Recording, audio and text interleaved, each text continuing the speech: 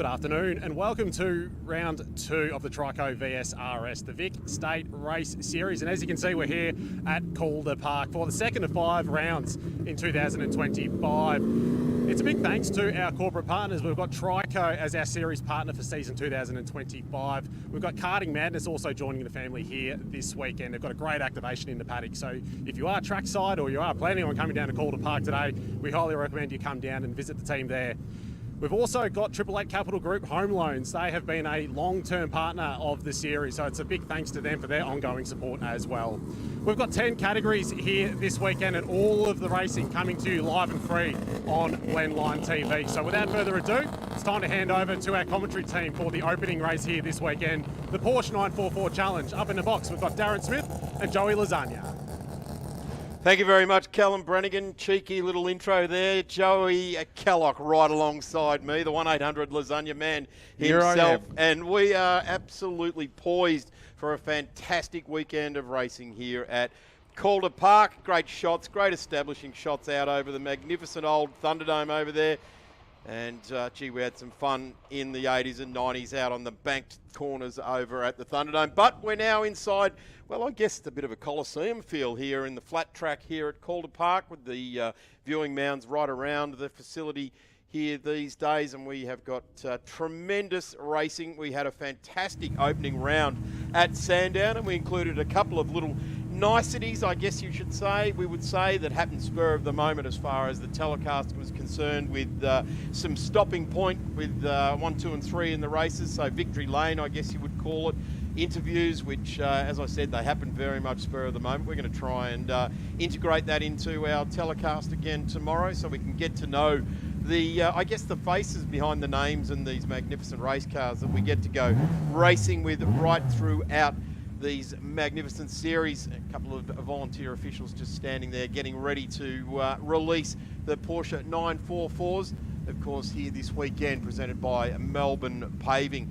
Great field of race cars assembled. Production sports cars will be the second event on the program here today, so stand by for some magnificent European machinery, mostly Porsches on the list here this weekend. Sports sedans, the big bangers, the gods of thunder of Australian motorsport, will be out for race number 3 for the weekend, around about 1:10. E30 Racing will present those great looking little 3 Series BMWs. Formula V's, our only open wheeler category here this weekend.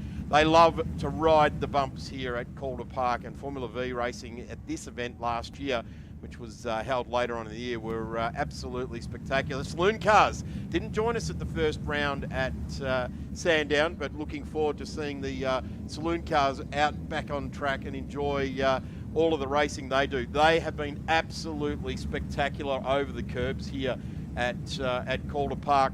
So the Saloon cars will be on at 2:25. HQs, they know their way around Calder Park. A very, very much a stalwart category here. XLs out there on track as well. They've done all of their qualifying already this morning. MG and invited British cars were just out on track. Great to see the 3 V8s across the first and second row of the grid. And Prestige Hino will present the improved production cars. And if any category was spectacular here in October last year, it was improved production. 4 wheels off the ground coming over Jane Hill, at least 3 wheels off the ground coming through the flip-flop for improved production. So right at the end of the day, I'm going to say that is going to be massively exciting. Sadly, we won't have 2 of the, or at least 3 of the big rock stars from improved production after coming together at Dandenong Road Corner on the final lap of the race in round 1. But we send our best wishes out to those guys. The improved production was the Lehman car and the Gretsch Gumbo car. They're getting themselves back together to head off to Mount Panorama for the support category at the Bathurst 6 hour. So they'll be watching on, I would suggest, on the broadcast. So those guys getting themselves ready. All the best to you. Great to see Ian McLennan. He was part of that melee as well at Sandown, so it's fantastic to see him out in qualifying for it. But the Porsches are poised in the marshalling area. I'll bring you in now, Joey. You've had a little bit of time off. We were just talking before we came on air from the 944s. What's the feeling? How are these guys feeling inside the cockpit right now? They're excited. It's I was just down in the paddock with all the 944 competitors. Bit of a mix-up what I should say is it's mixed up with qualifying. There was a wet qualifying, so we've got a few usual outliers that are a bit further up in the field today. It's going to be a really exciting race. I'm very excited to see how we go with a few little extra bits and pieces, such as it was raining earlier, so I'm interested to see how wet it is off track. We often see a couple of wheels going off through the flip-flop, etc., etc. They're all really, really excited, pumped, ready to go, as we see live pictures now of our competitors getting ready to start their warm-up lap any second. Cambella sitting on pole there, 888 Home Loans, LK Diesel, and down the side of the car there, Trico, seeing you through, the great series sponsor. 888 Home Loans, also a series sponsor this weekend, and great to welcome Karting Madness. And I would recommend to everyone, when your race is over, head down and check out the marquee just down behind the race control area, behind where the MGs are pitted up there, the big green and black marquee. Head down to the Karting Madness area there, have a chat to the team and get down to their new Braybrook site. I was right next to it yesterday seeing a customer, and they have done a terrific job converting that facility, and more to come for Karting Madness. So a very big welcome to Karting Madness, to the Victorian State Circuit Racing Championships. And of course our series sponsor, Trico. And if you are here at the track, you've got friends, family, anyone else out there, please let them know. We are live streaming. You can catch it via YouTube, via the Blendline channels. Let them know you can watch our racing all weekend long, and we certainly implore you to do so. Grab it on YouTube and stay right in touch with the broadcast right over this weekend. Porsche 944's on track now. Cambella leading the way to Mark Pedino, Chris Lewis Williams. So a bit of a gap from the 2 4-times guys there. Ads Brewer, he'll come out of third place, and I hope he's got his emotions in check after his stopping point interview at Sandown. I think he is. I gave him a "I'm watching you" signal. You know, the two eyes. Big feelings. Big feelings. That's exactly big Porsche 944 energy. Jamie Westerway. Now there's something you don't see out of P5 very much. Then we've got Grant in the field there. The Bellas are very, very much ready for this, getting the big signal from the spectator area that they want to grab first blood this weekend and try and get away with it very, very nicely. Peter Grant is our next guy. Great performance from him. Yeah, terrific. The Melbourne paving guy there, Nicholas Carpenter as well. He's the sponsor for this round, so a big shout out to Nicholas Carpenter for the 944. It's got new gold wheels on, gold rims on that car. It looks fantastic. Very World Rally Championship Subaru awesome. sort of look, isn't it? Fantastic. The gold wheels. Adding a little bit of touch there. Mark Torbett's down there, just inside the 10. Jackman, Tony Westaway, Manny Metazelma, and then in the number 68, it's Sam Roff in the Patches Canvas Great entry. looking car. Peter James, back to Goldman. Jack Atlee's qualified well outside the top 10 and wanting to race hard. And then we've got the 45, the Evans Petroleum of Michael Westaway. Cars poised on the grid. What's the emotion in the driver's seat right now, Joey? Tension, absolute laser focus, waiting for the 5-second board, and then not breathing, not blinking, focus completely on that clutch foot, and just getting those revs right, getting traction, getting power down, not spinning up, and just making the absolute most of the run to the first corner. Let's give laser attention to the official at the back of the field. The green flag being waved, signalling the starter to give us starting signals. The board goes out. 5 seconds. And we are getting that laser focus. Watch, but don't stare at the lights. And away we go. And that is a ripping start by the Aqua car, as you would expect. But Verdino's going to go with him. Have a look at Torbett's in the Apple multicoloured extravaganza. He's jumped away beautifully, and he's running straight down the outside. Very Colin Bond-esque when he was racing that GT 944. He's got himself about 4 spots, Joey's telling me, into turn one. Lock up by CLW. Doesn't matter. He's got tyre power on board. He can throw tyres at that all weekend long. But have a look at this. Our main contenders at the moment. Bella. Verdino doesn't want to let him get away. There's Ads Brewer. Big emotions in the number 3, and he is applying the emotions beautifully. Oh. He's going to have to deal with CLW up the inside into the flip-flop. Keep off the curbs, boys. They're still wet, and they've done that. Oh, very keep off the good grass. driving. Very good driving there. The curbs are painted and slippery, so they've just stayed off it. Give it a couple of laps, and then they'll start to use the shortcut through there. The number 3, the AVI technology car, being hounded by CLW. Multiple championships. In behind him, another multi-championship winner. So it's like Formula One, isn't it? There's world champions door to door here at the moment. There's a lot of experience in this group all the way through the field, and they're going to be using every single bit of that experience to make the most out of this first lap and get as many positions as they can.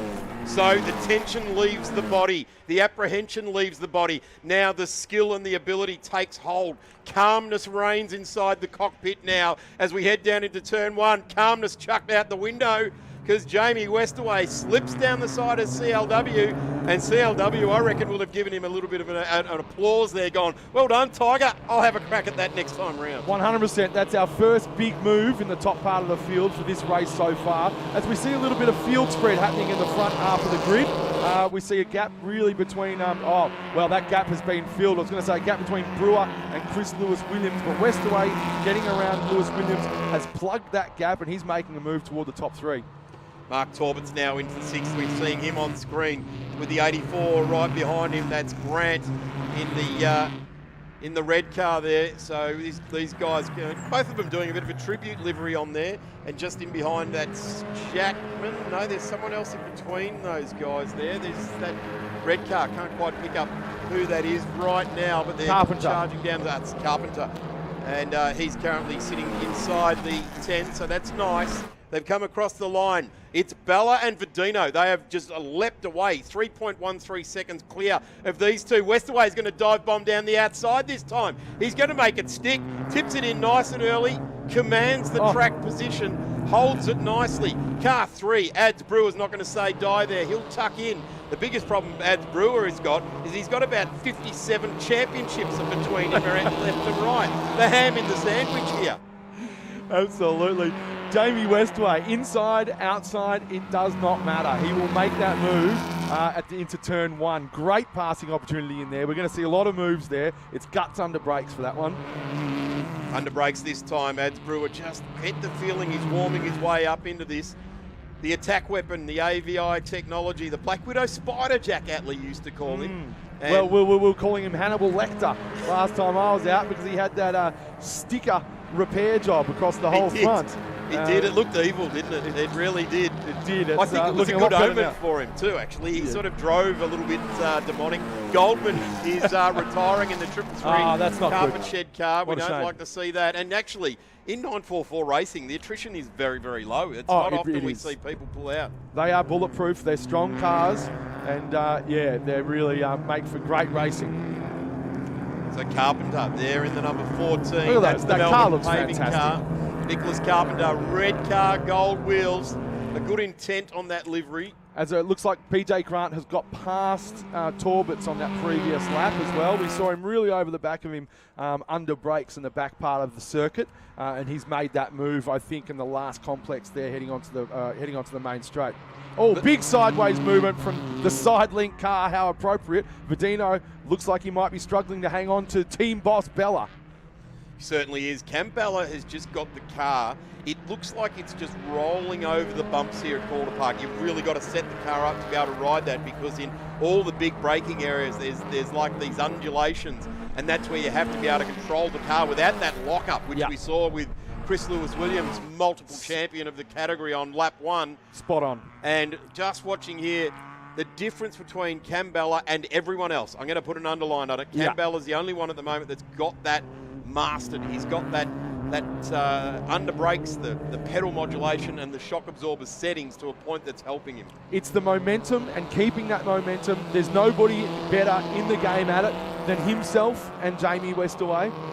Just keeping that corner speed and keeping that average speed up. That is the art to driving these cars quickly around a lap of any circuit, and those two are a step above the rest as far as it comes to doing that. Jamie Westaway, car number 28, currently in P3, the gold or bronzy coloured car there. The family heavily entrenched in this category. Let's count them. There's 1, 2, 3 of them in this race. The Westaways in third, just outside the top 10 and just in front of Jack Atley. There goes the magenta coloured car there as well. We're mid-pack now. Just grabbing. Yep. Shout out to Peter James there, who's making a return this weekend after quite a few seasons out of the game. So really great to have him back in the field. Excellent stuff in that great looking car. Geez, he's coming under fire now, isn't he, Peter James? He's got Rofi there in the 68, ran wide, and he's got, looks like the bonnet a little bit popped up there on his car. So bit of chassis flex. Bit of flex. Yeah. Well, these cars are beautifully balanced, like our E30s, which will be racing a little bit later on this afternoon. They're famous for that 50-50 weight split. Yeah. The engine at the front, transaxle at the back, and gives it that magnificent poised feeling. The 20 of Jackman now. He's coming under fire of Tony Westaway, and just having a look on the Flatline TV timing column there for the 944's remaining time 10 minutes. So a half race distance. Yeah. Where are we? A longer race. It's a little longer than normal, which is great for us spectating here. We see Verdino has got the fastest lap at the moment, and he's just cut his. As we see. Jackman there. Verdino has just cut his gap down from about 1.8 to about 1.3 seconds. So he's doing the best that he can do. Sorry, 1.3 to 1.1 seconds, doing the best he can do to hold on. Driving past now. Jackman's got an issue. Slowed coming onto the straight. Dear. So the big fella falling into the clutches there. Is that... that was Tony Westaway that's just got past him. Yep, so he's pushing forward. Tony Westaway started sort of just off the mid-pack there. To keep our eye on that, yeah. He just drove straight past Andy Jackman that time through. Oh, look at Peter Grant on the back of Chris Lewis-Williams. He is really, not to sound disparaging at all, but he is punching, I wouldn't say above his weight, but he's certainly punching up in this race, Peter Grant. He's a rookie in the series, and he's he's chasing very hard on the back of a 4-time championship winner here. Amazing stuff from him. Some great maturity being shown in the series there. It is, of course, that transition, like you said, Joey, the nerves, the trepidation, the try and control yourself at the start. There's no way as an amateur racer that you can't control that. You're not doing it as a profession. You're not fronting up 20 times a year to do it. So you've got to channel it. The thing is, after turn one, get rid of that and get on with the skill set. 100%. Bring the skill set, and that's what we're seeing here. Yeah, absolutely. He's looking very, very racy under brakes, Peter Grant, at the moment. So that's really great to see. You can see him when the cameras focus in on that last complex of corners. He chewed away at the gap of Torbets through there, and he's doing the same thing. You can see it visually right now with Chris Lewis-Williams. That car's looking very balanced from Peter Grant. The interesting thing is that when we look at the fact here, Chris Lewis-Williams in P5, not a spot he'll be happy to be dwelling, that is for sure. Chris Lewis-Williams loves to dwell around P1, 2 or 3 at the moment. Yes, he does. Cambella's doing a brilliant job, but Mark Verdino is the fastest car on track. Last on lap 3, a 107.46, 0.08 of a second faster than our race leader, Cambella. So he can take it there. He's got the lap timed up the inside, CLW. Feeling the heat now. The charge is on. Wow. Grant just losing the flow, and Chris Lewis-Williams knew that.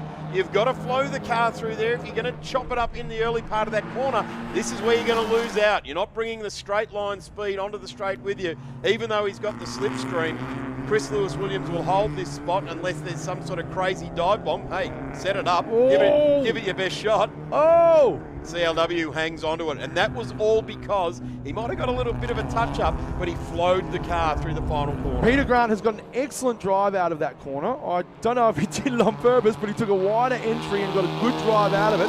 See what he can do at the end of this flip-flop section, over the hill now, and see what he can do under brakes at the end of this lap to get him onto a position in which he can pass at the end of the straight into turn 1. Because he had a look at that time, wasn't able to pull it off. Let's see what he can do this time around. Trico Victorian State Circuit Racing Championships, Triple 8 Home Loans and Karting Madness signing off on giving great support to this championship right throughout 2025. CLW fries it up again. Another left front. That's just what we needed to see. Here comes the 84, charging at the 37. Chris Lewis-Williams, a little mistake. It's his second lock-up in this race. Turn 1, lap 1, he locked it up. And on lap number, what are we on here? Lap number 9, a lock-up into the final corner there. He's managed to gather it all up. This is experience, Joey. This is experience. Yeah, he got the drive out of the corner despite the lock-up. I think that, as you say, experience. It looks like Peter Grant might have got a little spooked by the activity. It's got him, though. Of Chris Lewis-Williams' car, but he has got him on that corner. I tell you what, if anyone's going to spook you in a 944 challenge, it's going to be CLW. Oh. He has been famous. There we go. On the flashes. Flashing. Let's just give you a little bit of a warning. You seen his haircut? Seen his current haircut? Is it the mullet? He's Torbs terrifying. is in. Torbs is in, and we got a safety car. Oh. Don't upset the Apple car. Oh dear. That looks pretty upset. That is not good at all there. Mark Torbitz. That is parked up. And there goes Jack Atley, who deserves a comment. The pit lane clothing car. He's a little bit out of sorts. He's out of sorts. He's out of sorts. He had a decent day on track yesterday. Qualifying this morning, he said everything just went away from him. Down there in 15th at the moment. Jack will get it back. He just needs to focus on getting some laps in this and attack the next couple of races. He'll make his way through the field, I hope.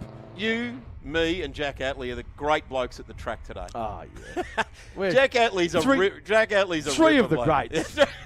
Undisputed. Generational. There's no one else in the room to dispute it with us, is there? That's right, you know. But Jack Atley, what a guy, hey? What a He's top fella. fantastic. Such a lovely bloke. Really awesome. Really always really interested in what's going on in and around the track with other people's endeavours.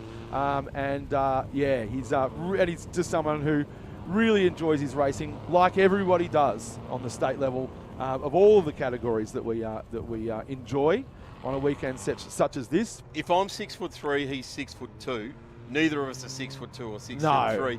But I tell you what, I'd say more. I think you've added a foot to both of you. That's right. Yeah, if you're 6'3", I'm Luke Longley. But Jack Atley, what a ripping bloke. Stands tall, and I tell you what, he had stands tall when he's on a milk crate. A great early career in Formula Ford, and took a decade or so off. Let's not count the years or days. No. But great to see him back in. Had a bit of a foray in 944 going back a couple of seasons. He filled your seat for a couple of seasons in the commentary booth. Yep. And really good to see him put the helmet back on. Yep. I've got to say, presentation-wise, the pit lane clothing cars here or in sports cars, they always look great. I'd say it's the second best looking car in 944 racing. I'll go with that. Yeah, obviously the first being number 77, 100 lasagna car. So, just watching now for the Was safety that car. rain I heard in turn 2? Yep, and it's on the window of the commentary booth here too. Yeah. So up next is the sports cars, production sports. So our GT sports cars, they'll be they'll have big, massive slicks on, I would suggest at this point in time. Bit late for a change too. Emma Dean has just appeared right of screen here, Looking right fantastic of stage. in green. And she's giving us a nod in the with the in there, United colours of slicks. Benetton vintage race jacket, that is a piece of vintage motoring fashion. That is fantastic. Someone's been watching Drive to Survive and the return of Flavie Briatore, haven't they? Yep. So the Racer Industries Sparco safety car heads out on track for the first time here at the Trico Victorian State Circuit Racing Championships, 888 Home Loans and Karting Madness. This is the kind of weather you want to go indoor karting, isn't it, when it starts to rain? It really is. And outdoor 944 racing. So we've seen that Mark Torbitz has been extricated from the kitty litter. And we have him going around. He's not pulled into the pits, so this is looking really good for possibly a one last lap. Joey Kellock, I've just had a bit of a look at the radar. Yeah. The radar says there's no rain around. Oh, wow. So we're in this vacuum. We are, well, a lot of people say Calder Park has its own entire ecosystem and weather pattern. You know? It's got the dome over the top. Yep. And that's how it's managed to be rust-proofed for all these years.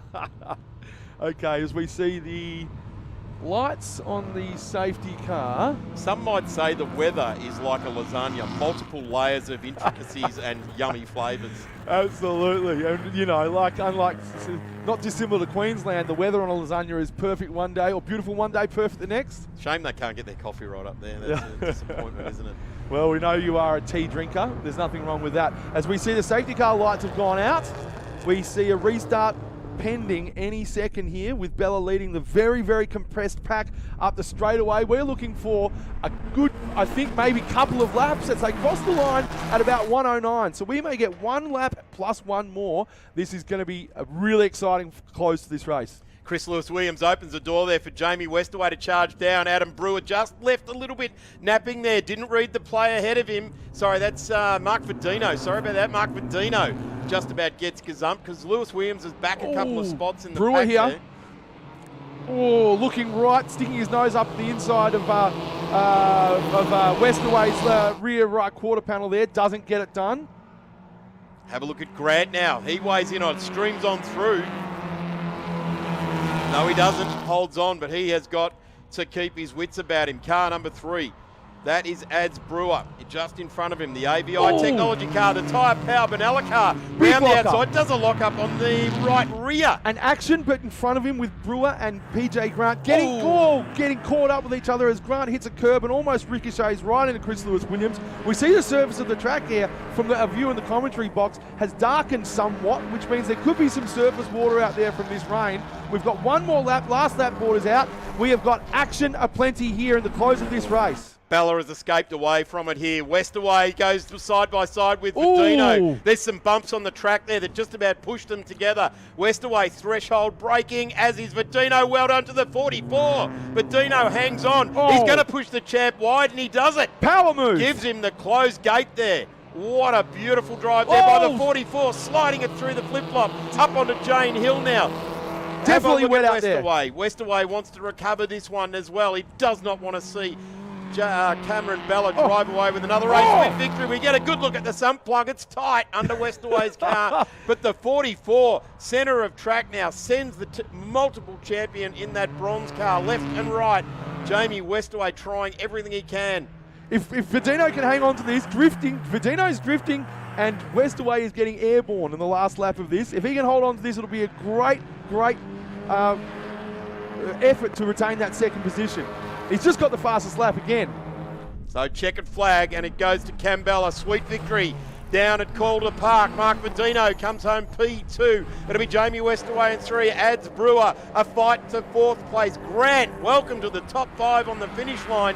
Not sure whether you saw it. Andy Jackman did a bit of a Peter Jansen at Bathurst, threw it away going down into the final corner in front of the Monster Off-Road Wheels sign there. And the checkered flag continues to wave. Bella, Verdino, Westaway, Brewer, Grant, Chris Lewis-Williams into P6. Then we've got Tony Westaway, Carpenter, Manny Menizelma, 9. 10 is Michael Westaway. And Roth eventually gets home in the 68 in P11 there. Okay. Now, it looked to me as if Atlee got a few positions on the last lap, but I don't know if it's that our tiring board hasn't updated, but it's showing him as in 14th. Yeah. Okay. 14th there. So, well, what a great way to start round 2 of the Victorian State Circuit Racing Championships. Trico seeing your way through 888 Home Loans and, of course, Karting Madness.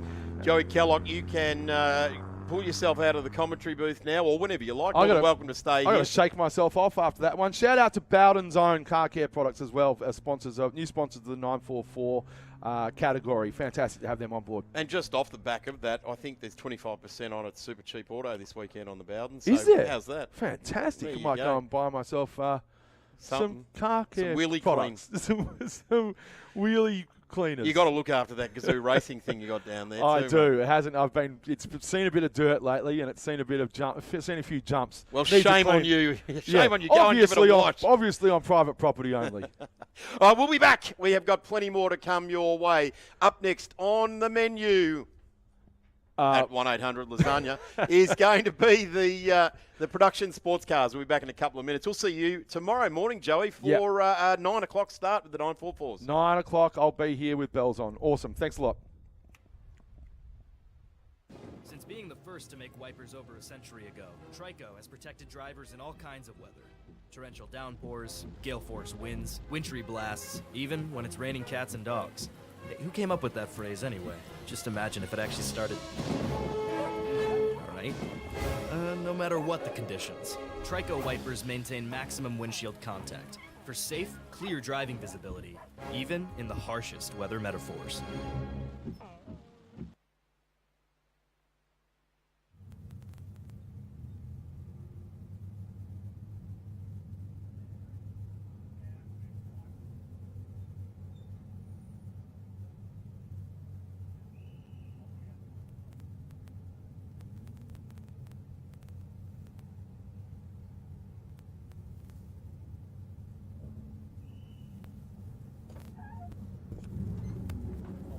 I thought it was quiet.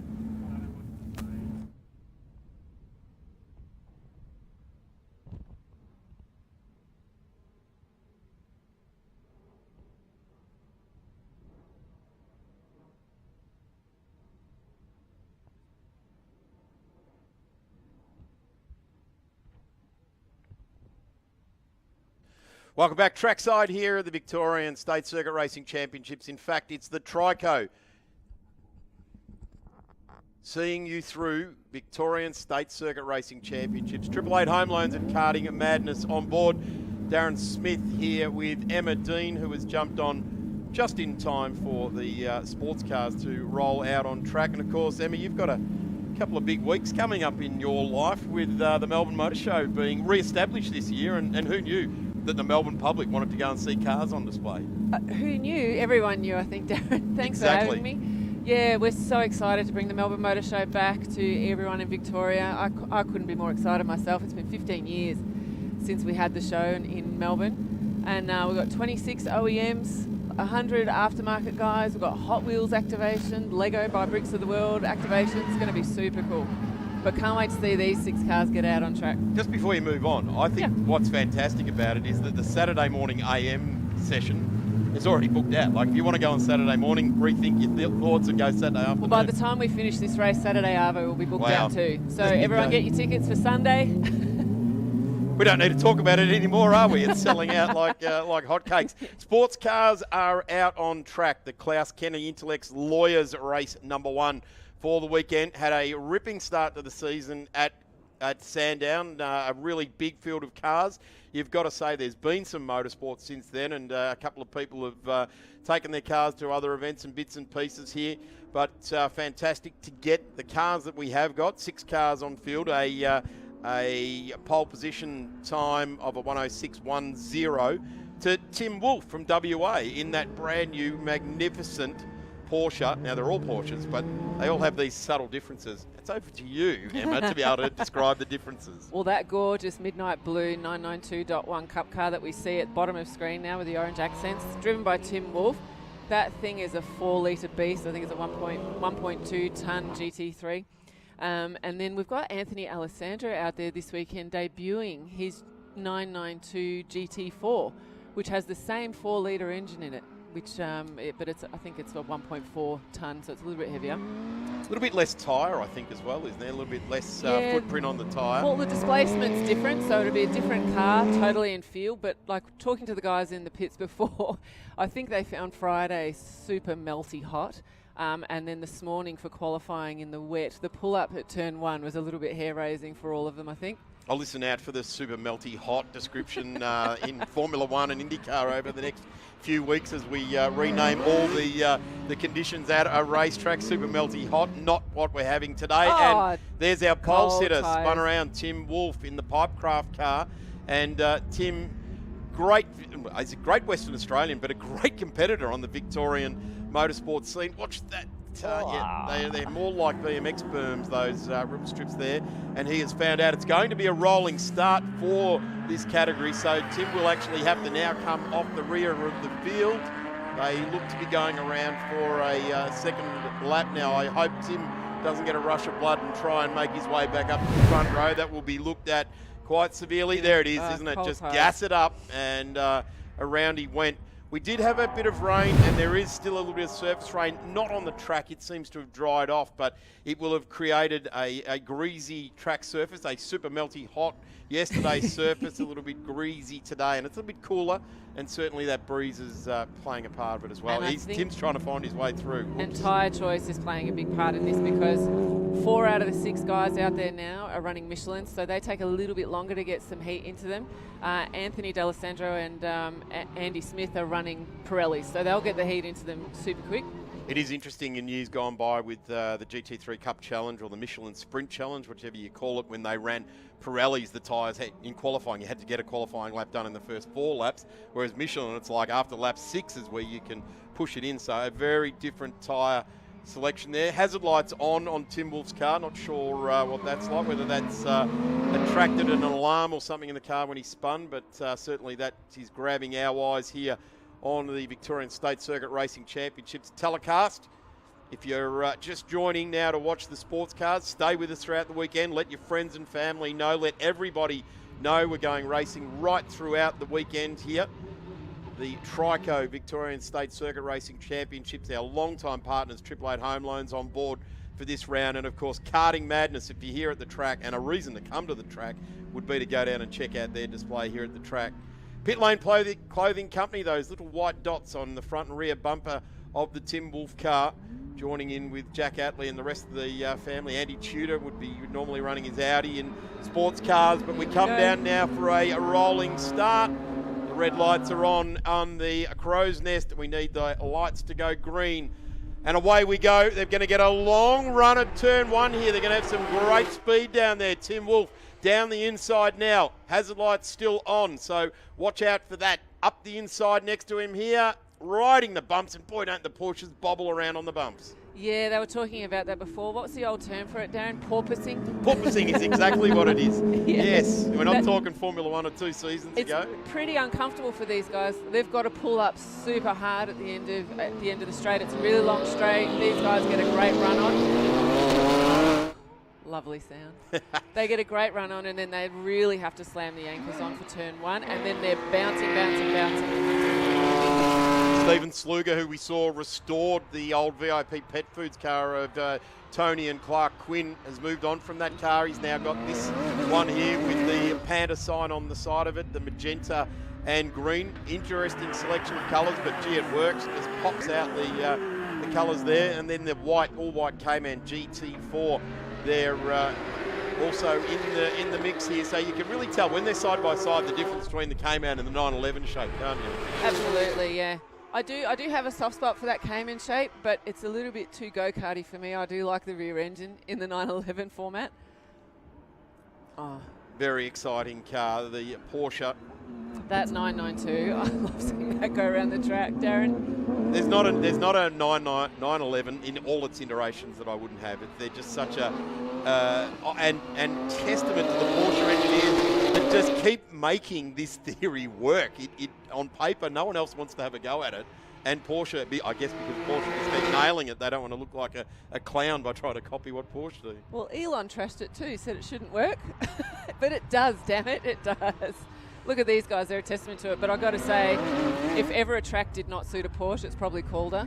It's a little bit narrow for them, a little bit bumpy, and that long straight, like they get a lot of great speed on it, but they really have to pull up getting into turn 1, and it's a bit uncomfortable for the guys, and so's the flip-flop. But they're managing well.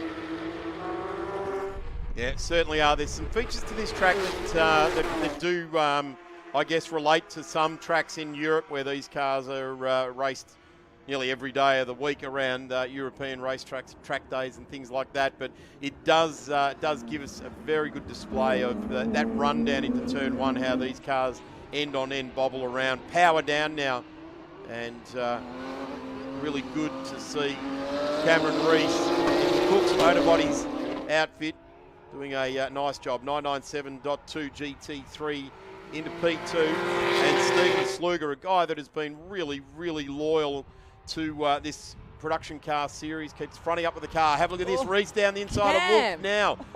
A big run at it there. Tim Wolf, I guess, was gentlemanly enough that he left the gap open, tipped it in when he could, but now Cam Reese in the 175. Cook's Motor Bodies, Porsche, 997.2 GT3 goes through, and now it's up to the newer model car, the Pipecraft Pit Lane Clothing Company outfit, to try and get him back there. Worth noting, Darren, Cam Reeves and Joseph Carmody have not raced Calder before, and they're both in non-ABS Porsches. Yeah. So that's a fair effort. These guys will be manhandling these cars around the track today, especially Joseph. Joseph's decided to go out on some scrub tyres. He didn't opt for a set of new, fresh slicks. But Cam Reeves, God, he's doing well to wrestle that 997 around here and stay ahead of Tim Wolf. It is interesting because those two guys sort of encapsulate the field at the moment. Cam's at the front, Carmody down there in 6th place. But in any intents and purposes, 6th place is probably the top 25% of the race. It just happens to be there's 6 cars in this race. So he's doing a good job. The lap times just dropped away a little bit in the 24 car at a 107. The fastest car, Cam Reese, which was that last lap around, a 102.98, a 103.97 from Tim Wolf. So he's a full second of pace ahead of car 2 on the road. So he should really start to skip away with it. There's still 11 minutes and 11 seconds left in this race. These Porsche GT3 cars are good for 24 hours, let alone 20 minutes here, so that they'll be just getting nice and warm. Yeah, they're just getting into it now. Aren't they? Yeah. You know what? Don't want to take anything away from Joe Carmody because he does have those P plates on the back of his car at the moment. So, you know, the guy's going through a massive learning curve, and nothing's going to hand you a lesson like Calder in a Porsche. Well, I tell you what, those atmospheric microphones trackside are just picking up this symphony of flat sixes going around Calder at the moment. You could close your eyes and you could be at the 24 hours of Le Mans with those flat sixes charging up Jane Hill like that. Oh. The 4 litre of that 992, I'm just loving it. They keep turning it out nicely. The guys at Weizach, where the motorsport arm of Porsche is based, and turning it on for us. There's the Cayman, bit of an understeer coming around there. So Darren, you've got more experience on Calder than I would. Where are you making time up? Oh, in a Porsche in the straight line. You've got to be able to brake hard now, like right where we are right there, and that's where, in fact, that's where we saw Cam making the room on Tim Wolf and where he essentially How got him. impressive is that? The guy doesn't have ABS, so he doesn't have that extra little bit of security that the other guys do have coming into turn 1 with full brake trace, and he's overtaking at that point. Yeah, so at that point, at what point is the human brain and the nerve synapse down to your toes working harder than a computer is? Is it the microprocessors in his toes that are working harder than what the computer is? For me, it would be the inner 5-year-old going, go, go, go. That too. You've got to wrestle with all these emotions, don't you? Absolutely. So that's what happens. Yeah, look, up over Jane Hill is important. The flip-flop is important. It is a lot more pronounced now than what it was when I raced here. So, sorry, less pronounced, so you can sort of get through there. Well, these guys are reporting that they feel like the car wants to become airborne through the flip-flop. Like Yes. it's a little bit disconcerting for them at times. There's that black and green Cayman. I think I might have mentioned that in the wrong car before, which was the Andrew Smith car. So yeah, this is the Cayman here. Anthony D'Alessandro, that's his second new baby in the last few months. He's had a little baby Francesca at home, a little girl, and this is his new GT4, which unfortunately had a car meets wall incident at Sandown, so we didn't see him on track racing that weekend. Well, a big welcome to Francesca. Welcome to the world. I can't wait to see Francesca at the racetrack at some stage in the future. Need the baby earmuffs for sure. Exactly.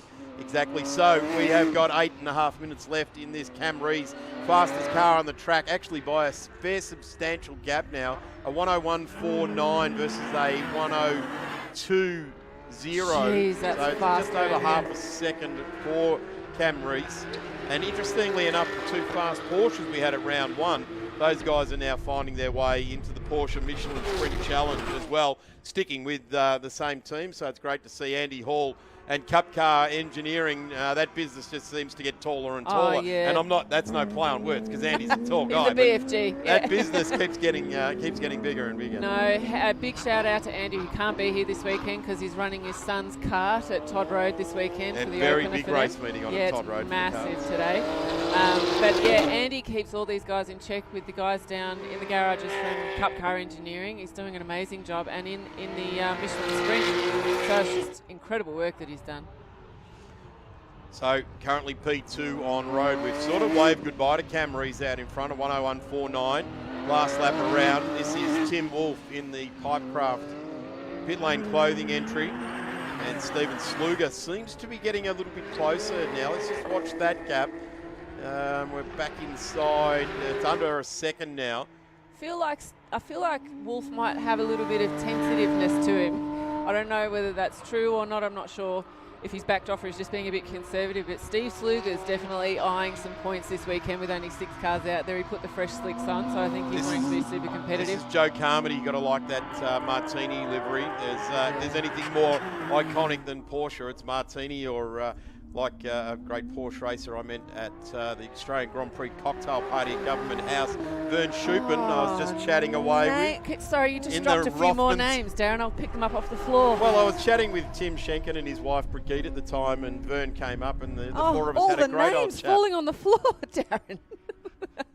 Jackie Stewart wandered over a little bit later on, and it was like a world full of world champions. I'll take that one because I spent an hour with him in the pits having a good chat, so I'll beat you on that one. I was going to get that out of this broadcast at some point. I've done it now. Yeah. No, these guys are hanging in well. They're doing well. How many minutes we got? 6 minutes left on the clock. Good run at it here. This car being driven very nicely. Andrew Smith churning it out nicely, just ticking the boxes. The times are slowly improving, and really that's what you want to do. He's so happy. Cars. He's made the jump from a 997 to a 991. He was one of the guys that was saying to me in the pits, I'm so glad for the ABS in turn 1, which is great, because looking at these times... he runs a bit wide into turn 1. Did a little bit there. Oof, the Cayman started to sneak up there, the 72, D'Alessandro. Gee, the Cayman has become, not so much here in Australia. I think we love the 911 here in Australia, but in Europe, the Cayman in GT racing, I'm going to say, I have no figures to go on with, but just watching the racing, the Cayman seems to be being used more than what the 911 is. That's got a lot to do, it's got a lot to do with the market itself. I mean, Porsche just knows how to pump out race cars that just keep going and going and going. I mean, they are 24-hour giants, but, you know, the maintenance on the Mercedes and the maintenance on the BMW seems to be a bit high for some teams, and the Audi's getting a little bit long in the tooth, so there are people preferring to go for the GT4, but they're just a great package. They just run well. Well, actually, I didn't finish my point. The Rothmans type of livery as well that Vern Schuppen raced with the 956, the 962, and he still remembers very well exactly how nice that car was to drive, and that's what Porsche continue to do. We're talking a different beast, the purpose-built Le Mans race car versus a race car. Oh, Tim Wolf. That wouldn't have been comfy. That was a bit off plan, I'd say. Wow, that was a momentary lapse of reason there. May have had Pink Floyd running on the Bang & Olufsen. No, he's just got Steven Sluger covering his rear mirror. Mirror. He has, hasn't he? He probably needs to grab that mirror and point it at the ground and just get on with it, which I think he's probably doing. Tim's a good racer. He's well aware of his surrounds. So if he's being annoying to someone, Tim will be ever the gentleman and allow him the opportunity. He won't open the door as such, but if they have an iteration to get through, Steve will be definitely eyeing a second place in this race for sure, because he'd be wanting to get points, take advantage of the rest of the crew not being here this weekend, and get high up in the points. This is the challenge. It's an out-and-out drag race. It's your 911 versus your Cayman. Come on! And the 911 just pulls over. Oh, look at the speed that Anthony got in that GT4. My MTI goodness. Qualis, bit of Toyo technology on the number 70 bonnet there. Over the bumps. Don't let that little 718 body fool you. That's got a roaring 4-litre GT3 engine in it. So it's no slouch.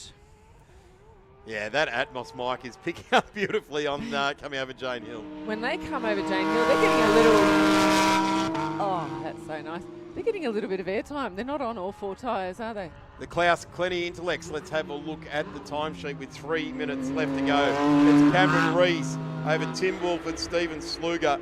They're covered by just under 6 seconds. Then it's back to Andy Smith. D'Alessandro in that GT4 we're looking at there. There's the 72. Getting a nice run onto the straight again. Side by side. Duck in behind the 911. Get in the stream. And Joseph Carmody just coming charging down there as well. So seeing him challenging out there, and as Emma has noted on her pre-race notes, that car's gone out on scrub tyres. Everyone else has bolted on either new Pirellis or Michelins. Tim Wolf now just getting a bit of wheel spin across the hill, keeps off the gutters that time around, or ripple strips. But I reckon if you're in one of these cars, it would feel like hitting a gutter sideways, or something like a BMX track boom. These ones as well, these are very high when you come around there. But driving Rowan Ambrose's RX3 through there, and it was a lot stiffer sprung than mine was, and just about put the shocker through the bonnet. And it's quite big. Oh, a bit of kick out sideways. That's going to affect his straight line speed again there. Steven Sluger just keeps tripping himself up coming onto the straight there. Affects his straight line speed. When he doesn't, when he goes with Tim Wolf, he looks to challenge. But that has, you can just see the impetus and the straight line speed that Tim has been able to just open up that gap. And with 1 minute and 38 seconds left to go, you'd have to say 2 laps left in this one, Em. That is a gap that Tim Wolf needs to look after. He does, and I think Steve probably just overcooked it.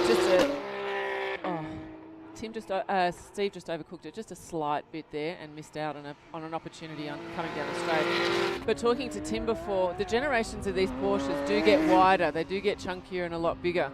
So like this is a narrow track, and he was saying he's been here before in a smaller car and it seemed to be easier, and now it just feels that little bit tighter for him. Well, he's right back with him, Steve Sluger. This is where he needs to be, coming onto the straight. Keep it on the straight and narrow, Steve. He runs it nicely, following right in the wheel tracks. This is a good run. Let's hand over to Steve Sluger now to see what he can do.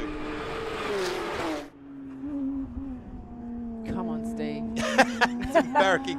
I'm going for both of you, Tim and Steve. Don't get me wrong, but I love a bit of competition. Sports cars, it'd be great to see some more sports cars out there. There's Ferraris in sheds. There's Vipers even in sheds. There's Mustangs in sheds. There's Lamborghinis in sheds. There's AMGs in sheds. Let's get them out there and get them amongst it in the Klaus Kenny Intellects Lawyers Victorian State Circuit Racing Championships for production sports cars. We've still got 23 seconds remaining. Are we getting a checkered flag ready? No, we're not. It looks like we might have our race leader come back around. So, yep, we're going. One more lap. Time certain has happened. And yes, we are definitely going one more lap. Tim Wolf now just holding off Sluger as they come down the straight. Is it wrong that I'm thinking about DRS? I'm in F1 mode still.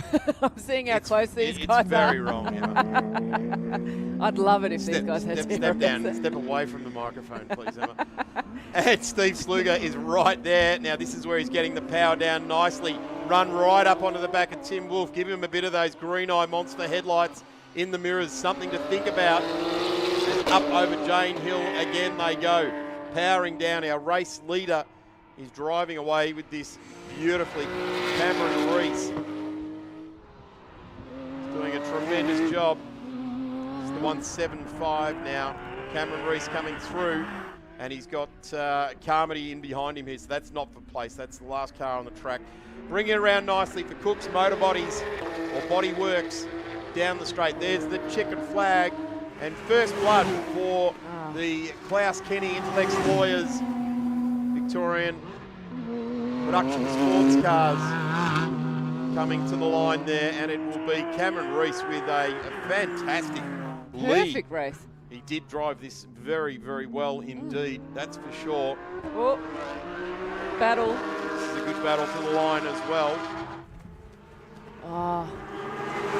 So Tim Wolf took P2 and Steven Sluger, then it's Andy Smith, and then the GT4 coming to the line there. I'm going to say if the weather deteriorates at all anymore over the weekend, there'll be no more racing for these guys today, but that GT4 with its, I'm going to say its track presence and its poise, Emma, will be quite the piece of kit to have. Oh, absolutely. The handling, it's just so capable, that car. I'd love to be out in there. Actually, that's a thought.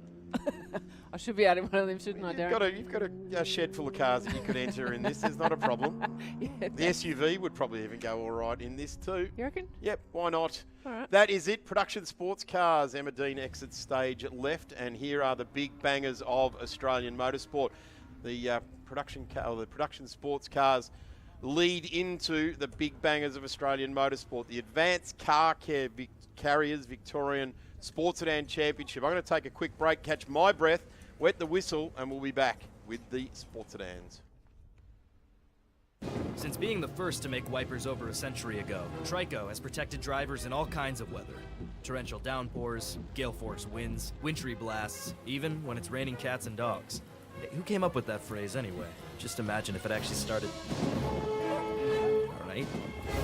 No matter what the conditions, Trico wipers maintain maximum windshield contact for safe, clear driving visibility, even in the harshest weather metaphors.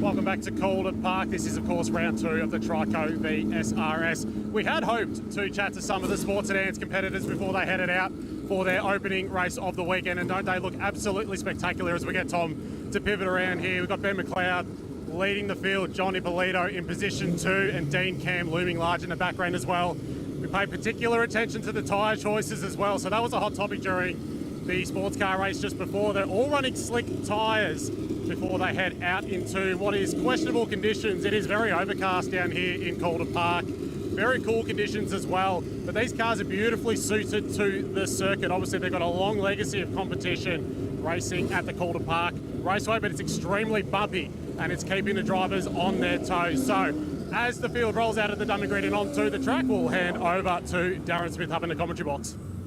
Thanks very much down there, Callum Brannigan.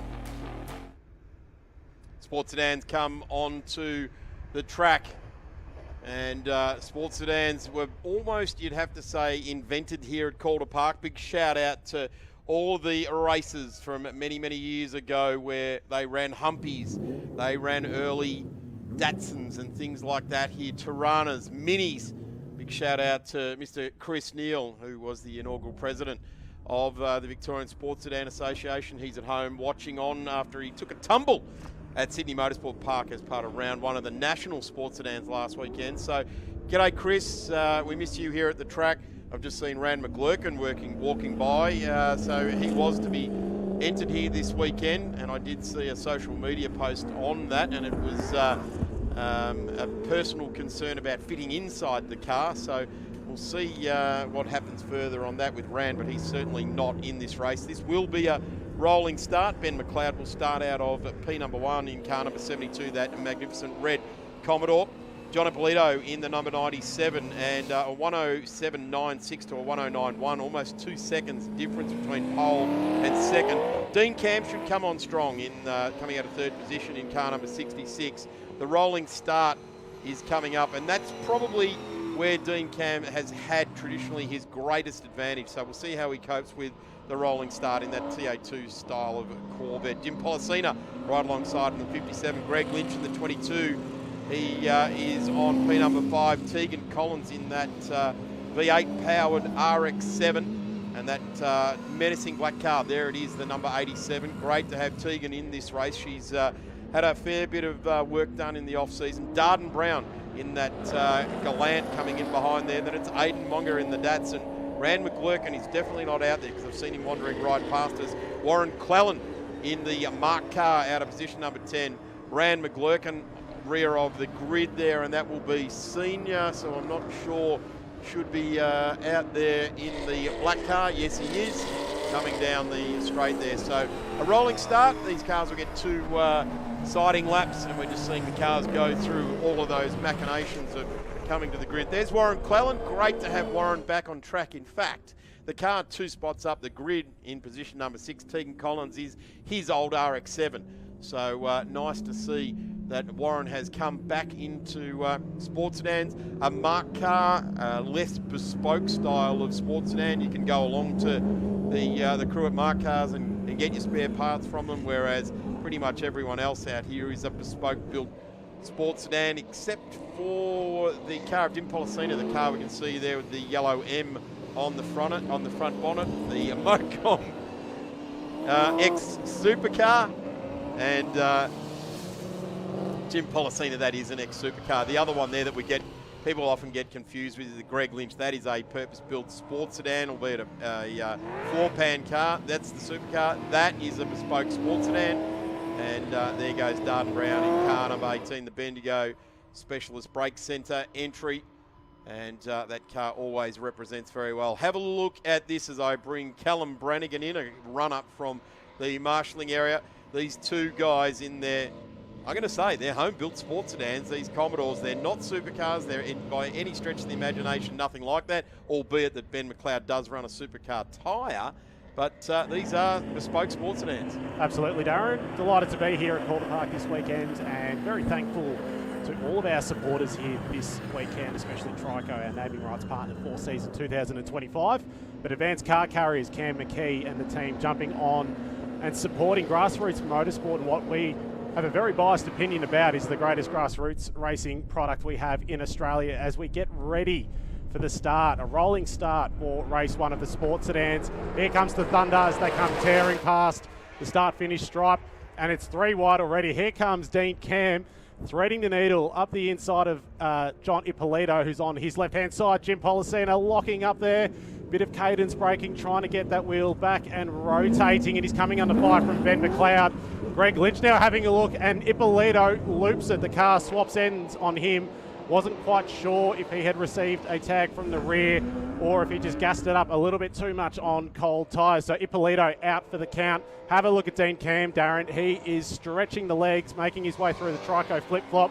Here comes Ben McLeod as well in that red car just ahead of Jim Policina. And as you were talking about before, Darren, this is a perfect example of a home-brewed V8 supercar versus a genuine, bona fide V8 supercar that raced in period with the McFronnet on it, as Darren would refer to it, the yellow M on that VE V8 supercar.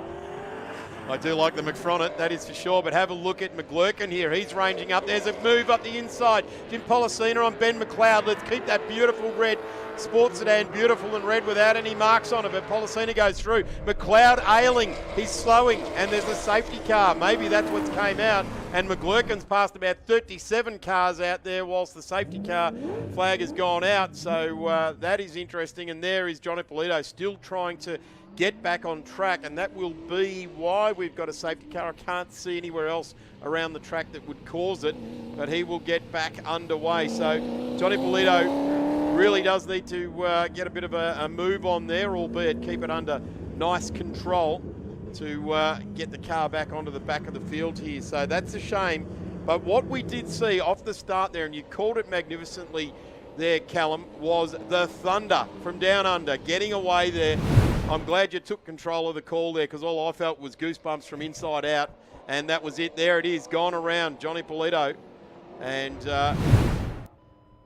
no harm, no foul.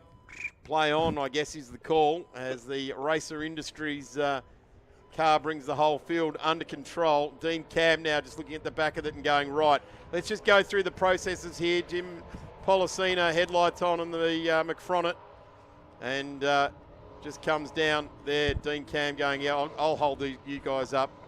I'm not a lover of the rolling start, but I tell you what, he got the 66 motivated for 5-star fencing.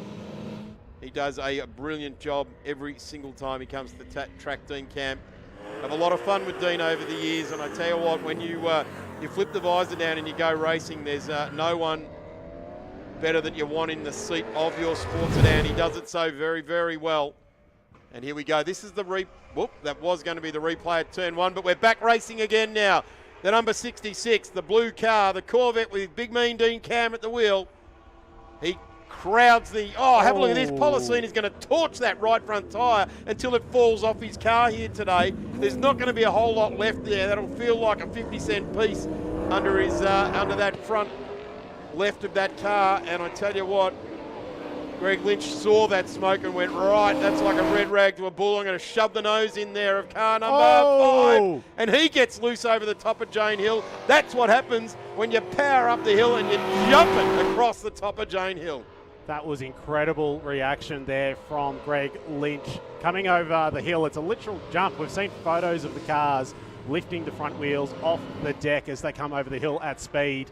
Greg Lynch, save of the day so far, so it's great to see him still out there and continuing.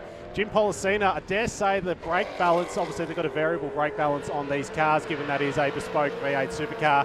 He might have it wound just a little bit too far to the front, given the current tyre temps and track temperatures as well, so he'll be working furiously to get that well sorted out. It's great to see Jim Policina down from New South Wales for his second appearance in the Victorian Sedans Championship. He's got that car dialed in beautifully now. He makes his way up the inside and under brakes into turn 1, so he relegates Lynch back into position 3. Meanwhile, at the head of the field, Dean Cam has stretched his legs out to 2.8 seconds, so that's quite a handsome little lead for him. So we should point out as well, Ben McLeod, as you can see coming over the hill right now, he's got McClurkin, the company just behind him. Ben McLeod this weekend, he's got Elliot Barber on the cans and assisting him, helping him hunt apexes as he makes his way around the Calder Park race circuit. So he's got some great help and assistance from a very experienced hand in Elliot Barber, who is a full-time regular in the Trico Trans Am series. So it's a great welcome to Elliot and the entire team supporting Ben McLeod here this weekend. And this is a fantastic battle, Darren. You've been touching on it several times, not only in this race, but so far over the many decades you've been calling sports sedans racing. But there is such a beautiful sight when you've got two completely different cars in terms of technical makeup, absolutely tearing around the circuit and trying their best to extract as much speed as possible. Because on screen right now, you really couldn't have two more different cars. Absolutely. You've got a car that has come out of North America and tuned by a local family. The McLurkins need very little introduction to motorsport here in Victoria. And you've got Ben McLeod, the guy from Black Mamba Racing, and he is doing a terrific job. Built that car from front to back. Had a great chat with him when I got to the track here this morning. If you may remember, over, I'm going to say the last 6 months or so, pretty much every time we've gone to the racetrack, they've been popping tyres on this car. They've worked out what it was, and they've isolated a batch of tyres to do that. Is he just pinches up a right front. Ben has presented this car magnificently, and whenever it's popped a tyre, it's given it a good whack of scarring down the side of it. And you get to the next race meeting and they do such a good job of presenting this car that you would never know it's had a tyre destroy the front right or the front left of that car. But it's fantastic that they've managed to isolate the tyre issue, and Ben can now confidently get on with it. As the McLurkin car draws right alongside, you've got something that's not quite so aerodynamic in the red car, and then a nice wedge shape that's getting through the air nicely in the Corvette. Ben locks up that right front again, and that is on that unweighted side. So that's interesting because we're seeing Jim Policina in the supercar variation of the Commodore. He's locking up that left front, so that is under load. And I can understand the right front locking up because you're unloading that as you tip it into the corner. But this is a great battle. These two guys are going for it for fourth and fifth on the road as we see Dean Cam skate away with it right out in front. Just interested to see the 33 of Warren Clellan and Tegan Collins. They're the mark car in this field. He's made his way up into 7th place. So Warren started out of 10th in the white Mazda mark car, doing a terrific job as the 72 just pushes wide onto the straight here. But that's how you flow speed onto the straight here at Calder. We're watching the McLurkin car just hold on a little bit tighter. So I would suggest that the red car is getting about 5 or 6 kilometres an hour onto the straight faster, and this is where it plays out right here, getting down into turn number 1, and he's got that half a car lead.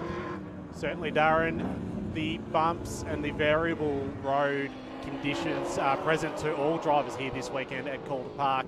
Really throws a lot into the mix. So think about it, you've got these cars on the absolute limit of the threshold of braking performance, and all of a sudden you've got all of these bumps. So you actually have to take a little bit out of the brake pedal to be able to pull up the car without locking a tyre, as we've seen both Policina and McLeod do so far in this race.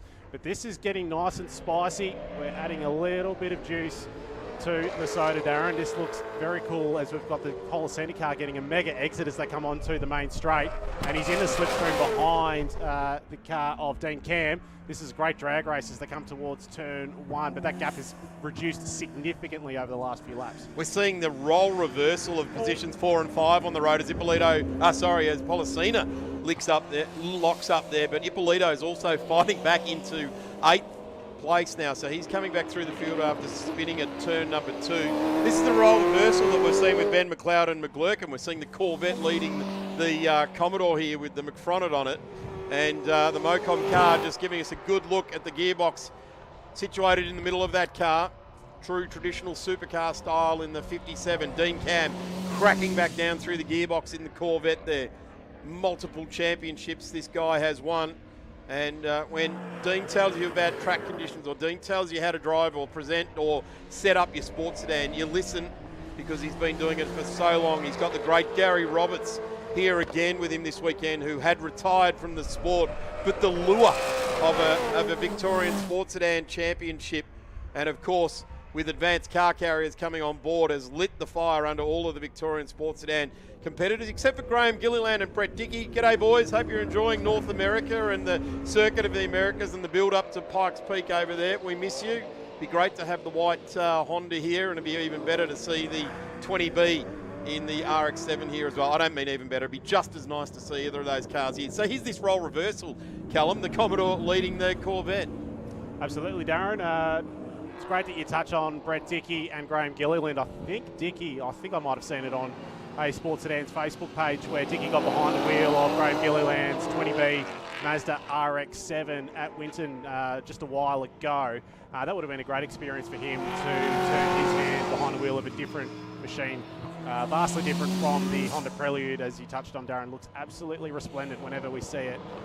Making its appearance. Bit of a lock up there from Ben McLeod. No harm, no foul, but he is coming under fire now from McClurkin, who's just sustaining that pressure. He's just keeping the burner. He's keeping the torch onto the back of that red Commodore, and there's that another lock up again. So that issue is actually going to keep getting worse as this race progresses, because as the tyre locks, it actually goes back to the flat point where it has been worn down so far in this race. So that'll be giving him just a few bits of few more things to think about as this race unfolds, especially when you need all of the confidence in your car to be able to brake as hard as you possibly can. He's got it together as they come into turn 1 once again. Very handsome straight line handling capabilities of the Ben McLeod Commodore, though, it must be said, because he is pulling away from the McClurkin Corvette. Have a go at the fire being spat out of the side of Dean Cam's car. That looks absolutely spectacular. And it is a long legacy of Dean Cam and that very vehicle as well. It's synonymous with Victorian Sports Sedan racing. But Jim Policena still looming in the background there, filling his mirrors, trying whatever he can to get past. Great to see that John Ippolito is responding to the challenge as well. He's fighting back. Another lock up on that right front on Ben McLeod, and McGlurkin goes through the 56, sees the gap. That's a very short shoot there too as well. He stuffs the nose in there. McGlurkin Senior is driving like a young man here this afternoon. A tremendous job here. He's come out of 11th place and he's now found his way inside the top 5. So that is a terrific effort. The timing at the moment is showing him down in 9th place, but we just watched the swap inside the top 5 there for McGlurkin Senior. And here's our race leader, Dean Cam. Will he hold on to it in the 66? Because here comes Jim Policena, the Mocom entered Commodore. And there is the 66, the 5-star fencing Corvette, doing a terrific job. You need a fence done. These guys know how to do it for you. Have a chat to the driver of car number 66 in the pits. He's a chatty bloke, very social fella, as is the mechanic. Gary Roberts, you'll know him. He'll be very brightly coloured in his track attire. And Dean Cam very tight down into turn 1, definitely covering up that inside look that the ex-supercar could do. And I'm just wondering if it might be an illusion there. Now, I thought it might have been lost one of its end plates on the rear wing there, but no, Jim Policena's car is fully intact there. As they come across Jane Hill, both get wheel spin. Policena looks to the inside at the flip-flop, has to take abrasive action. Just saw the front of the car dart around as he changed his direction about 30 centimetres and jagged in behind the flame-throwing 66 of Dean Cam. They're into 1 minute ones at the moment, so it's 1 minute 1.5 for Dean Cam and 1 minute 1.8 that last time around for Jim Policina. So they're very evenly matched on in outright pace, but it should be said it's a short, fast lap here at Calder Park. Blink and you miss it, and there's still it's just under 2.5 minutes remaining in this race, plus a lap. So plenty of race action still to come in the opening race of the Advanced Car Carriers Victorian Sports Sedans Championship. Big shout out to Cam McKee if we haven't already. Used to seeing him behind the wheel of his AU Falcon Racing in Sports Sedans competition. I believe he's working on another machine behind the scenes as well, so we hope to see him back trackside where we'd love to see him tearing around race circuits and challenging for success in Victorian Sports Sedans racing. The gap has opened up ever so slightly now between Dean Cam and Policina in position 2, but there's still, as I said before, there's a long way to go. The number 57 just letting Dean Cam know that he is still there, cool, calm and collected, as Darren has alluded to so many times over the past, that Dean Cam is a very experienced hand, so he won't be too unfazed, but he does respect room where he needs to give it. He respects his fellow competitors and acknowledges when they're up the inside and allows them the space that they need to safely make their way through. Because at the end of the day, this is grassroots motorsport, Darren. It certainly is. It's all their own budgets. They've got to fund their own racing. They've got to work on the cars between work. And we've got a bit of lap traffic here as well, so that's going to play into this little battle for the lead. Warren Clallan will definitely get out of the way there. He's a gentleman racer. He'll certainly tune up the marked car and get it working for him. He'll push his way to the front of the field. You touched on the experience of this guy, Dean Cam, out in front with this number.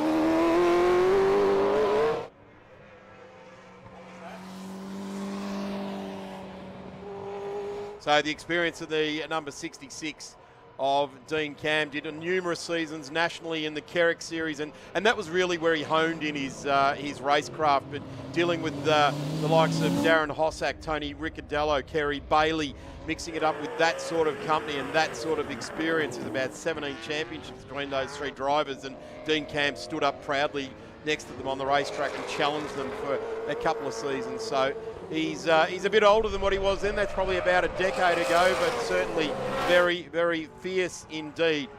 Policina is just lurking in the background there. 56 has got a time penalty.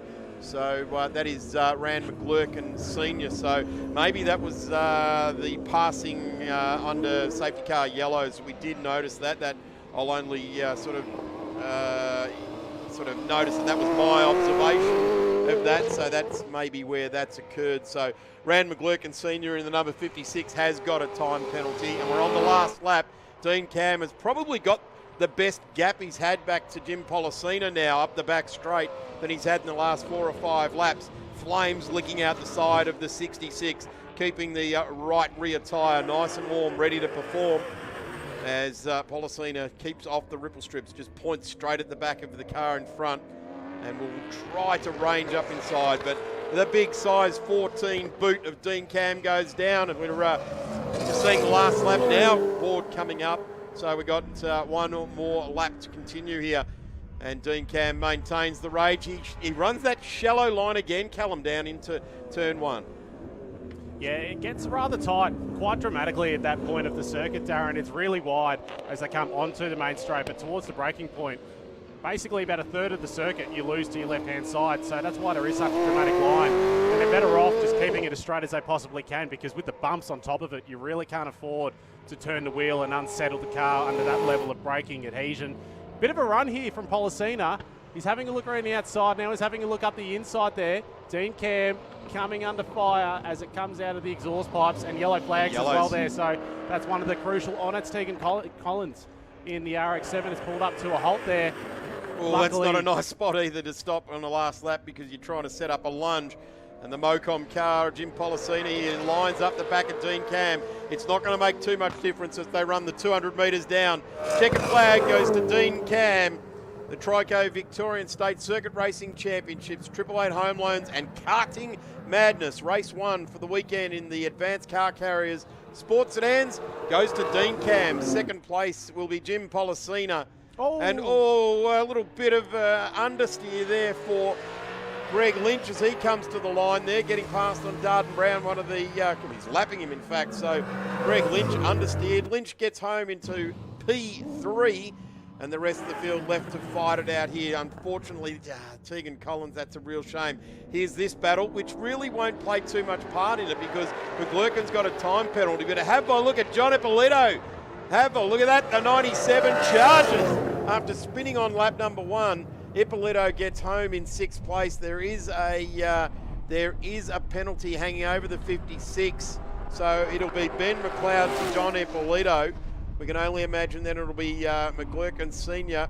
Aidan Munger has got to the line there as well. So that is how they will finish. Here's this run down the back straight, captured by our broadcast. McLeod runs wide, goes straight through the ripple strip, keeps on it, avoids Tegan Collins, and rejoins there. Wow, I'm not sure if you're shortening the track by doing that, Ben McLeod, but he certainly gathered it all up and brought it to the flag there. So Dean Cam takes the chocolates for the advanced car carriers at race number 1 for the Sports Sedans. A ripper race there, Callum.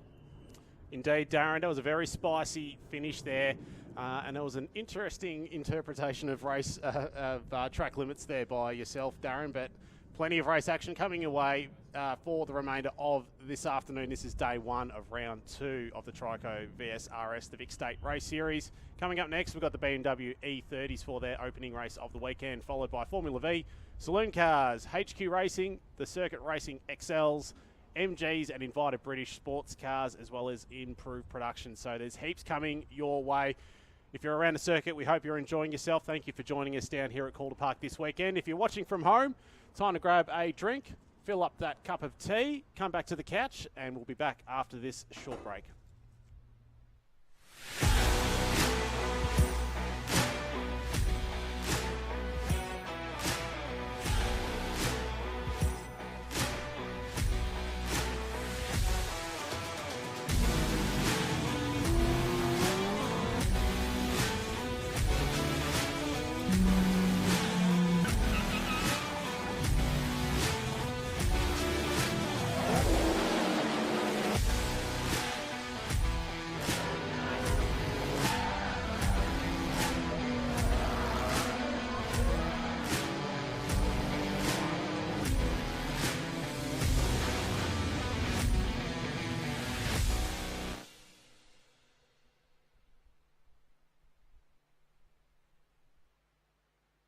Since being the first to make wipers over a century ago, Trico has protected drivers in all kinds of weather. Torrential downpours, gale force winds, wintry blasts, even when it's raining cats and dogs. Hey, who came up with that phrase anyway? Just imagine if it actually started... Alright. No matter what the conditions, Trico wipers maintain maximum windshield contact for safe, clear driving visibility, even in the harshest weather metaphors.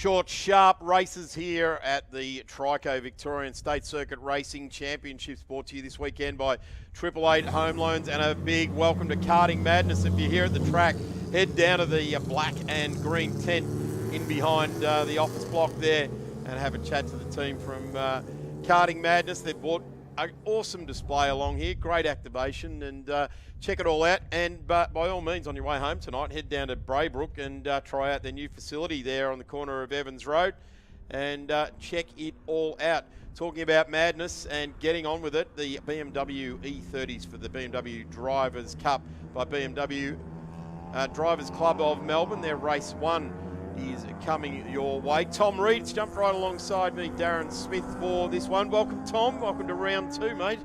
Good afternoon, Darren. Yeah, good to be back for round 2 of the Victorian State Circuit Racing Championships presented by Trico Windscreen Wipers. Hopefully we don't need them in this race. There's a few clouds around, but it seems to be slowly clearing up.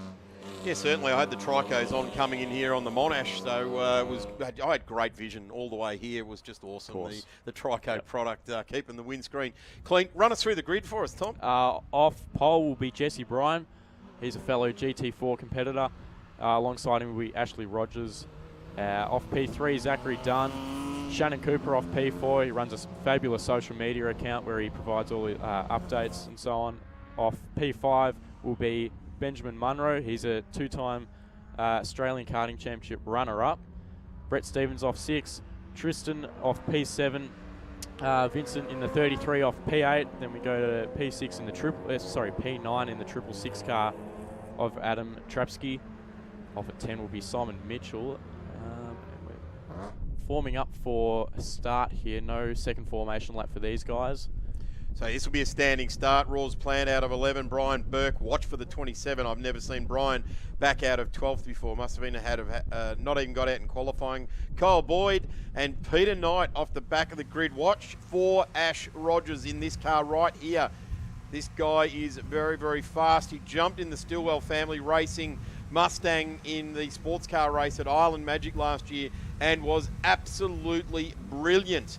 Absolutely hands down the drive of the day behind Courtney Prince in the 1 hour race. So let's see car number 50 if he takes on the guy right alongside him, Jesse Bryant, who was the champion from a couple of seasons ago. Clutch makes contact with the flywheel and away we go. The E30s scream their way down into turn number 1. The 2.5 litre inline 6-cylinder. The M20B25 is the designation. It'll be Jesse Bryant with his headlights on, and he will lead the field down here. The BMW Drivers Club of Melbourne outfit locks up a right front. Ash or Goose Rogers slides in behind him. There's the 66 weighing in on the deal as well of Ben Munro. He won a race last year as well. A huge pedigree in motorsport, as Tom touched on, with lots of karting experience. So Shannon Cooper makes up a spot from P4 to go to P3. Beautiful conversion from your pole sitter as well of James Bryan, who leads your field through the flip-flop. Getting a look there of car 17. That's Brett Stevens going through the flip-flop down the back straight and pulling out for change. I think this is for 3rd place. It's the number 90 defending the 66 off there of Benjamin Munro.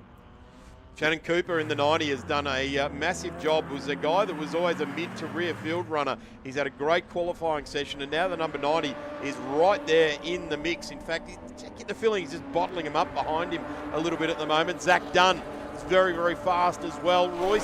Royce Lyon has moved on to improved production with a very, very fast E30. Less restrictions on development in the improved production compared to the E30s. Have a look at Goose Rogers down the inside. Shows Jesse Bryant right next to him, the number 50, and he said, Jess, sorry, mate, I'm really riding a wave here at the moment. I'm just going to give you a short back and sides. Jesse Bryant made a very short foray into GT4 in the McLaren, and has sort of been just sitting on the sidelines for a little while now. So he's the field has moved a little bit at the moment, but he's certainly done a terrific job qualifying on pole with a 109.83. Goose Rogers a 109.96, so 0.1 of a second essentially between them. But Goose has been doing a fair bit more E30 racing. Shannon Cooper, he's lighting it up at the moment, really doing a terrific job in the number 90.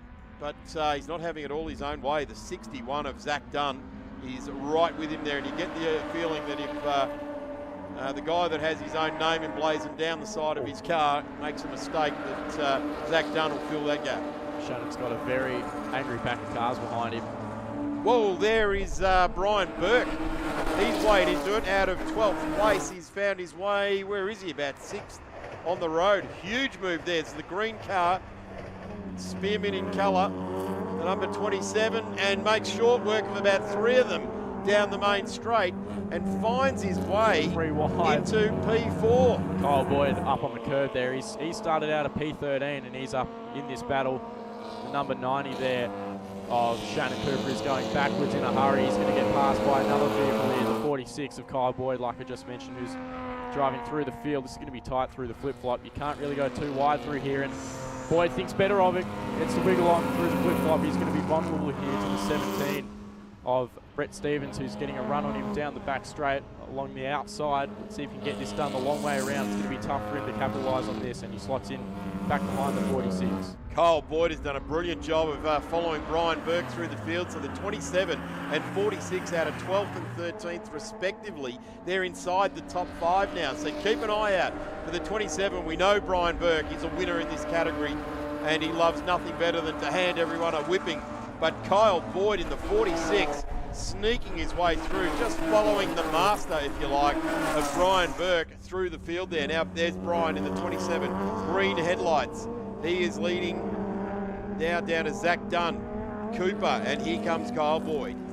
Down the inside goes the 46, gets that move done on Shannon Cooper, who's going back in a hurry here. The 23 around the outside, the red car, passing the 7 of, that is Rory Plant from Victoria. We've got a lot of Victorian drivers here, only one state competitor from the ACT, Simon Mitchell, who's he's running down, says 14th on the timing screen, but maybe that's a transponder issue. So Rory Plant, the only 4-door out there as well, everyone else running the 2-door variation of the E30, and Ross Plant has been running the 4-door for a long time now, loves his E30 racing, very much integral in the background of things, and running this club, keeping the marketing side of things up. And interestingly enough, we haven't got the green Bell car out there. We'll send a big shout out once we do see it. There's been some testing out at Winton. Sadly, not on track here at this particular time, but a great race transpiring out in front now. Ash Rogers leading the, I think it was 2023 champion of Jesse Bryan, and then back to Ben Munro. We're getting a bit of a look here on our race lead. There's Goose Rogers. These guys will be bouncing it off all over the place. Jesse Bryan is a maximum attack type of unit, and he is certainly one well known for maximum attack here. I guess Goose Rogers, he's an attack weapon, but he does it a whole lot smoother. He likes to apply a bit of a Carlos Sainz, a bit of a smooth operator to his way of going E30 racing. One thing I've been noticing while the front two are battling, it's allowed Ben Munro, with all the clean air that he's got, to catch up to the front two cars leading. He's done a 9.1. That's the fastest lap of the race, and that was the last time quite a lot. Yeah, like more than half a second. Another thing to note, Simon Mitchell in the 99 has not made it out for this race. I can't see his car going past, so the only interstate competitor driving a long way from Canberra hasn't made it out for race 1, unfortunately. He qualified down to P10 with a time of 1 minute 24.4. The pole sitter of James Bryan did a 9.8, and he's currently in second place here behind the 50 of Ashley Rogers, who's doing a great job out front through the flip-flop. 10 minutes 30 seconds to go on the clock. Taking a look back through the field of the 23 and the 7. We're still carrying on this battle. Trying the over and under is the 7. Up Mount Jane through the flip-flop. This time by will get it done. Tristan Blofelder just succumbing there to Rawls Plant on his way through the field there as well.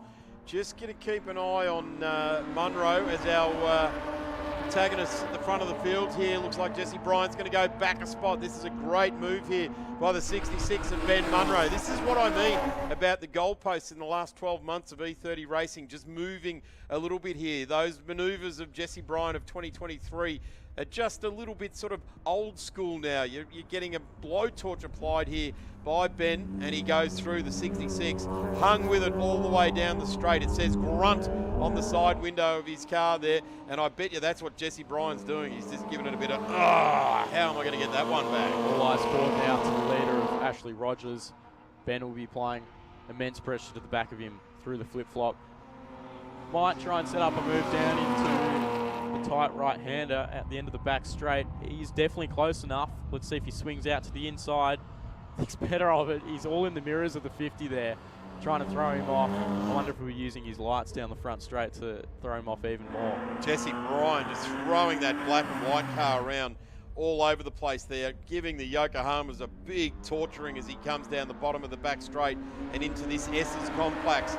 And the big right-hander, double apex right-hander onto the straight here. All three of them flow the car nicely. When they're so closely matched, it is all about flowing the car here. And this is what we're seeing. This is what Goose Rogers does. And Ben has just done another beautiful job coming onto the straight. Got himself about 2 or 3 kilometres an hour more pace coming onto the straight here. Rogers succumbs to him and says, right, well, I've got some pace I've got to get here.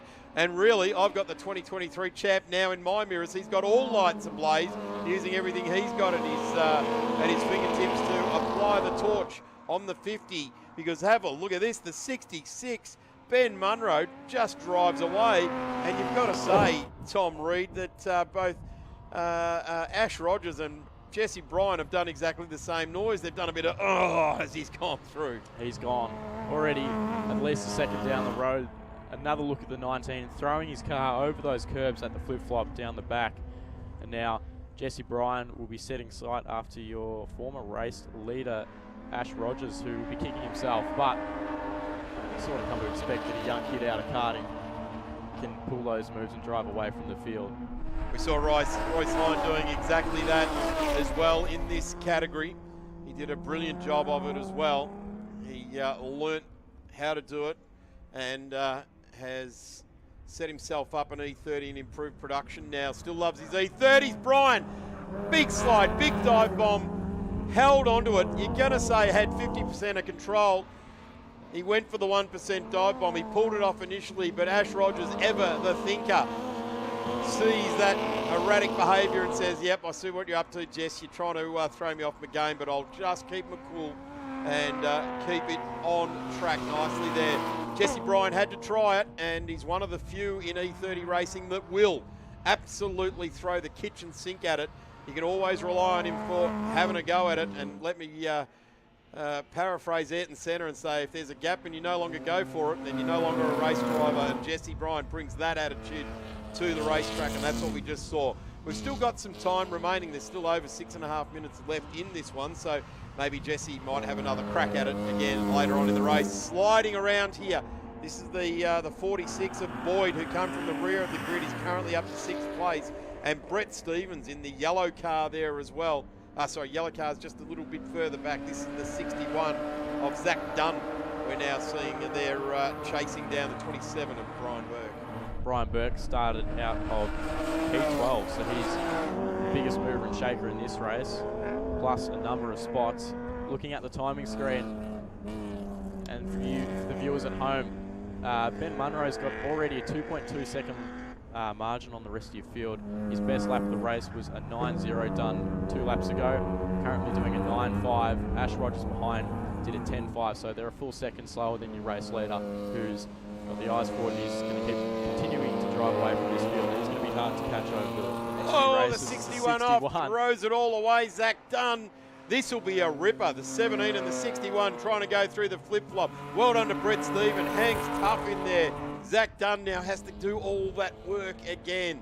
The 17 won't make it so easy this time through.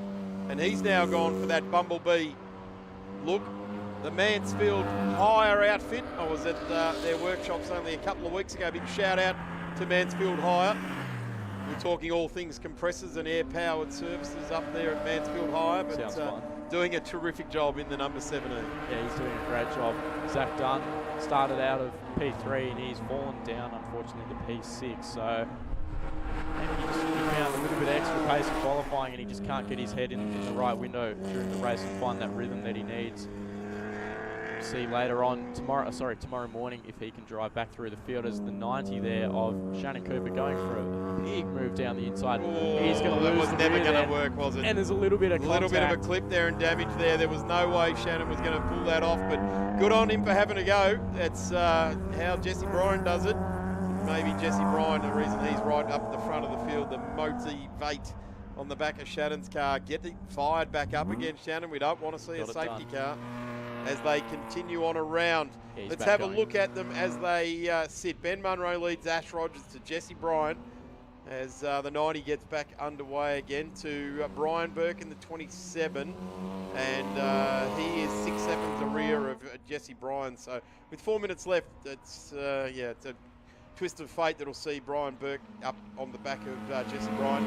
Then we've got the 46 of Boyd, the 17 out of Mansfield Hire of Stevens, and then Zach Dunn, Shannon Cooper, Raw's Plant inside the 10 now, Tristan Blofelder, and then it's Vincent Oppadesano in there as well, Adam Trapsky, Peter Knight rounding out the 13 that are still on track now. So 3.5 minutes to go on your timing screen. Just at the front of shot there was the 61 of Zach Dunn. Here's the 7 of Tristan Blofelder. Behind him, the 23 there. Sorry, the 7 of Rory Plant. Behind him was Tristan Blofelder. And they are running, I believe, and he goes round. There's a spin there. It was the 23, the P-plater. So a few guys finding it, a few troubles down to turn 1. We saw Ashley Rogers, Shannon Cooper, all the way on the white line on drives right. He was way too far over that side, and he was never going to get that pulled up on the dirty stuff. I tell you what, there's some movers, and the movers are Brian Burke and Kyle Boyd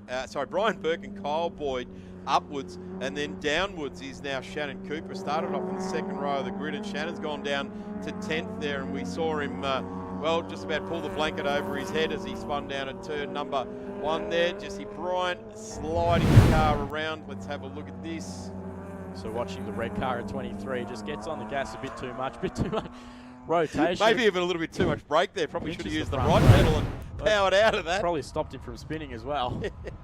So the 66 on screen, 2 minutes to go. He's got a comfortable margin at the front of the field. He's got over 3.5 seconds back to Ashley Rogers in second place. Got a bit of lap traffic here to contend with. That is the 666 of Adam Trapsky, who gets out of the way nicely. Something I'm really noticing about this car of Ben Munro is the rear suspension compliance and the ride height there. It is sitting quite, it's almost got rearwards rake on this car, which is a really good way to set up at Calder so that you can get the power down. And these cars they've got a nice power curve and they've got a nice amount of power, but what you need to do is take advantage of all of that. So they've almost got the car raking to the rear and it's set really soft. It's very compliant. Just watching the way he's riding the bumps, very much a Calder type of setup for these cars, and they do have such great balance. The Mansfield Hire car charging down the straight now there as well. They'll go side by side. Blue flags are waving. So watch out for the 17 of Brett Stevens. Streams on by. That's the lap car, the 86 there of Peter Knight. Gets that done as well. So Peter Knight just finding his way back through the field a little bit here. The faster cars working their way through. The black and yellow Mansfield Hire car stands out big time on our screens here on the broadcast. Make sure you're watching on Glenline TV and across their YouTube channel. Best way to do it, uninterrupted footage on the YouTube channel. So keep an eye out there, but there's other social media channels on Facebook. You can watch it, but uninterrupted on YouTube. You can keep an eye on this car, the number 17 of Brett Stevens and all the other competitors as we look back to the front of this field. No last lap board as of yet, so next time by, we assume that we'll see that. Move further back, I believe that was a lap car there getting overtaken as we look at the 50 of... Yeah, the number 50 So of Kyle- Ashley Rogers. Kyle Boyd in the meantime has gone through on Brian Burke as well, I think there. In fact, Burke is going back down through the field. He is. So he's charged from the rear up as high as 4th on the road. And now we're seeing, just on the timing screens, Brian Burke going backwards. In fact, that might be a timing glitch. Yeah, I think so. No yellow flags around the track, so Yeah. that will definitely be a timing glitch. We'll pick him up as he comes back past the commentary box. Here we go. Last lap board being shown here to your race leader. Yeah, Brian Burke is still there in the mix there as well, so it must be a bit of a timing glitch. Yeah, he's just been shown back up into P4 there as well, so sorry about that to Brian and his supporters, but the timing screen was showing us him disappearing back down through the field. I confirmed the 27 eyeballed him going down the straight now, so holds on to that position. Still the drive of the day is, well, it's between the 27 and the 46 of Burke and Boyd. They started 13 and 14 on the road. I guess they've pushed their way now up to 4th and 5th and done a ripping job of it. I think this guy's got the drive of the day. He's come off P5 and he's got to the front and he's just driven away, eyes forward. He's left everyone behind. He's got a 4-second margin here to Ashley Rogers, and he's done everything right this race. He's only got a few more corners to go, and he'll pick up, I think it might be his first win for 2025. Yep, it's their first round here as part of round 2 of the Victorian State Circuit Racing Championships. Trico seeing you through 888 home loans and karting madness here at Calder Park this weekend, and coming onto the straight, flowing the car nicely, riding the bumps with a grin is what he's been doing, and doing it very, very nicely there indeed. Checkered flag goes to Ben Munro in the number 66. What a great result there for Ben. As we see Ash Rogers, Goose in the number 50 come through. Jesse Bryant on return to the game, coming home in P3. The 27 of Brian Burke. What a terrific drive there out of 12th place up to 4th place. And coming through with him, Kyle Boyd. They did it in tandem with each other, didn't they? Just on screen there was the 17 of Brett Stevens, who started and finished in 6th place, so a consistent drive from him. Next across the line will be Zach Dunn. He started P3 and he's found himself in P7, so he's got a bit of work to do for race 2 tomorrow morning. The 23 here on screen, that is Tristan Blofelder. He'll come across the line and he will finish in P9. So just inside the top 10 for Tristan. A few more competitors still to come. Shannon Cooper, who fell from the front row, or sorry, the second row, all the way down to P10. So he's got a heck of a lot of work to do. He's got pace in that car, and he'll show it tomorrow morning for sure. Terrific result there. Great to see Brett Stevens in the Mansfield hire entry doing a tremendous job. If you're in that neck of the woods and you need any equipment, get into Mansfield hire and tell them you saw Brett Stevens at Calder racing in the Trico Victorian State Circuit Racing Championships. Tom, you stay on, mate. I have a break now, and we've got Formula V on track next. It will be Tom Reed and Steve DeVries calling the V's. Up in a minute.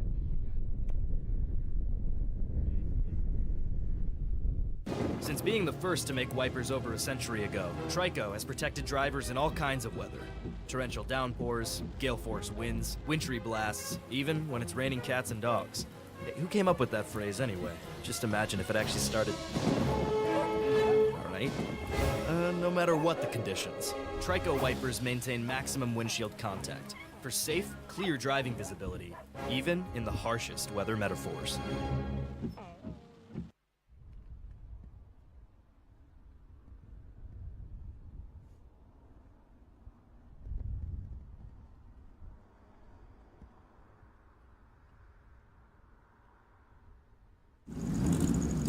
Down here in the dummy grid, we've got Formula V's firing up for their first race of the weekend here at round 2 of the Trico VSRS at Calder Park. We've actually lined up a chat with someone who is returning.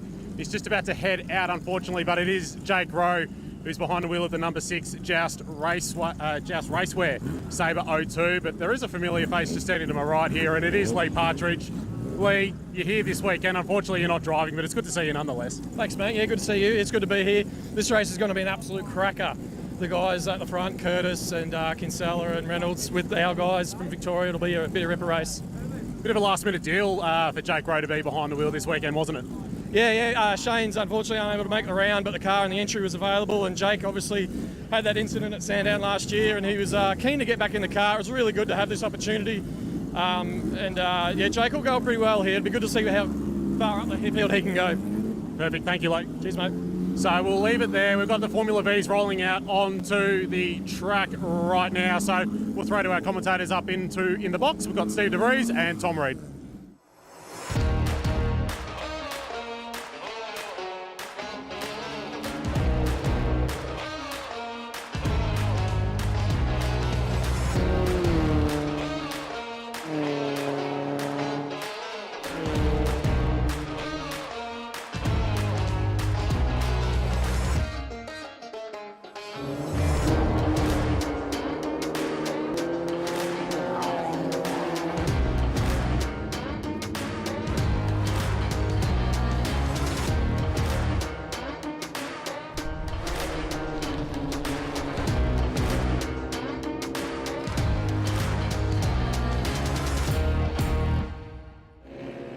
Big thank you to Callum Brannigan down there in pit lane with the 23 Formula V cars that are currently out there on the circuit getting ready to take the start for race number 1 this afternoon.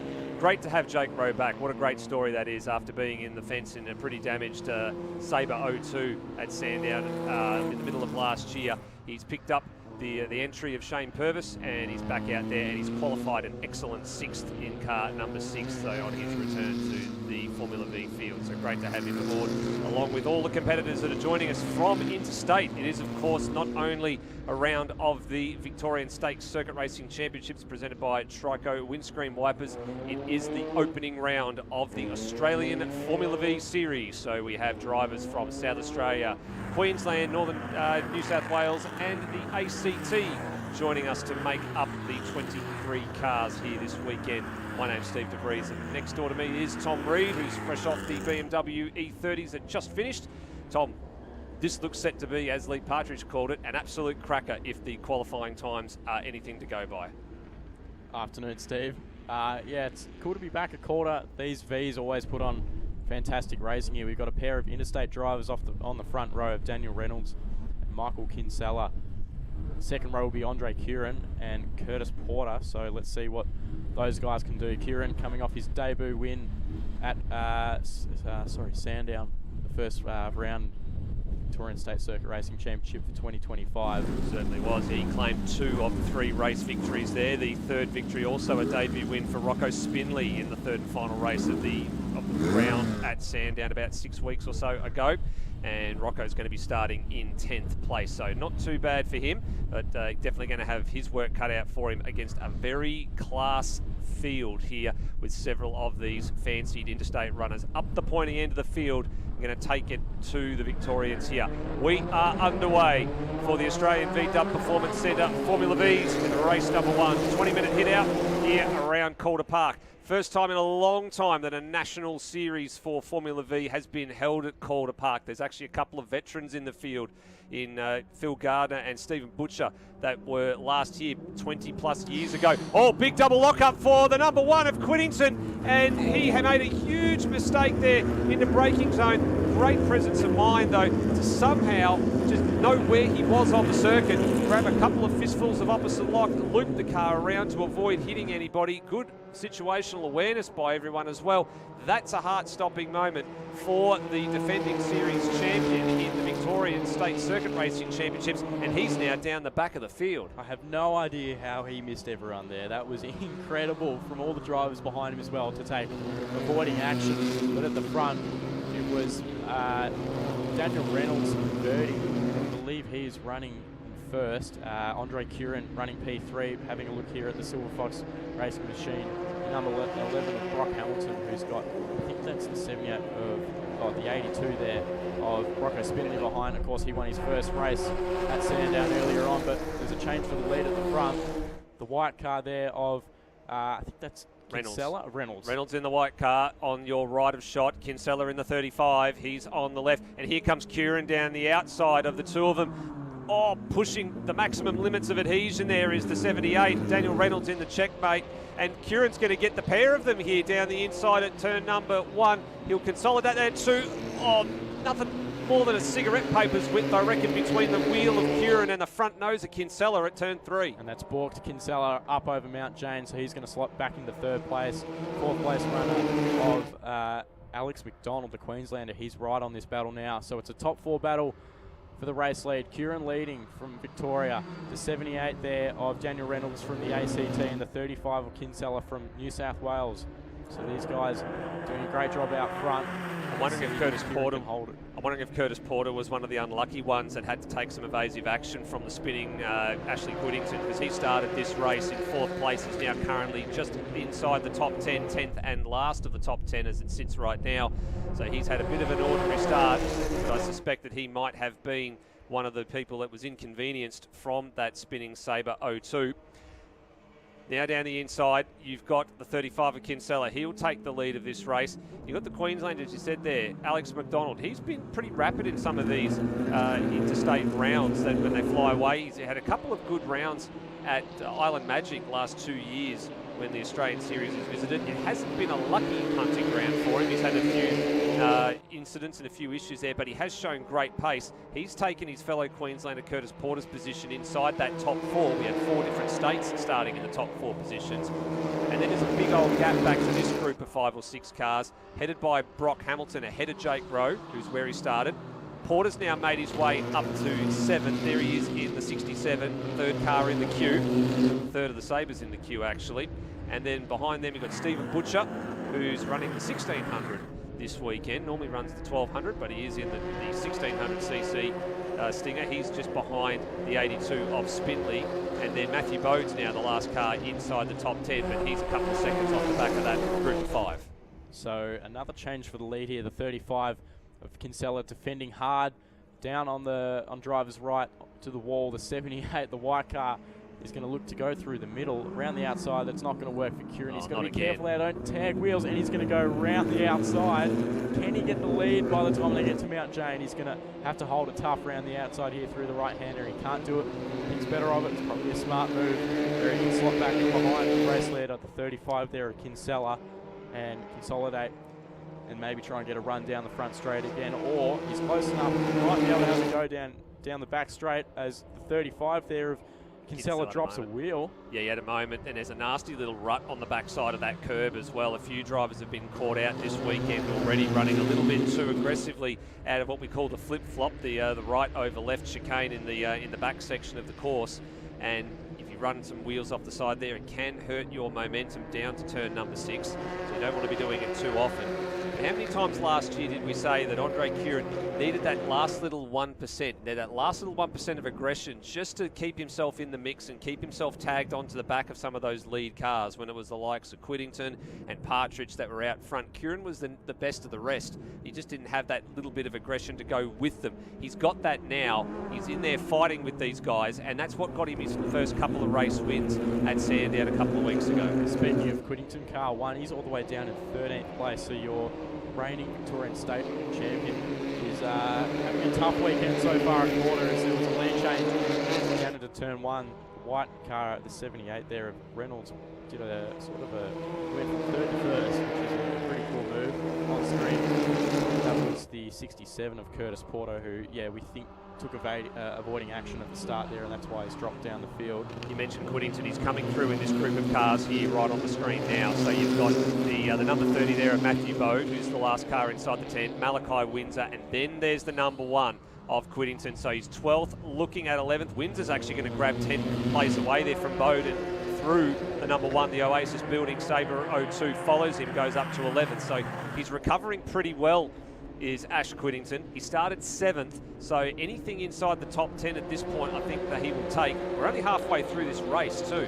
So Windsor is some 6 seconds or so off the next group of cars as we look down here at turn number 1. Reynolds going back through to the lead, and Kieran on the outside being held a little bit out there by Kinsella. The group behind is starting to close, so this is going to become quite a large group of cars, but I think a 10th place result, and maybe if someone falls off the road, maybe a little bit higher for the number 1 on screen now, I think would be a pretty handy return considering what happened in turn 1 on lap 1. There goes Whittington past the 88, but unfortunately he's got a lot of empty track in front of him, so it's going to be incredibly tough for him to catch up to this leading group. There's a spinner at the back. Oh yeah, a it's couple of 30 cars there. Yeah, so Campbell has just taken some evasive action there in the blue number 4, and Matthew Bode in the number 30. He'll just get it going. He's got to be very careful. He had to just dip the clutch a little bit and raise it a bit too quickly. Went into wheel spin. He just needed to just dip it and just bring it up gently so it would bite and be able to get out of the grass on the exit of turn number 5. So he's got that moving. And we stay under green flag. There's another car that's progressing through the field nicely. You've got the 54 there of Luke Mader from South Australia, so he's just lost the 1 spot. And then behind him, you've got the number 93 of Grant Kelly. So Grant was sort of the surprise packet in proceedings last round at Sandown. That's the blue, yellow and red Stinger there, just about to make a move here on Mader. If he can get that stop, no, decides to think better of it. He actually started at the rear of the field, so he's moved his way up to 15th after losing the throttle cable linkage in qualifying. Well, the hard part was it was down at his foot too. So there's 2 parts to the throttle cable linkage in a Formula V. There's the part at the foot, which of course goes to the accelerator pedal, and there it is behind your head on the engine as well. And sometimes you can see people, if it does fail, they reach up and they try and grab it and try and just trigger it to make the car move a little bit, at least to keep the car mobile. But for him, it was at the wrong end of the car. 54 having a big look under brakes there on the 87. It was a very late move and he couldn't quite get it done. So I think that battle there is for 13 around about that slot. Yeah, that was against Jury Portelli as well, one of the Acura Motorsport cars. All right, here we go. Curtis Porter, he's worked his way back into this group really nicely. So he's come on strong in the beginning of the second half of this race. He surges to P2, ahead of Curran, ahead of Kinsella, and ahead of his fellow Queenslander in Alex McDonald. So Porter, sluggish start. Not quite sure what happened to him, whether he was one of the ones caught up, inconvenienced by the spinning Ash Whittington. But he's recovered very, very nicely in this very recently built Sabre 02 out of the Sabre Racing Cars entity down here in Victoria. But maybe he set this car up so it comes on a little bit nicer as the fuel load burns off, as the tyre sorts to rubber in. We'll see what he can do actually, because he's been searching for some really, really good results. Again, like Alex McDonald, they've had some fairly decent outings at Phillip Island the last 2 years that they've been down for the Australian Series, but just hasn't been able to take that step onto, you know, the wins or the next steps of the podium. But he's in the thick of the battle now.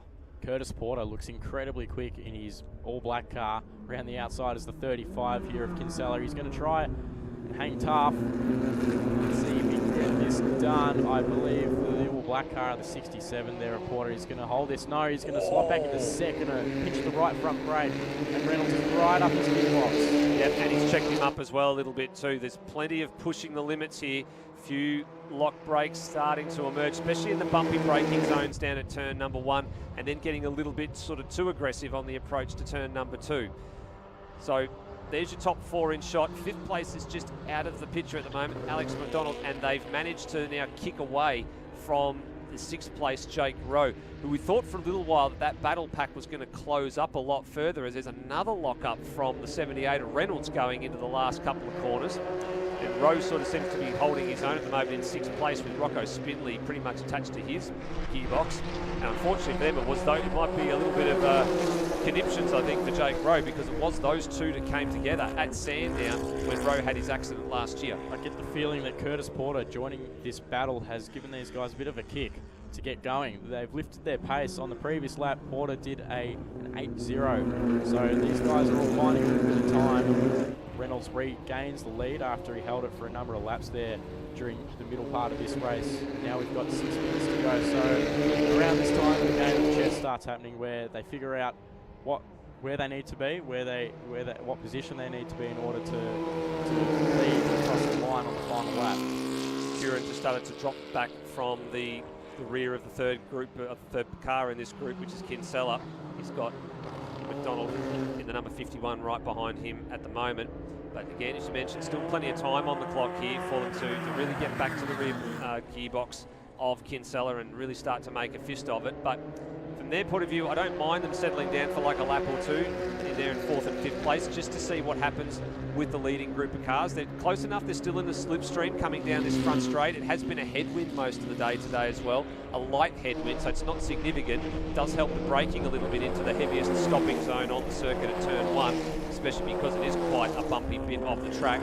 Let's see if there's any lock brakes this time. You can actually see Reynolds' car sort of shuddering on the brakes a little bit in the bumps on the approach to turn number 1 as well. That's what we're referring to. It's that sort of upsetted, you know, you've got to set the car up so it rides those bumps really nicely in the braking zone. You don't want it to be too stiff because then the front end of the car just bounces on the top of the surface, and that's where the lock brakes start to come in.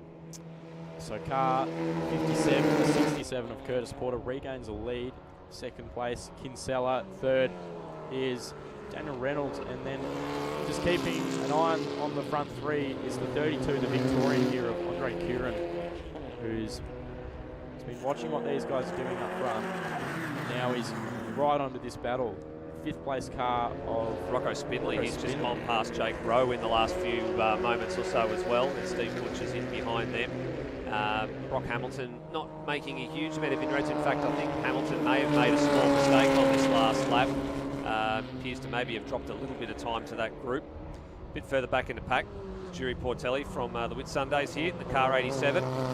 Number 54, Luke Mader, and then Charlie Richardson in the number 16 from Bendigo. They're got Xavier Babbage Hockey, the number 41 machine, and they're coming through the last couple of corners now. So this is the group of cars that is currently sitting in, Portelli's actually in 12th, Richardson was he's now 14th, I think, and Babbage Hockey 15th. Mader's actually dropped back into this group as well. striking delivery on Babbage Hockey's car. Yeah, very, very interestingly with the white with the orange stripes. And Campbell is just ahead of the group at the moment. He is currently in 12th. A little bit of a timing glitch going on at the moment. There are a few drivers who's sort of being promoted and demoted up the screens. I think there's a few parts of the start-finish straight where if you don't cross across the timing line exactly, it actually doesn't register the lap time properly, so they've had to do a couple of manual corrections throughout the course of the race. Up and over Jane Hill they come. And we mentioned that this, of course, is round number 1 of the Formula Vee Australian Series. And the remainder of that calendar this year looks like a Sydney Motorsport Park on the 31st of May and 1st of June.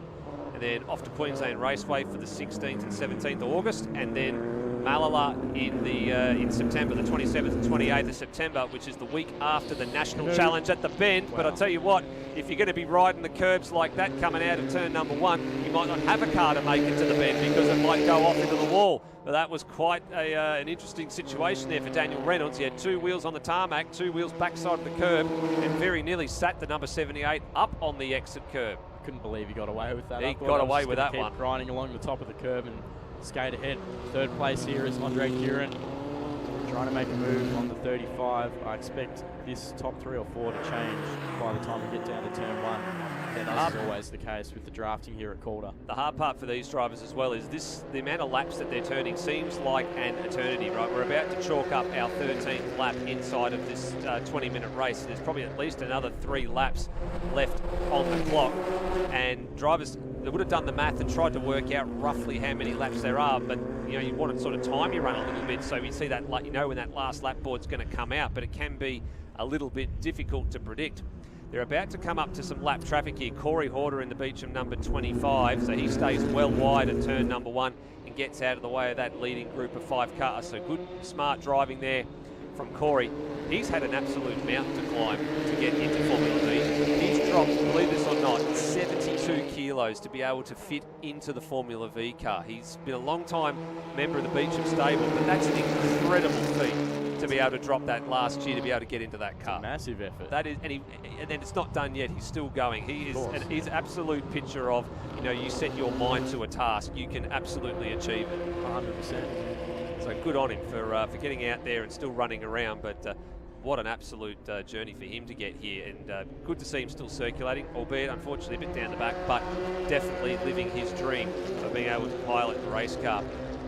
So roughly 40 seconds to go by the time they cross the line. We have 2 laps to go. They're getting ready to present the last lap board next time by. So this is where the game starts. These drivers probably don't know that they're coming around to get the last lap board. They file into the rows of 2. 78 around the outside of the 35, so the 2 interstate drivers leading the front of this. Andre Kieran is going to slot all the way back to 4th, I believe, by the time they get through the right-hander. He's going to hang tough. Yep, slots it back to 3rd. Oh, Reynolds a little bit wide there, sorry. Tom, Right. It was a little bit wide at turn number 3, got away with it again, dropped the right rear off the edge of the racing surface and just kicked up a little bit of dust, but it didn't cost him any time to Kinsella. Maybe Kieran's just gone to 5th. And Kieran's now gone to 5th, so he looks like maybe made a little mistake there as well. For these National Series rounds, or the Australian Series rounds, it always seems to be dominated by a lot of the non-Victorian drivers. For a long period of time, it was sort of Reith McCarthy who was the one that was holding the flag in Victorian Formula V and doing his best to take it up to the interstaters. Now for Victoria, it's Andre Kieran who's the one that's sort of trying to do his best to lay down the challenge, but he's gone back to 5th place in this one. Probably now a little bit too far back to challenge. 3 wide nearly on the approach to turn number 1 for what we believe is the last time. Porter commands a little bit of space on the inside here at 1. He's got his nose in front. He's got his full car now in front of Kinsella. Now, can Reynolds sneak back up the inside? Not just yet. So Reynolds, after leading a lot of this race, now find ourselves in the last lap. He's down to P3. Curtis Porter, the 67 car, he's done a great job. He was roughly about 6th or 7th after that first lap, and he's driven his way back up to the lead. Now he's going to be defending all the way on driver's right.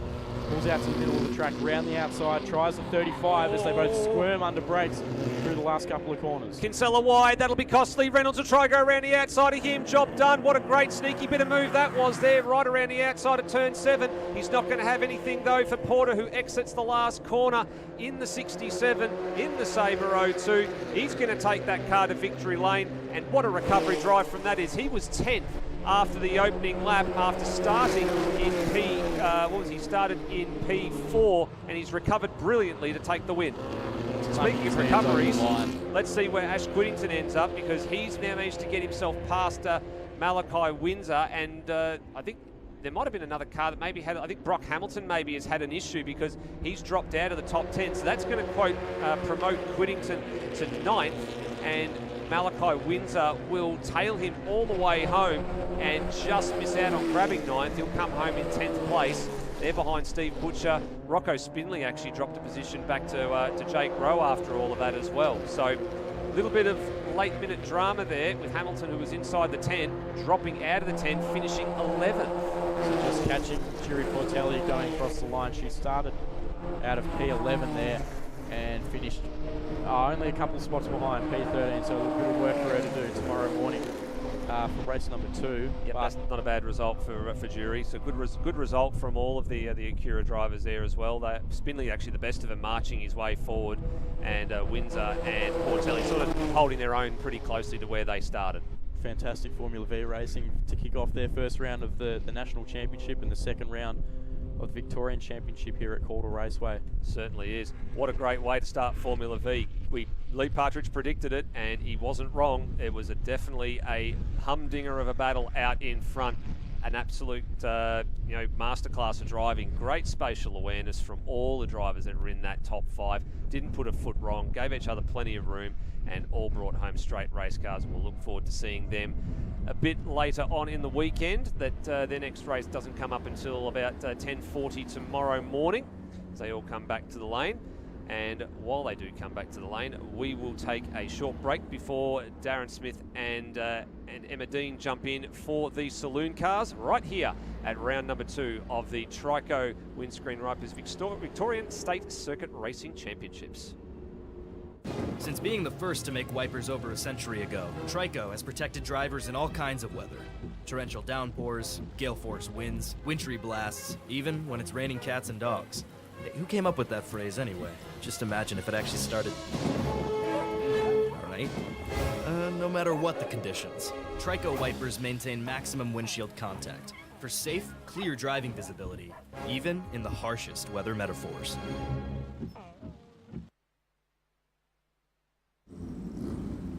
Back down here in the dummy grid. That was a spectacular opening race for Formula V to get their proceedings underway. We've got Saloon cars coming up next. It's the first time we're seeing them this year as part of the Victorian State Race Series, and it's a big welcome back to them. We've got someone very familiar here. We've actually got Daniel Johnson, driver of this beautiful yellow AU Falcon. Firstly, DJ, welcome back to the Vic State Race Series for 2025.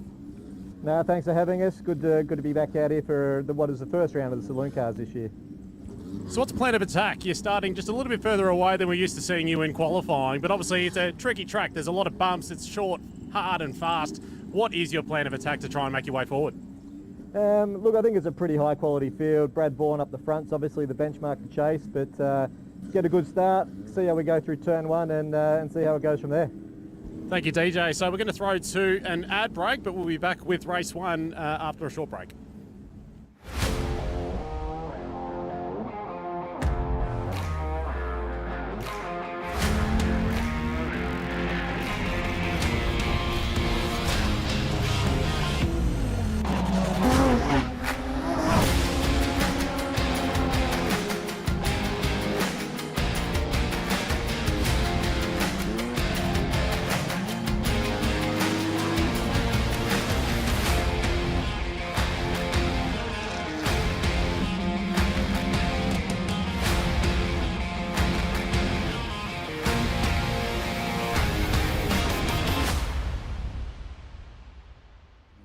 Boom Saloon Cars. Have a look at that package. We're about to go live on track here.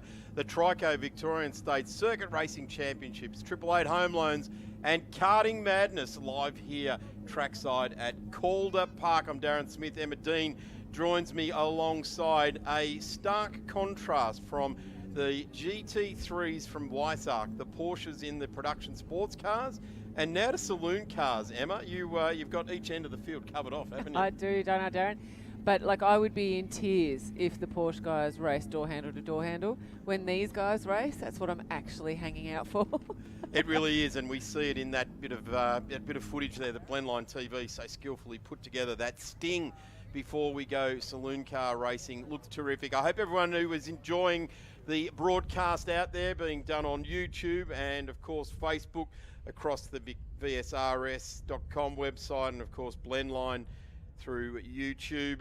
They tell me that's the best way to view it via YouTube, uninterrupted right throughout the broadcast, as we've got a recovery going on the main straight here after the Formula V's. Reminds me of drag racing here when they used to have to pick up those cars just past the timing lights there. Have a look at them, and the old Alan Mance Holden signs. They're faded off a little bit. Let's call them the Trico end of the drag strip signs there. Brad Vaughan, a guy who has been operating at a very high level. Thank you, M. Scaife, in the Super 2s, and loves to return to the Harris Racing Commodore and have a bit of a saloon car race. Oh, well, the best way to get as good as Vaughan is to be on track every single weekend, which it pretty much is for him at the moment.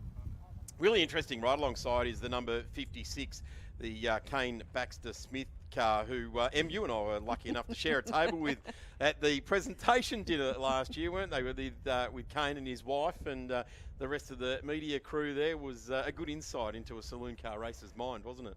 Well, yeah, absolutely. I just love the way that those guys race. I was saying I was in the pits with DJ before and Andy McSwain, and I said, you guys are oddly calm for the way you race on track. There's Kane just giving us the good signal, the Atlantic Oil Supplies there. We just have a bit of a look back down through the field. This will be Travis Lindorff in the Turn the Page bookstore entry, of course, down there at Phillip Island in Cowes, the Turn the Page bookstore.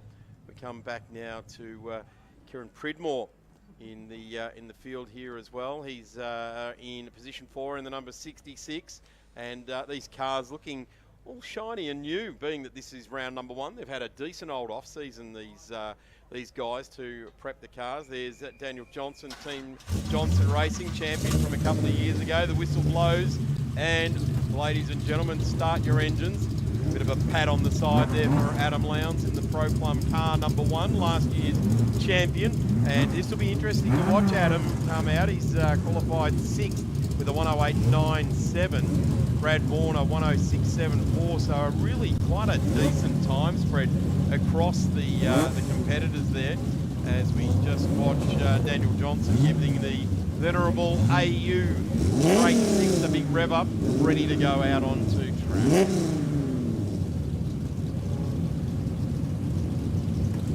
Everyone just taking a deep breath, doing the old finger in finger, getting the gloves on nice and tight there. Fidgeting around in the cockpit, just getting comfortable there. A nice last pull on the belts as Damien Johnson drives out. There goes Adam Lowndes. That's King. Wayne as he heads out. Jacob Prestipino, Andrew McSwain.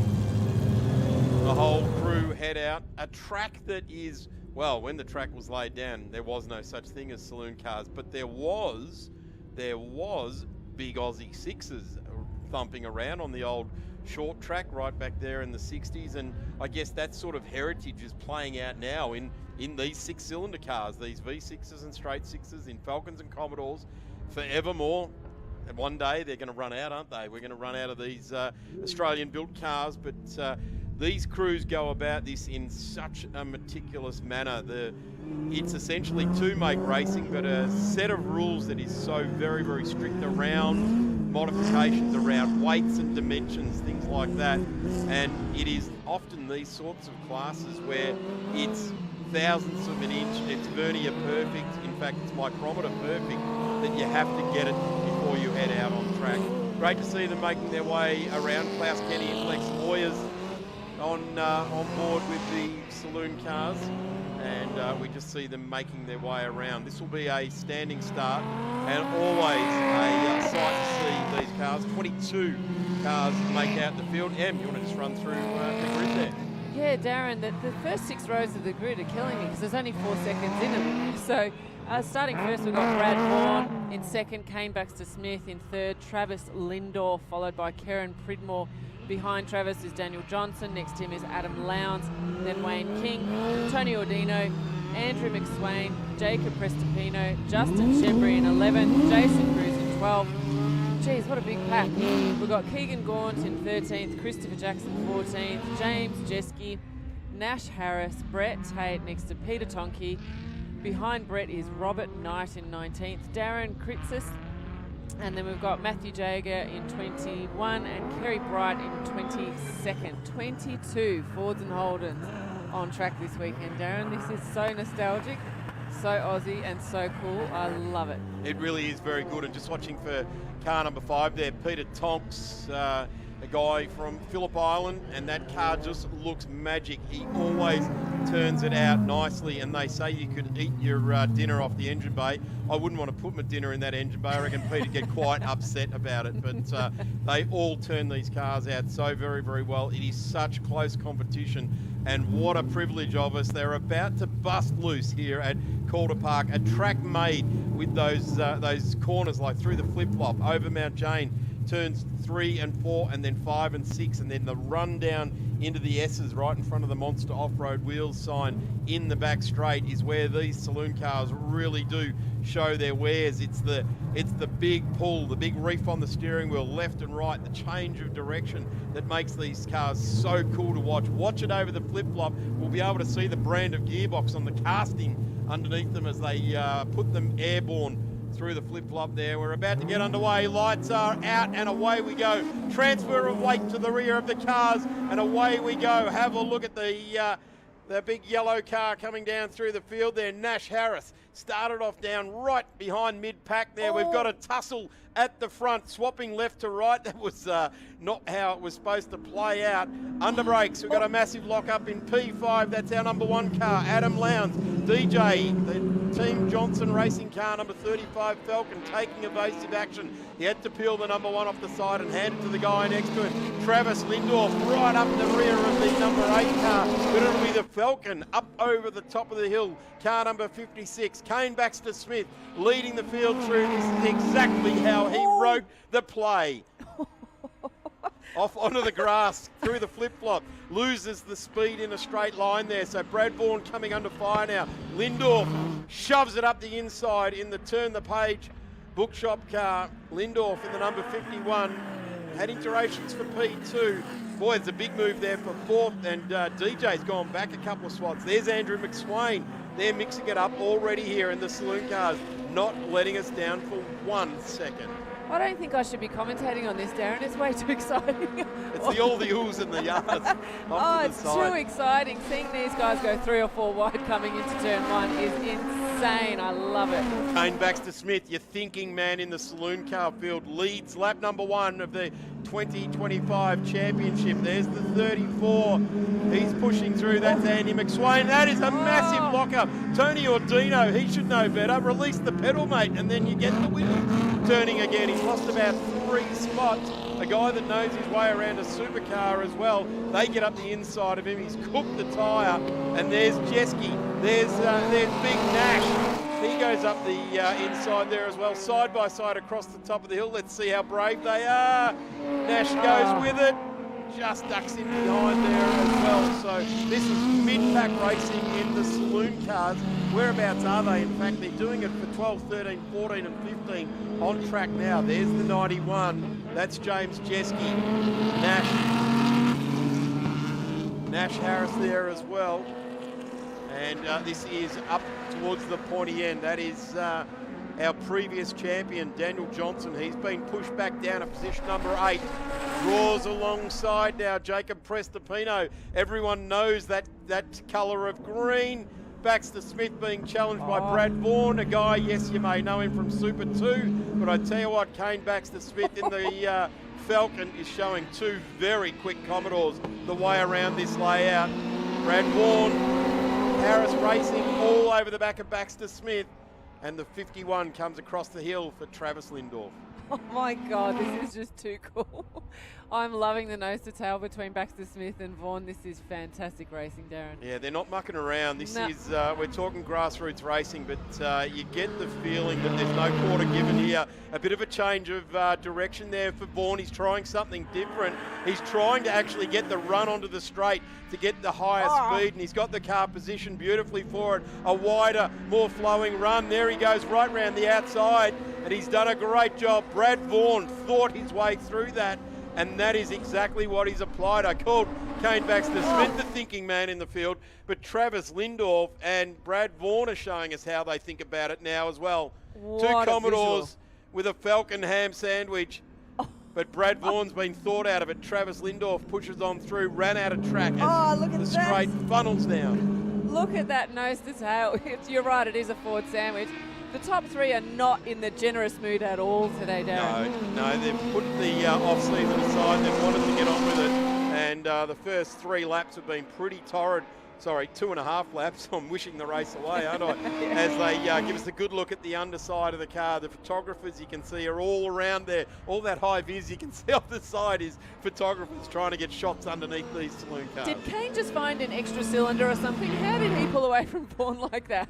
It's all about the positioning on the track, and Brad Vaughan's doing a good job through this part of the track. He's really just taken a different approach to it on lap number 2, and we saw him range around the outside. Kane Baxter-Smith covered off that run around the outside. That is the fast line, if you like, just letting the car flow, keeping the revs up and flowing the car. We go side by side, and there's a bit of smoke coming off the left rear tyre there. But all the meantime, Travis Lindorf is just driving away from these 2, and the 66 is ranging up. That's Kieran Pridmore. Watch out for Pretty coming through. Vaughan's got the horses. Nice. I love it. So there is 4 Commodores, 4 Holdens and 1 Falcon now in the mix here. Kane Baxter-Smith has just been given a bit of a haircut, a bit of a short back and sides during lap number 3 of this race.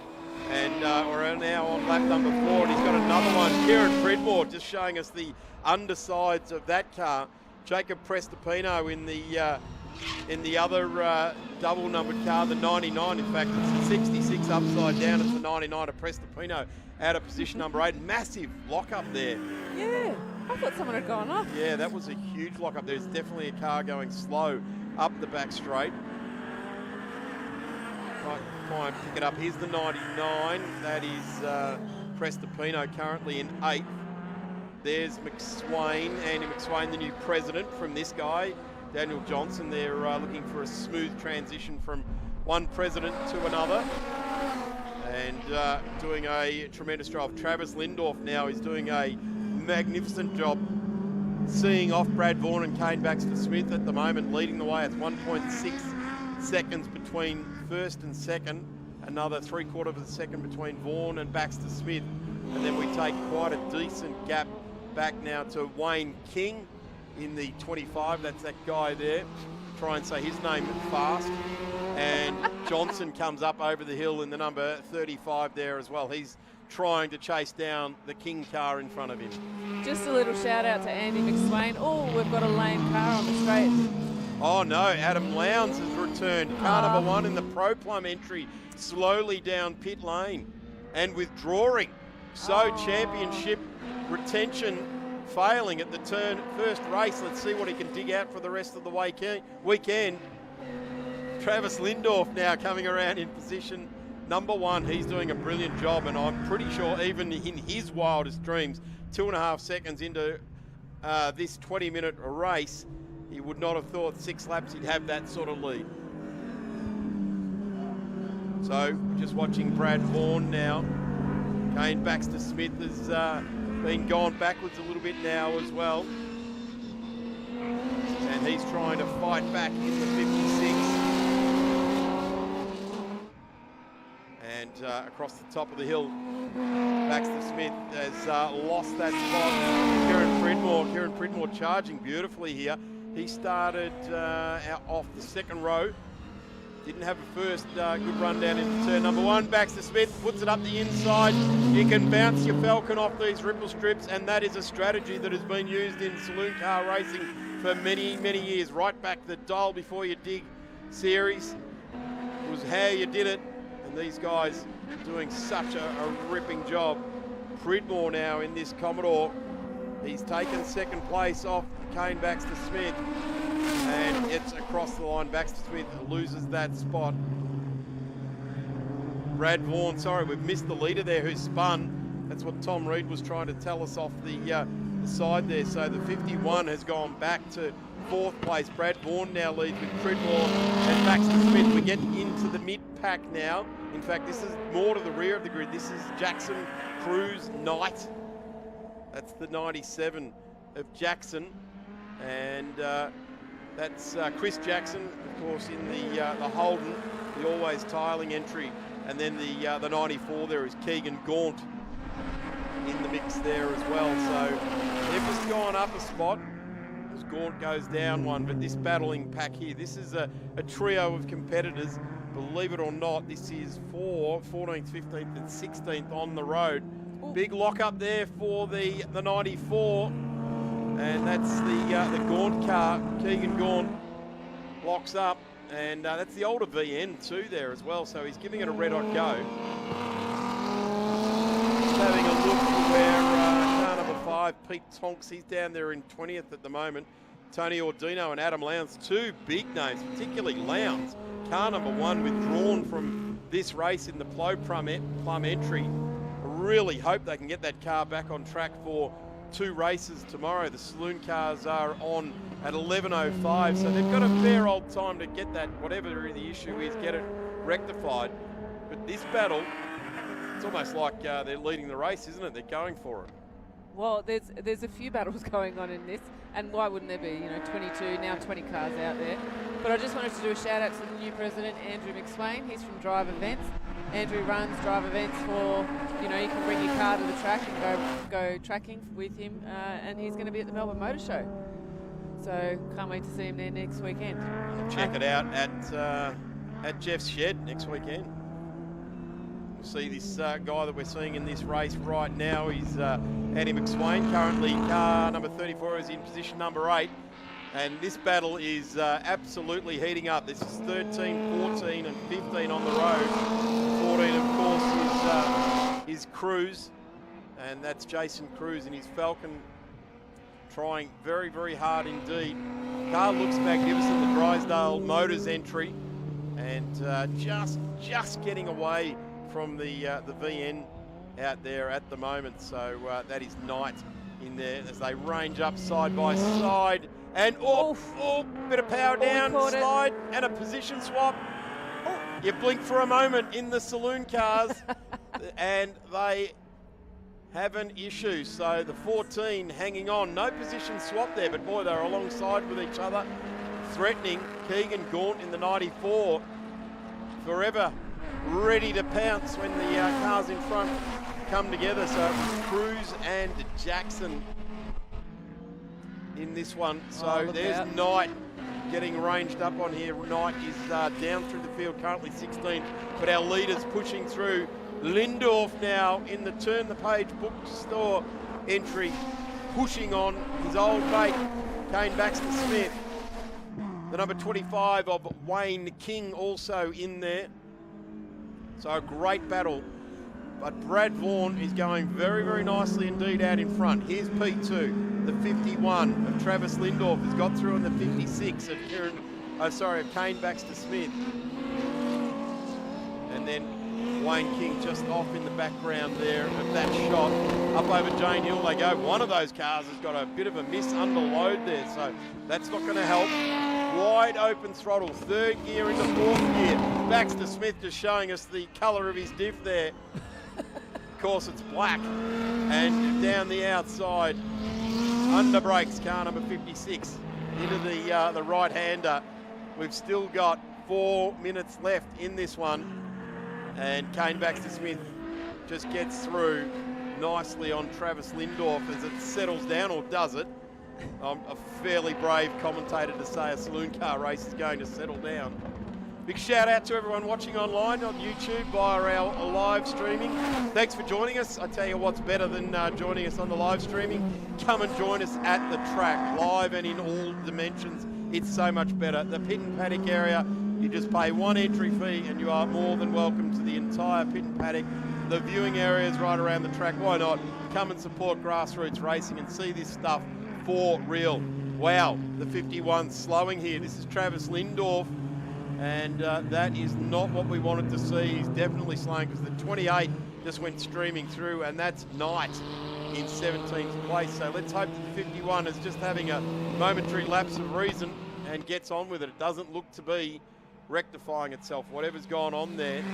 So that's a shame that we see that unfolding. We go back again now. This is Cruz in the number 14. Jackson just up the road from him as well. The long shot. There is our race leader in the back of shot there behind that red and black VN of Keegan Gaunt. That's our race leader. So ranging up onto the part of the field, which is 15, 14, and 13. Drysdale Motors entry car here, getting a good look at the World Championship for 13th at the moment in the Victorian Saloon cars as part of the Trico seeing you through Victorian State Circuit Racing Championships for 888 Home Loans and Karting Madness. If your home loan is not satisfying you at the moment, get onto the people at 888 Home Loans. Get them to give your mortgage a health check and have a real serious chat to them. Up the inside now. The World Championship for 13th has had a change of place. Cruz goes through. So the 14 comes through on Jackson in the 97. That was a nice setup too. From a long way back, just set him up for a nice run up there, almost napping in fact Jackson there, the way he did that. They're going to have to keep their eyes up at the moment because our race leader, Brad Vaughan, there he is. He's coming through and he is dragging with him an immense battle. Pridmore and Baxter Smith. There's Kieran Pridmore, Baxter Smith, and the 25 of Wayne King in there as well. He's done his best lap of a 109.08. The fastest lap in this one is, of course, our race leader, that car there. Let's hope he can pluck his way through these lap cars easily. A 107.1185. Oh, he's being held out a little bit here. Oh, and that's not great vision by the 97. I'm hoping there's blue flags being displayed out there because these leaders are definitely coming through. No blue flags at all actually being displayed there, so not there on that flag point either. So our leader has, what impotence he had on Karen Pridmore is being thrown away trying to get through on these back markers. And there it is showing there now. Jackson now aware of what is coming through, and that is our race leaders as Brad Vaughan just pushes on through there. 29 seconds, will get another lap. Quite easily, in fact. Get another 2 laps. So Vaughan and Pridmore go to the line, and in that lap we lost 2 seconds. Race leader lost 2 seconds to Kieran Pridmore, and that was just dealing with those couple of lap cars here. And he's paved the way because Kieran Pridmore's gone through both those cars on the straight. So the race leader, when we start to arrive on lap cars, really does pave the way. Like a pioneer arriving on the shores of a new land, you're arriving on the tail markers as they come up to them. What, Darren? What? Okay. Do you know what amazes me though, Darren? This is such a short track. They're going around in 107s, which is insane. It is. So if you have a little wobbly, if you have a little shuffle sidestep, normally you've got the rest of your lap to reset, rethink, and you start again. Kieran Pridmore cracks it sideways. He's not resetting Just anything. as I said. He's letting it all unfold. And I would suspect we've now lost our time. We're gone time certain, and we are now embarking on our last lap. Last lap board being displayed there by our flaggies. A big shout out to the Victorian flag marshalling team. They do such a tremendous job, albeit maybe a couple of blue flags have been missing over the last lap or so. But out there in rain, hail or shine, along with our fireys from Victorian Fire and Rescue Squad and all of our volunteer officials that make up pit lane paddock, the race control crew, as Brad Vaughan now has got the bit between the teeth. He's going for a lap record on this final lap here at the Trico Victorian State Circuit Racing Championship, Triple Eight Home Loans, and Karting Madness joining us for this round. Brad Vaughan done a brilliant job, got in the lead of the race on lap 3, and he has led the last 12 laps very, very nicely. Kieran Pridmore now just, I'm going to say he's given the Bridgestones just a little bit too much oxyacetylene, torched them up, and he has just seen the Bridgestones drift away from him a little bit. Checkered flag now comes out, and Brad Vaughan takes the chocolates for the Saloon cars. Didn't he just? Calder didn't have Brad. Brad had Calder today. He just ate the track up all day. Unbelievable. Oh, wobbly mirror on car 45. Love seeing that. So now we've got Vaughan that's crossed for first across the finish line. Checkered flag for Kieran Pridmore. Kane Baxter Smith. Wayne King. Daniel Johnson comes home in P5. Jacob Prestapino has driven nicely there. Started out at 10th, made his way through to 6th. And there is the Bayford entry of Shembry coming on through car number 10. That's Justin in his Falcon coming to the line there. So he's inside the 10, in fact, 9th. James Jeske is the next one to the line there. And should be Nash Harris, in fact. There they are. There's Jeske and there's Nash Harris. Nash started out at 16th. Brings it home to 11th. Great drive there by Nash in the aging VN, bright yellow, big Nash on the side. What an ace tribute livery. Never thought I'd see a tribute livery, the big guy, but Big Nash has done and he is, he's Big Nash. That's what he is. It makes sense. I get it. I get it. So Nash gets the line. Travis Lindorf, sadly, in the 51, ailing in the last lap or two there. And he'll certainly have some fight left in him. Cruz and Jackson, so it's Cruz that wins that battle. Keegan Gaunt got to watch on in the 94. Brett Tate home in the Tate Lawyers entry in 16. Chrysilis Knight.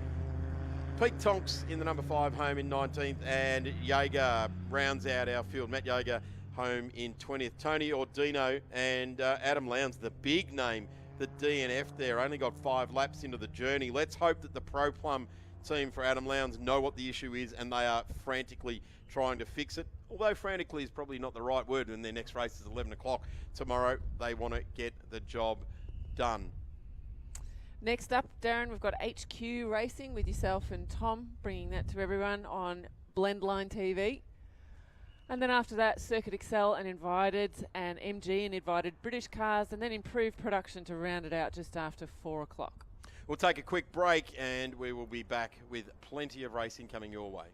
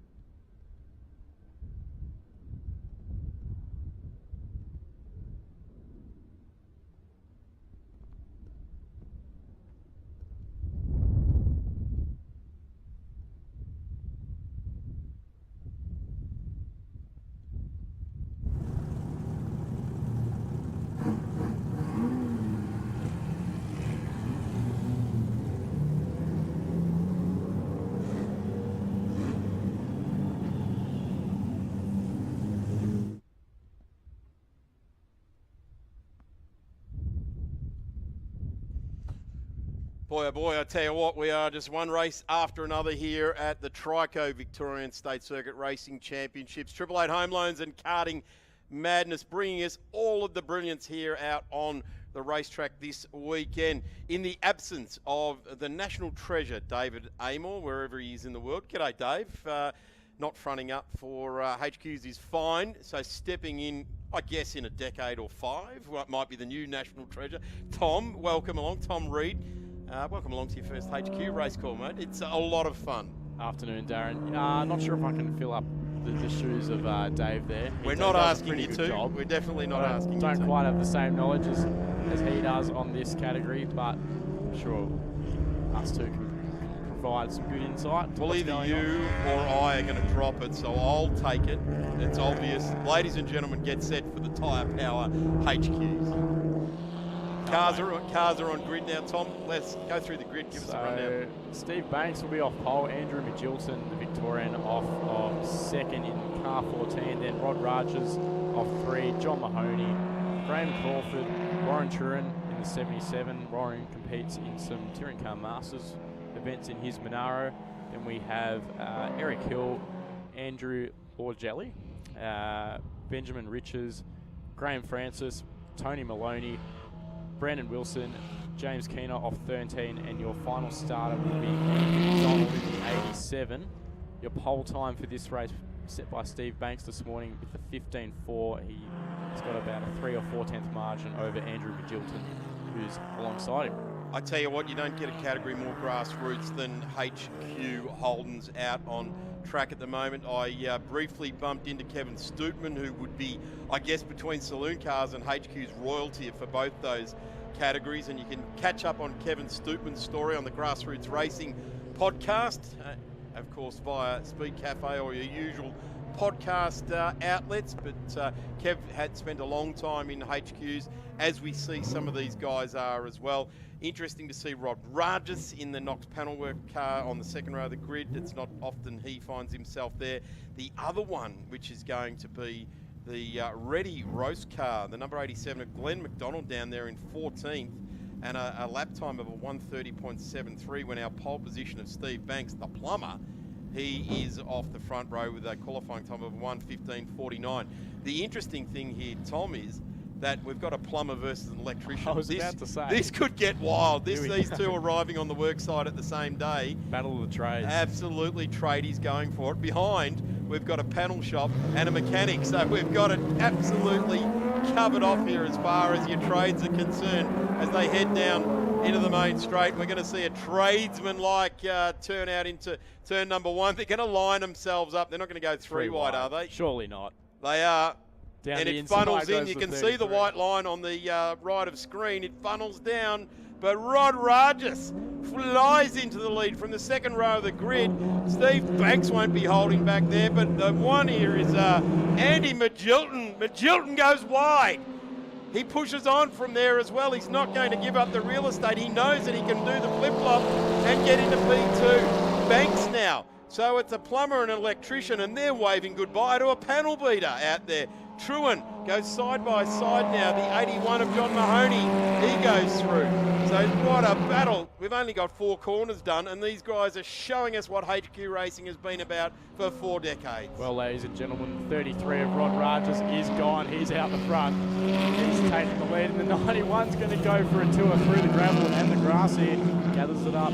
Eric Hill, and Truan gets past him. He had all things crossed up through the last few corners there. The 68 of Crawford there, that's Graham Crawford, started out of P5, and Eric Hill actually started from the row behind there, so he's lit up the grid spots there as well.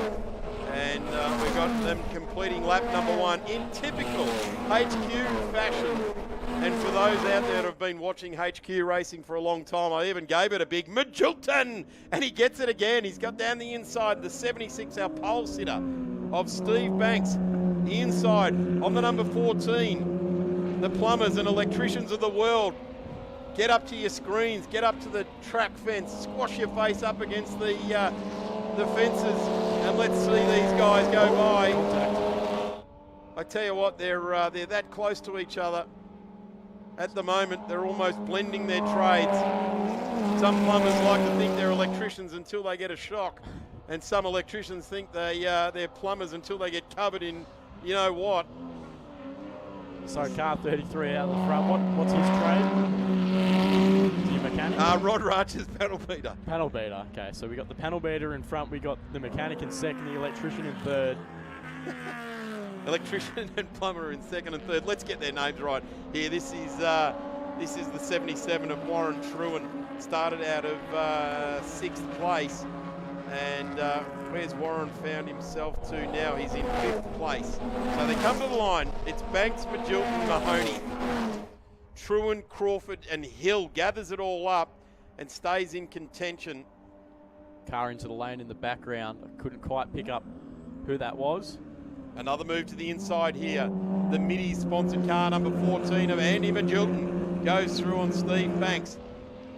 Banksy's got the fluorescent orange wheels, not to be mistaken by the fluorescent yellow wheels of our race leader, Rod Rogers. His run down to turn 1 on the first lap was legendary, and he is just pressing on. Almost makes your eyes go blurry how bright yellow those wheels are on Rod Rogers' car, or is that my new glasses that are going blurry? Car into the lane was the 99 of Tony Maloney, so he has retired from the race. Not sure the cause of that. No evidence smoke left behind, or no oil dropping behind that car. I'm going to say clutch. He was right. Didn't sound so good coming through there. So that's an easy one. Take the Aussie out, chuck in a new clutch. I'm just surmising it. Nothing's easy in race cars. There's Warren Truan with that amazing livery, which he runs on his two-door in Touring Car Masters as well. And we get a good look at the field. Rogers now has just lost a little bit because Andy Magilton last lap round was a full, more than a second faster than Rod Rogers. So he's pushing for it. Here comes Crawford in the 68. Big dive bomb on Truan. The AEW Automatics, that's Andy Williams. A huge competitor in HQs and in historic touring cars. Very, very fast in his blue Tirana XU1. Back to the lead though. The yellow headlights blazing on. Rod Rogers' car is coming under pressure from Andrew Magilton in second, who's going to have a look to the outside, thinks better of it. The twin headlight front Prem leading the Kingswood through the 14. So the luxury car with the twin headlight fronts back to the common man car, the Kingswood. Or the Belmont actually in behind. So the panel beater, the electrician and the plumber walked into a bar. Got to make a joke up about that before the end of the weekend, don't we? Think about it, Darren. You got time. Well, I've got time. There's 2 more races to walk through. We've still got 14 minutes left of this race. We do. I tell you what, though, they're not giving us too much thinking time here. Tyre Power, a very, very loyal supporter. The Kenda tyres. Underneath these cars, the Pettis suspension. I'm just going through my head all of the things that the National Treasure normally rattles off. Just by sitting in the back of the commentary box, I can pick up the things that Dave always says. Yeah, we do. He makes sure we all know those commercial obligations. I tell you what, commercial obligations at the moment going to one side. This is a ripping race for 1, 2, 3 on the road. Rogers, Magilton, Banks. It's Truan just in the background there, and this is probably one of Warren's better results in HQs for some time. Graham Crawford in there as well. Mahoney, Glenn McDonald has made his way into 8th. Eric Hill finds his way into 7th after starting out of 7th. Went forward initially on lap 1, went off into the boonies there, recovered, and just hasn't made that single spot back up since there. But Tyre Power been such a great partner for HQs over a long period of time. That's got to be a hand-in-glove relationship. They both enjoy the great racing and the commercial successes of being involved with the HQs over many, many years. And of course, Kevy Stoopman used to race with Tyre Power and blazing down the side of his car as well. 26 car on screen there of Andrew Borgelli. He is running in P10. He's got a nice throwback line down the side of his car, similar to that of the HRT days, Holden Racing Team days. racing line down the side. Certainly plenty of opportunities to run tribute liveries in the HQs, isn't there? Really Heaps. big slab-sided cars. You can put your sponsor's name down them. This is good here, largely over. That'd be Riches there. So Ben Riches and Legally, largely. I've got to remember how to pronounce his name. Sorry, I'm messing it up there. Ben Riches is getting a bit of a short back at sides there. Pressing on. Back to the lead, just ahead of these guys. Rod Rajas, he's led 5 laps, so since getting that lead at the start of the race, he's kept his eyes forward. He's now got a little bit of company behind him with Andrew Bajilton and Steve Banks hot on his heel. He's got a 4/10 margin across the line this time by. It's down to 2/10, so there's nothing in it. It's becoming a drafting game. Yeah, Rod Rajas has certainly succumbed to the charge of Magilton, and Magilton is definitely fastest car on track again, 0.2 of a second faster than Rajas. Rajas just covering off enough of the run into the corner. A lock-up, just a little bit of room there. He forced his hand, and the 14, you've got to say, play on, because Rajas was crowding the corner, and clearly Magilton was coming. And now Magilton's got the plumber to argue with. Steve Banks weighs in on it.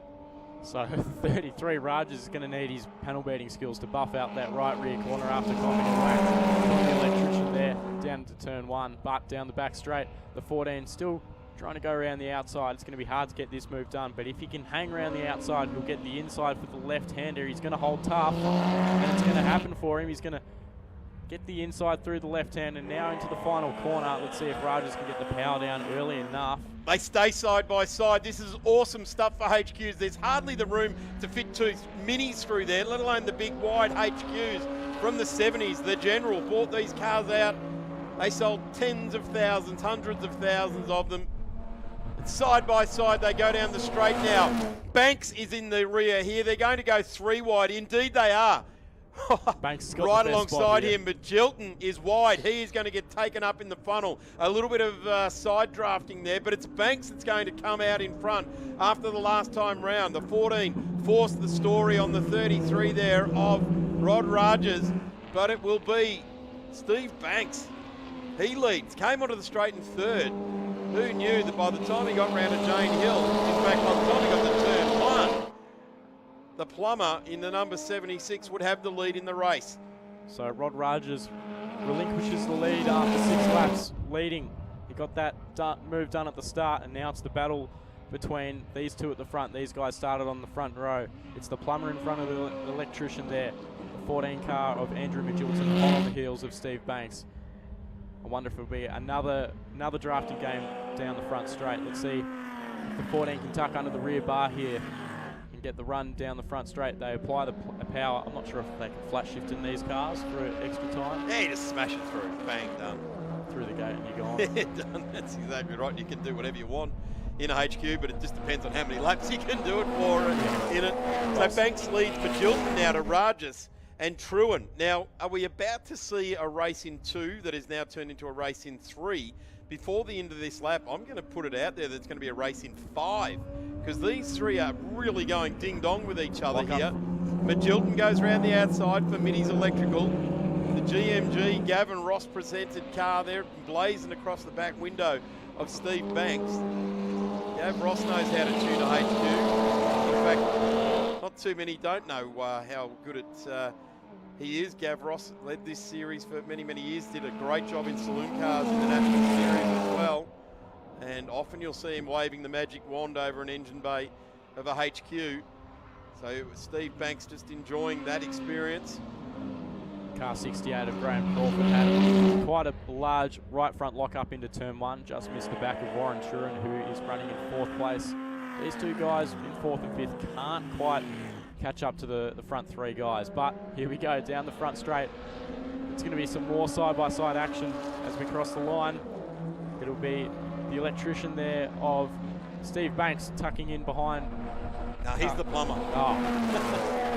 Andy Magilton's the electrician. Right. Let's leave the trades to the side now, because this is really starting to hot up. Banks, Magilton, Rod Rajas, he's gathered his thoughts again now at the moment.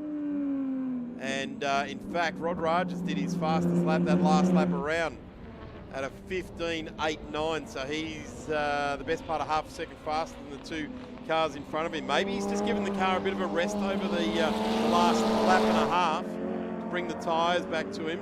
Here's a bit of a battle too. This is Lordsley and Riches in the, Francis in the 85. A bit wide goes Francis through turn 1. Let's see if Lordsley can get the move into turn 2. Not going to happen. So these guys will continue their battle down the back straight over Mount Jane. Trying to get the crisscross done is Lordsley in the blue car with the racing line down the side. These guys are going to use a lot of curb here, I assume. Great looking car, the muscle motor trimmers in that HRT traditional sort of livery, albeit in a mashup of colours there. I don't mind it. I like it too. It stands out well. It looks great. Why not bring a bit of colour to the muscle motor trimmers HQ? Andrew always presents the car nicely. Car number 26 looking the goods. How cool is it to see chrome bumpers on a race car there as well? So Francis is showing us in the 85. Graham Francis. And some chrome bumpers, chrome bumper racing. Gives you an idea of the 55 years or so of tradition involved in a HQ. It's a bit of a pull between these two guys. We're going to find out who's got the best engine out of the pair down the front straight. There's Glenn McDonald just in the front of that shot. So he started off rear of the grid in 14th and Glenn's now 8th. So he's made some really good inroads into it. A guy that I would say hardly ever doesn't qualify in the top 10. So Andrew goes through on the car of Francis there. So the muscle motor trimmers entry doing nicely. This is back in the lead of the race. The 76 just got his nose in front. This move works for Andrew Magilton a couple of laps ago. Going wide, gets to just move the car right round the outside. It's the faster line. You get to flow the car better. But Banks will go side by side. What's going to happen here? Last time we saw this was car that came third onto the straight, led down at turn 1. Rod Rogers is in the mix here. He's going to look to the inside. History repeats itself. It's a reverse of what happened a few laps ago, and down the inside, Rogers is going to take the lead back after he led it for the first 6 laps. So he's going to have a whole heap of confidence as he tucks in the apex, finds the apex nicely. So it's car 14 now running in second.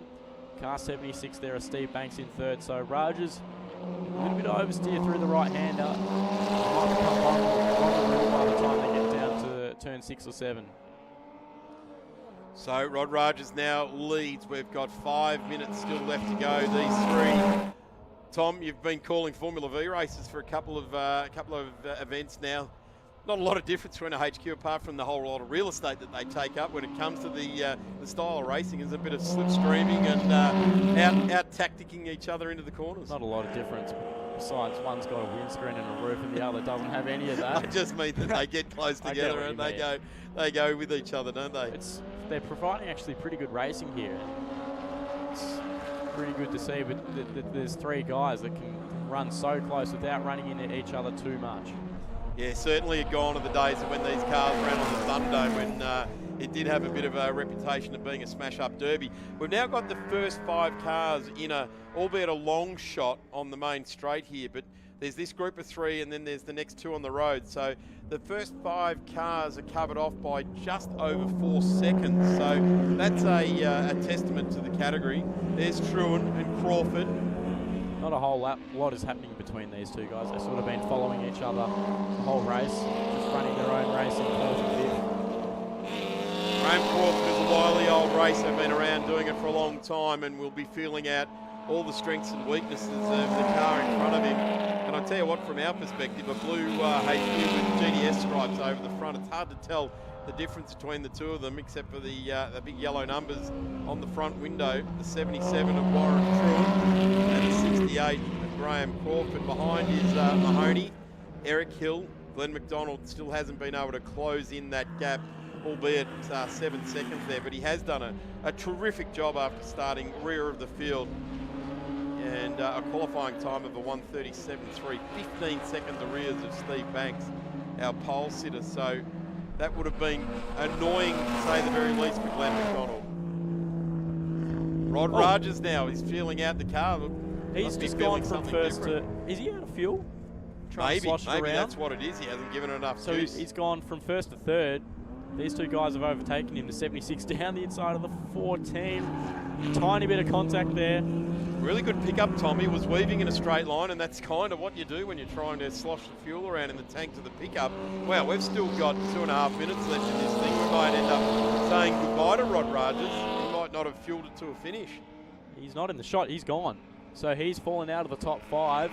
Sorry, still running fifth, just over Mount Jane. That you can see in the back of the shot here. I think he's definitely out of fuel. Certainly, that's not that's the ideal thing, is it? But, oh well, we now go back to the cars that lay across the front row of the grid. It was the other way around. Banks was on pole, Magilton was on 2. The Middies Piermont entry now leading. So Andy Magilton knows how to win races in the HQs, as does Steve Banks. Both of them have got a trophy cabinet full of winners' trophies. And now we see that battle on our screens. Warren Truen, sort of a distant fourth now. In fact, that racing 5 I was wishing for is kind of washed away a little bit at the moment. So Rod Rogers, terrific run at the front, comes to an end. He's pulled into pit lane as we all expected would happen. So he's let the front 2 go. Here we go. He's still driving along, so maybe he isn't out of fuel. Maybe it's It's putting along, wow, that's for sure. Sound great. Yeah, that's putting along. So it could be anything. Could be a points issue, plug gap issue, maybe drop the plug lead off. Who knows? But really sad. Rod Rogers does not DNF. I can look back over a long career of his HQ racing, and a DNF is not something you ever see beside Rod Rogers. He's a super proud racer. Turns out the car brilliantly, and he has now retired back into the paddock as our race out in the lead continues on. And these guys have entertained magnificently for 14 laps now. 1 minute left now in this one for our HQs, so you'd have to say a couple more laps to go. Next category on track is going to be the XLs. And that's a similar sort of racing as well, albeit front-wheel drive, tiny little Korean car. Well, I'm pretty lucky with the categories I've been calling today. They've all been putting on amazing racing, so hopefully the XLs, no doubt they will. They'll continue that. I tell you what, traditionally Formula V provide some of the best, most close, exciting racing. And no contact. Yeah, correct, they do. They never run into each other, unlike some other categories. This is Justin Kenner in the number 66 car. Just getting a lap there as well. James Kenner, the Kenner Transport entry. He's our 2 leaders now. This is probably the biggest gap, in fact, that we've seen in this race. It's out to a second now for Andy Magilton over Steve Banks in the 76. And they run down to the right-hander that leads to the S's. Real tricky bit of track here, and the ripple strips are very, very high. They're almost like BMX-style berms around there. And the HQs can kind of absorb it, but like when we saw in the sports cars with Tim Wolf, it was like a lightning bolt had hit the car from underneath, and would certainly be some expensive suspension damage that they do there. So last lap board this time by. Just showing on our timing screen that we had the last lap board for the previous lap, but that's incorrect. So next time by, we'll get the checkered flag as we go past the lap car, the 97 there of Brandon Wilson. So Tom, put your reputation on the line here. Who do you think between the electrician and the plumber is going to get to P1? I think the electrician's got it. You think the electrician's got it? Got a bit more spark in his drive? I think he's just running his own race now. He's been out front for a number of laps, and he's just settling into a rhythm nicely. I think the 76 of Steve Banks, he's sort of realised that it's a little bit too far of a gap, unless the 14 makes a mistake. I hope I don't put the commentator's curse on him. He's only got a couple of corners left to negotiate here. Andrew Magilton, a very strong racer over a long period of time. The Magilton family, very proud racers, and that's not to take anything away from Steve Banks either. In fact, or Warren Truen. Rod Rogers, who's unfortunately not in the mix now. The Tyre Power HQs come to an exciting conclusion. Andy Magilton will lead the field onto the straight, and he does it with wide open throttle, bangs it up through the gearbox, takes the win. Andy Magilton takes the win for race number 1 of the weekend for the Tyre Power HQs here at the Trico, seeing you through Victorian State Circuit Racing Championships. The race continues. Andy McDonald now in the 87. He ranges up, tries to make some some gains near the end of the race, and he does. He gets through on Andy Lordgley in the 26. There's a right front lock up from Lordgley, trying everything to get past the 87 here, but it's not going to happen.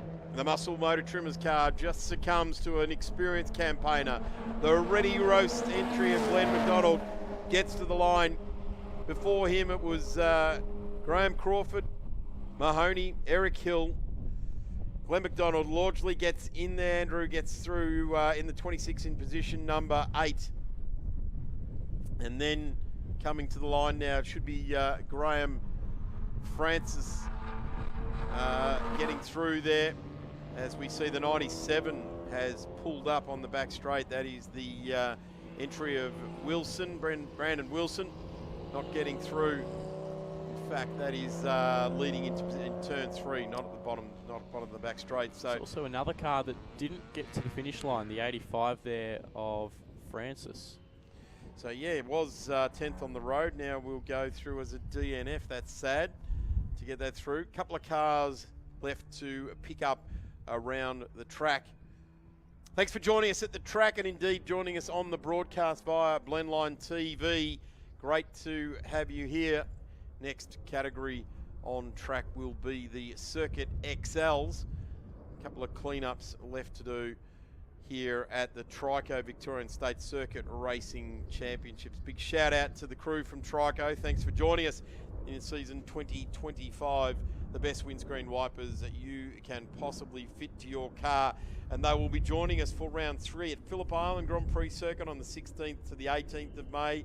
Sandown, 22nd to the 24th of August, and Phillip Island Grand Prix Circuit again on the 3rd and 5th of October. Our next round will be at magnificent racetrack down there at Phillip Island on the 16th, 17th, 18th of May. I think we're going to cross to Callum Brannigan down in the pits, possibly, in a sec after these guys have come through to go back to their pit setup.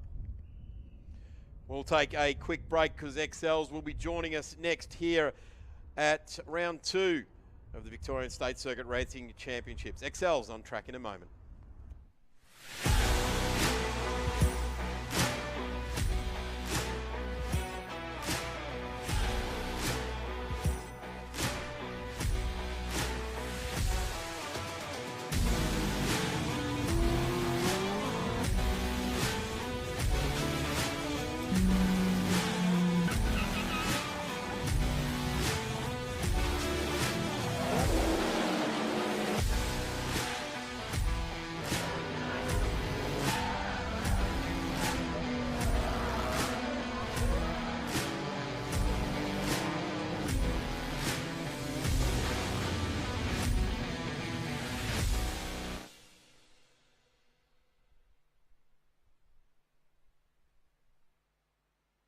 Since being the first to make wipers over a century ago, Trico has protected drivers in all kinds of weather. Torrential downpours, gale force winds, wintry blasts, even when it's raining cats and dogs. Hey, who came up with that phrase anyway? Just imagine if it actually started... Alright. No matter what the conditions, Trico wipers maintain maximum windshield contact for safe, clear driving visibility, even in the harshest weather metaphors.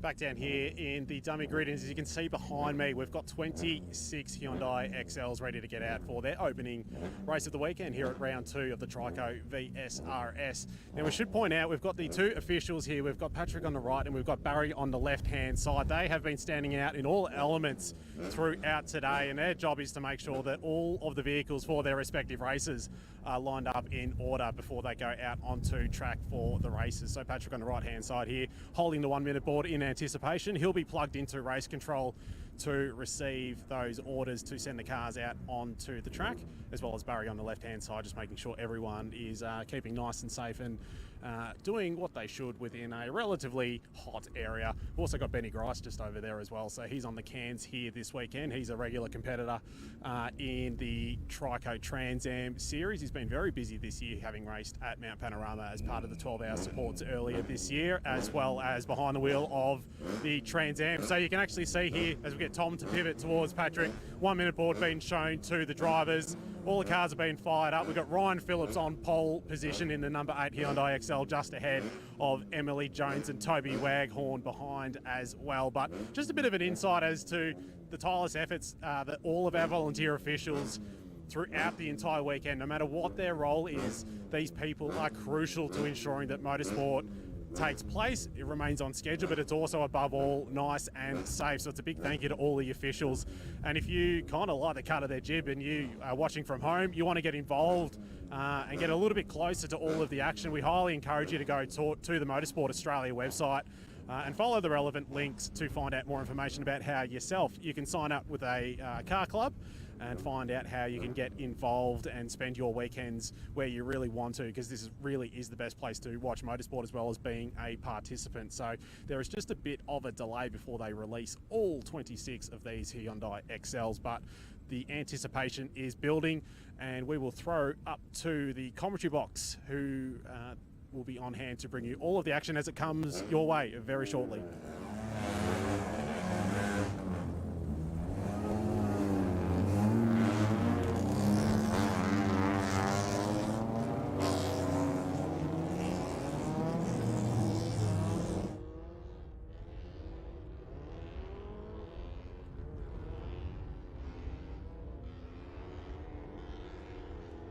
Thank you very much to Callum Brannigan down there in pit lane. Here come the big 26-car field of Hyundai XLs. Well, the biggest field for the weekend. The next biggest, of course, is the Formula V's, who are on a couple of races ago. And they're so big, they've actually got to have 3 rows of cars in the marshalling area. Just releasing the last of them now. My name's Steve DeVries, back again with Tom Reed for this one. Looking down the list of entries, starting from the pole position, which we mentioned is Ryan Phillips in that the number 8 Dale Earnhardt Junior Tribute livery there. He had half a second on the field for the pole position in the qualifying, which is quite a lot. It's a big margin around a 1 minute 13 second lap here. So to pull half a second is crazy work. Over the Mount Jane they come on the formation lap, getting plenty of heat into those Dunlop Dureza tyres. So it'll be Ryan Phillips on the pole, Emily Jones alongside in the number 6, Toby Waghorn and William Twining from Tasmania in the number 72, starting out of 4th. Brendan Jenner and James Serra. Then you've got Harry Strick and Rio Campbell, Lachlan Harvey and Ashton Kadich round out the top 10. Then you've got Samuel Gibson and Adam Bywater, who's in there, the PFD Foods entry. Jake Harewood and Aidan Caradagley in 14th. Tyson Chaplin, Cisco Morales, then Campbell Fraser, Carly Fleming, Lee Sellenmeyer, Travis Mitchie, John O'Keefe, Dallas Harvey, who's in the Mobile 1 tribute entry, the number 161. He's in 22nd. The last 4 cars are Jamie Eels, Jared Anvelt, Maya Bongiorno and Norm Lee. The last of the cars in this 26-car field. Quite a number of new names, I think, that I'm noticing here in XLs as well, Tom. So there's a few drivers that have been around the series for a while now. So Toby Waghorn, Rio Campbell, Ashton Kadich, Adam Bywater, Emily Jones. They're the ones that have sort of been the regulars over the last couple of years, but noticing a lot newer list of names of the up-and-comers. Some of those that have been, I guess, moving up from the karting ranks up into, I guess, the first stepping stones, so the XLs and Formula V. They're sort of like the next steps out of karts before you start to go on to bigger and better things. Yeah, this category is sort of taken over in that pathway. Usually you'd go from karts to Formula Ford up to Super 2 and hopefully the dreams of supercars. But XLs has become one of those sort of pathway categories that these drivers look to hone their racecraft in. Yeah, it certainly is, and a lot of drivers from XLs have gone on to do things such as the Toyota 86s, and then obviously moving on to further things from there. You know, probably one of the most common pathways moving up to the 86s from an XL. In some cases, we've seen them go even further into some international type of things as well. We are set for a start here for the XLs, and away we go. So front row, said was Phillips and Jones. Phillips on the outside, on the right-hand side of the grid, and Jones on the left. A few drivers, I think, were having their crews pop over to the wall there just to see where the marks were for the second place grid position, or for the left-hand side grid positions. They are, of course, it's not a staggered grid here, so it was pretty easy for them to pick. Looks like the front two have gotten away fairly well. Looking here at the 119 of Brendan Jenner, who's just ahead there of the 333 of Rio Campbell. Looks like he's had a pretty reasonable start and picked up 1 or 2 spots. Waghorn challenging, looks like it was challenging Emily Jones there, and did he get through? No, he didn't. He had to slip back. I think he might have lost an extra couple of spots in the process. He's lost at least 1. He started in position number 3. I think he's probably back to 5th there in the running order. That's the car with the Penrite bonnet on the front there. As Jones now coming under fire from Twining in the 72 and loses a spot there in turn 6. So Ryan Phillips has had a dream start. He's got a massive margin on the field. William Twining, who raced Tasmania last weekend in the XLs, is back down in Victoria in one of his other cars, running P2, covering off Emily Jones in a slick new livery. Behind Emily is the 119 there of Brendan Jenner. So the battle for 2nd, 3rd, 4th, 5th, 6th, 7th, so on, is heating up as the leader, Ryan Phillips, has got a 3.3 second margin lead at the end of lap 1. Certainly is, and looks like Harry Strix actually managed to go ahead of Waghorn now as well. And on top of that, to make matters worse, James Serra's gone ahead of Toby Waghorn as well. So he's lost at least 4 to 5 spots from the start here. The pilot of the number 84. He's been a front runner for quite a few years in Hyundai XL. I think at one stage he might have even been a State Series champion, if not State Series top 3. And to think that he's starting to be overhauled by a lot of these drivers that are either starting to make their way in Hyundai XLs, or that they start to slip back. Oh, there's a car off. Yeah, Brendan Jenner, you're right. So he made a mistake down into turn 1, pinched the rear brake, and that allowed Rio Campbell to get through on him. And after that, he's just been shuffled back through the order, got his ears boxed, and he's dropping like a stone here through the field. Yep, so Bywater's gone through, so two's gone through the 25 of Lachlan Harvey, so that puts the number 119 at least, outside the top 10 or on the fringes of the top 10 as it sits right now. So the battle for 2nd, 3rd out our commentary box is heating up between Twining and Jones. They've sort of broken away from the rest of the field. Rio Campbell in 4th, capitalising on that move where the 119 made a mistake, and the 119 is running down into P11, so a massive error from him. Jones following in close proximity behind the 72 of Twining. Campbell up to 4th, then he got Strick in the number 630. He's the next car in the queue in 5th. James Serra. And then this big little pack starting to come together here just behind Adam Bywater. He's not quite the cork in the champagne bottle yet. Jenner's now sandwiched in here between the 25 of Lachlan Harvey and Cisco Morales in the number 87. And then a big long line of cars all grouped together here. Change position there with Lee Sellenmeyer going through on Gibson at the flip-flop. That's been a bit of a point of contention, that particular part of the course over the weekend. A few drivers trying to bite off a little bit more than they can chew going through there, the left-hander, taking a bit too much speed. That sort of spits them out too far wide for the second part of that little chicane. And a number of drivers have found it the hard way. If you drop 2 tyres a bit too far off the back side of that curb on the exit of the flip-flop, there is a little bit of a nasty rut there. It has caused a couple of tyres to go pop and a little bit of damage to ensue to a couple of cars.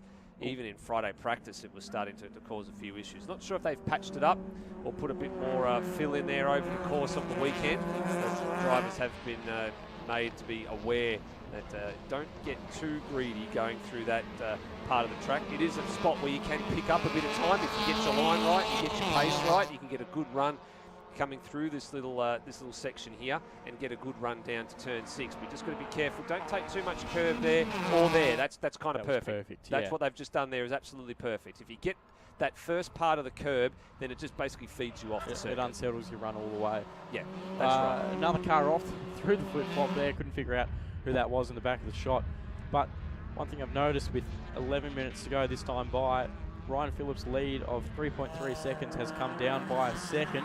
Double check that for you when they come around this time by. The 994 with Sarah getting past Rio Campbell, so I think Rio's made a mistake here. He was sort of in that no man's land position of P4, and he's all the way back down to P6 or 7. In actual fact, it looks like Harry Strick's gone through to position 4 and then Sarah 2, so a few changes there. You're right, the lead out in front did come down by a couple of tenths of a second, so it's just slowly being chipped away here and chipped away some more. Now James Sarah wants another position here. Campbell has to hold off Waghorn, trying to look around the outside. I think there was one of the cars in that group was just locking up a brake going into turn 1. 6:30 of Harry Strick got sort of run off there by Rebecca Campbell. Sort of a racing field. So now can they go this battle for, I believe it is 4th, 5th, 6th, and so on. Through the flip-flop, trying not to dip the wheel on the outside through that rut like you were talking about. Yeah, now James Sarah's had a bit of an introduction to XLs. He's actually come quite a long way in the last sort of 12 months. I remember Winston, I think it was last year, debuting that car. I don't think it had any liveries or anything on it at the time, but he didn't finish in the top part of the field, but it was sort of his reintroduction to circuit racing here in Victoria. He's managed to get a good handle on the XL over the last 12 months, and already now starting to become a front runner, not so much in the upper echelons, but quite consistently in the top half a dozen or so spots in the series. Even since Calder last year, he's improved a heap, and he's now running in that top percentage of the field. The battle between Will Twining and Emily Jones is still going for 2nd and 3rd. Back here for the battle of 4th, 5th, 6th, 7th. Rio Campbell up the inside of James Sarah. Harry Strick up the inside there of the 64 car. Yeah, excellent pass there at turn number 1. The 84. Yeah, difficult passing zone at turn number 1 because it is a bumpy approach, especially when you go for that brake pedal for the first time. It is right on the cusp of where the road is not quite as flat as you would like to. So you've got to set the car up so it doesn't react to the bumps. You can even see there, just as they're trying to negotiate turn number 1, even off throttle or slowly starting to pick the throttle up, cars are bouncing around and quite unsettled. Suspension having to do quite a fair bit of work. Front wheel drive cars, of course, are Hyundai XL, so getting the power down at the right time is crucial. You put the power down a little bit too early, car tends to want to understeer, and you don't want that in a front wheel drive car. It's good to have a front wheel drive car if you're in a spin, because you just turn the wheel the opposite way and you can power out of it. It's not like a rear wheel drive car where it's going to swap ends on you if you sink your boot into it. Just in front of shot there, Emily Jones has had enough of following Will Twining. She's gone to 2nd place. And she's going to try and range up to the back of Ryan Phillips, although he's pulled out another 3 or 4 tenths in that lap, and it's gone out to 2.5 seconds. Rio Campbell holding off this battle here of James Sarah and Harry Strick, with Toby Waghorn in the 84 there, just behind these guys. They're going to go side by side through the left-hander. Strick can sort of run out of road by Sarah. It's all fair enough over Mount James, and through the flip-flop they go. And waiting to pick up the pieces is Ashton Kadich in the 13. So he's now looking, he got a good run out of the chicane, but couldn't quite do anything with it over Mount Jane. Just wasn't alongside Toby Waghorn early enough to make that move stick. Is he going to think about maybe thinking up the inside here? Not quite. Decides to sit in behind the 84 for the moment. Adam Bywater's made a good amount of progress as well. He's actually starting to catch up to the back of Kadich, so there was a fair old margin there. If you look at the timing tree, there was a better part of 2.2 seconds between Kadich and Bywater last time around. That margin has shrunk significantly as they come across the line this time around. He's probably no more than about 3/4 of a second behind Kadich, and there you go. It's actually just 1.1, so not too far off. Adam Bywater, he's now got a bit of an incentive to chase after the 8th place, number 13. Car 51 came slowly down pit lane there. Maya Bongiorno retires from the race, heading back to the paddock. Up the inside goes James Sarah on Harry Strick. So this battle isn't finishing anytime soon with 7 minutes to go. Through the right-hander, through the left-hander. James Sarah in the 994, railing the Adam Macro Motorsport Excel of Rio Campbell in the 333, who's doing a great job holding off these guys for P4. I think this group's going to close up in a little bit, just judging by the lap times. Everybody that we're seeing on screen there was in the 1 minute 15s. Bywater, Harvey, Jenner, they were all in the 1 minute 14s. So they're slowly starting to erase that margin down to that group from the 333 of Rio Campbell, who's in 4th, all the way down to Ashton Kadich in 8th. So probably won't be too much longer before they're starting to throw down a few other challenges. There you go, with Bywater in the PFD machine, the number 119 of Jenner, who had that off-track moment in the early going, and then the 25 of Lachlan Harvey. They're the last 3 cars inside the 10. Then there's 2 cars behind them, which are the, actually there's a couple of other changes there. So the number 95 of Harewood is in 12th, and Cisco Morales in 13th. Here we go, Sarah around the outside of Campbell. He's had enough of the 333 being a bit of a roadblock here. This is the brave move. If you can hold around the outside here at turn 2, the next corner goes left afterwards. But no, just couldn't hang around the outside, and now he's vulnerable to Strick and has to give him a little bit of room. There probably wasn't much room there. Is Sarah going to lose a spot to the 630, which he took off him a couple of laps ago? He does, and he loses another one too to Waghorn. Oh, and then escorts. I think probably accidentally escorts one of that was Kadich. Yes, got escorted off the road on the exit of turn number 5. Someone's got a fuse under these guys, and this battle's gone off. Well, it's actually now split the group apart, more importantly. So a few drivers that were in that thick of that battle have now found themselves behind cars that were catching up to them. So Jenner's now gone through on Sarah. Bywater's now looking to buy in to the back of the 994. Kadich is now under siege from the 25 of Lachlan Harvey. And then Harry Strick has come out smelling of roses after that one. He has he's moved forward, so too has Waghorn. And you know what? Campbell is probably the big beneficiary of the lot of it, because he got a massive air gap between all the cars that were behind him a couple of minutes ago. He's now got quite a lot of real estate and quite a lot of insurance policy up his sleeve. Talk about the beneficiary, but the loser out of that battle was easily James Sarah, going by back a mile. a number of spots here. The 119 seems to have found his pace. That's Brendan Jenner. Bywater now go around the outside of Bywater, but sort of 1 step forward, 2 steps back for Jenner at the moment. Yeah, so you've had a little bit of a gain there. Now he's had a little bit of a loss. Kadich will now have a look at the inside here at the flip-flop, and it's discretion the better part of valor there for Jenner. Didn't want to take another tour through the grass, so rolled out of the throttle and let the number 13 through. But he might also let Harvey through if he's not too careful. And then you've got the 95 here. I was saying that the Harewood was the next one in the group, and then Morales in the 87, who was just unsighted there. He's going to try and go the long way around the 95 here, but not quite enough time and enough real estate to do that at the last corner. Having a look again at our timing screen, Ryan Phillips is just holding that margin comfortably at around 2.2 to 2.5 seconds. So yeah, he's managing. He's got these guys covered for sure. He will be checking his rearview mirror, knowing that that gap's staying fairly even each lap. Emily Jones and Will Twining have probably conceded that they aren't going to range up to the back of your race leader in the Dale Earnhardt Jr. sort of tribute number 8 car, the Budweiser car that ran through in the early 2000s. It's an awesome car. He's controlling the margin out in front at the moment, Ryan Phillips. He did a personal best last time, which was only fractionally off the fastest lap of the race. He did a 14.04, and it's a similar looking lap time to Brendan Jenner in the number 119, who currently holds the fastest lap of the race, 14.041. So the margin in front, 2.2 seconds, and out of the top 3, they all turned pretty similar lap times last time around. So it is pretty much stabilising at this point in time. It will take a bit of a miracle for Phillips to lose this one as it sits right now. And Jones and Twining, the next 2 cars, and they've got a pretty even gap between all of them. So 2.2 seconds from the leader to position 2, and then a couple of tenths further back to Twining in position 3. I guess Twining hasn't probably given up hope of grabbing P2 before the end of this one, but he's going to have to pull his socks up if he wants to do that in the next 2.5 minutes. Car 84 going for a send around the outside. That is Toby Waghorn. He started off a P3, so he's gone slightly backwards in this race, running in P6 at the moment. Taking a look back here, it's Ashton Kadich, that battle again going between him and the 119 of Brendan Jenner. Just behind them is car 25 for Lachlan Harvey, who started P9. So these guys just sort of running out of the battle for 9th, 10th, and 11th. So just on the fringe of the top 10, just inside.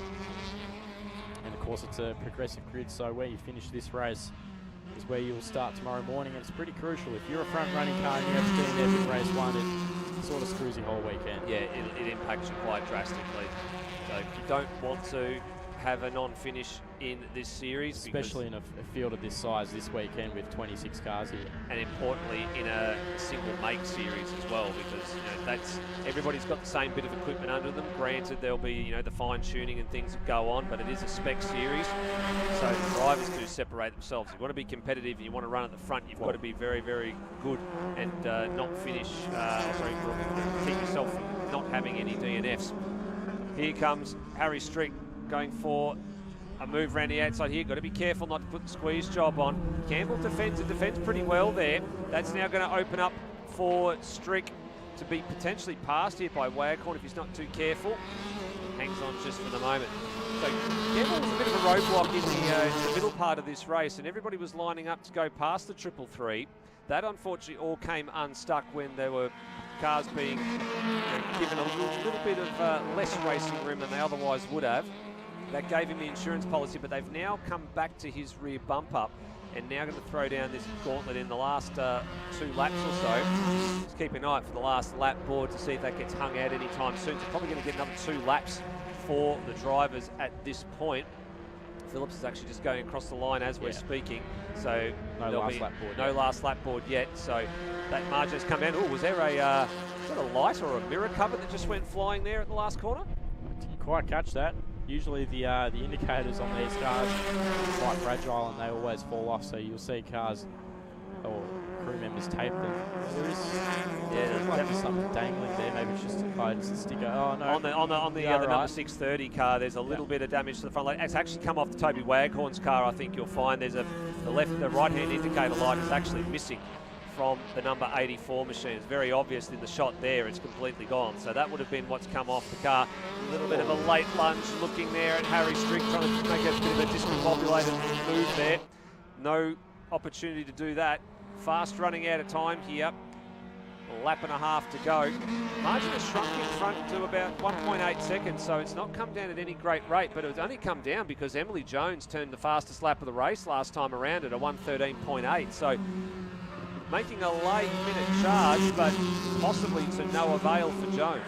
She can close up in these about to get the last lap board this time by as Phillips goes past. It'll give her some confidence overnight to tag onto the back of that number 8 car and hopefully leading down into turn 1 tomorrow morning.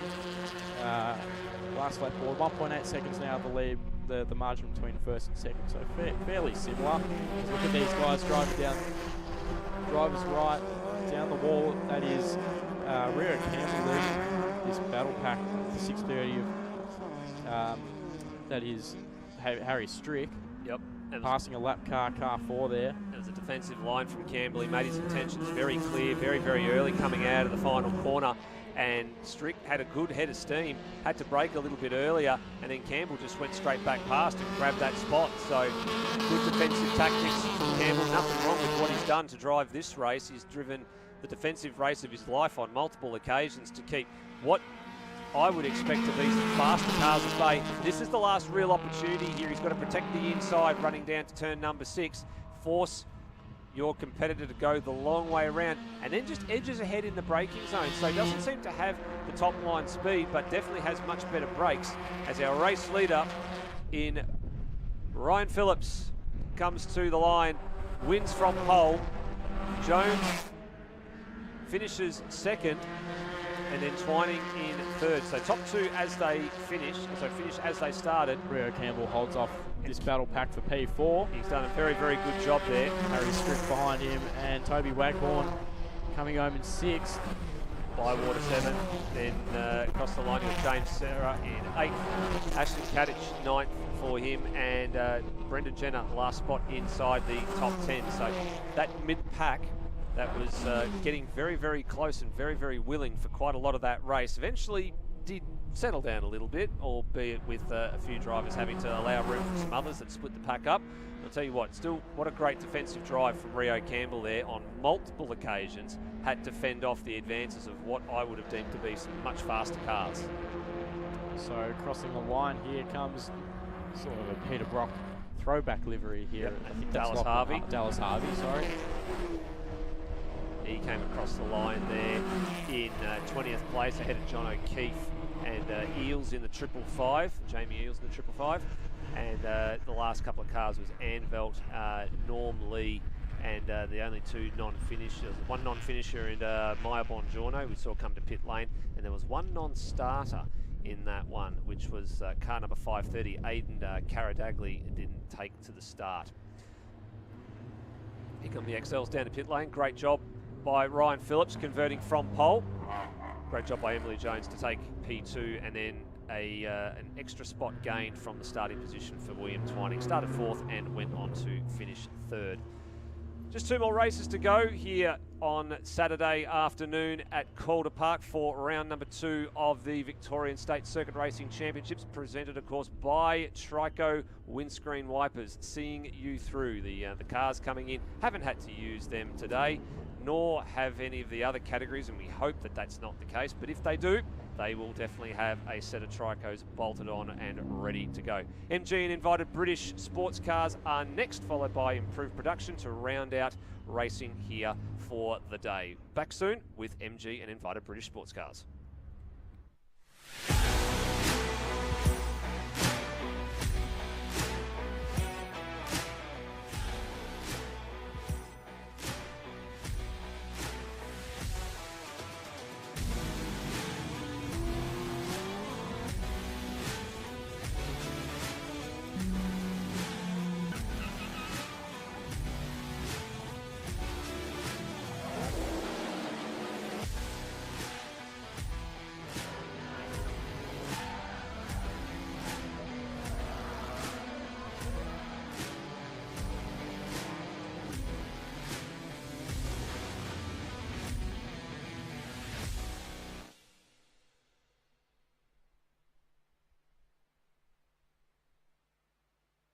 Since being the first to make wipers over a century ago, Trico has protected drivers in all kinds of weather. Torrential downpours, gale force winds, wintry blasts, even when it's raining cats and dogs. Hey, who came up with that phrase anyway? Just imagine if it actually started... Alright. No matter what the conditions, Trico wipers maintain maximum windshield contact for safe, clear driving visibility, even in the harshest weather metaphors.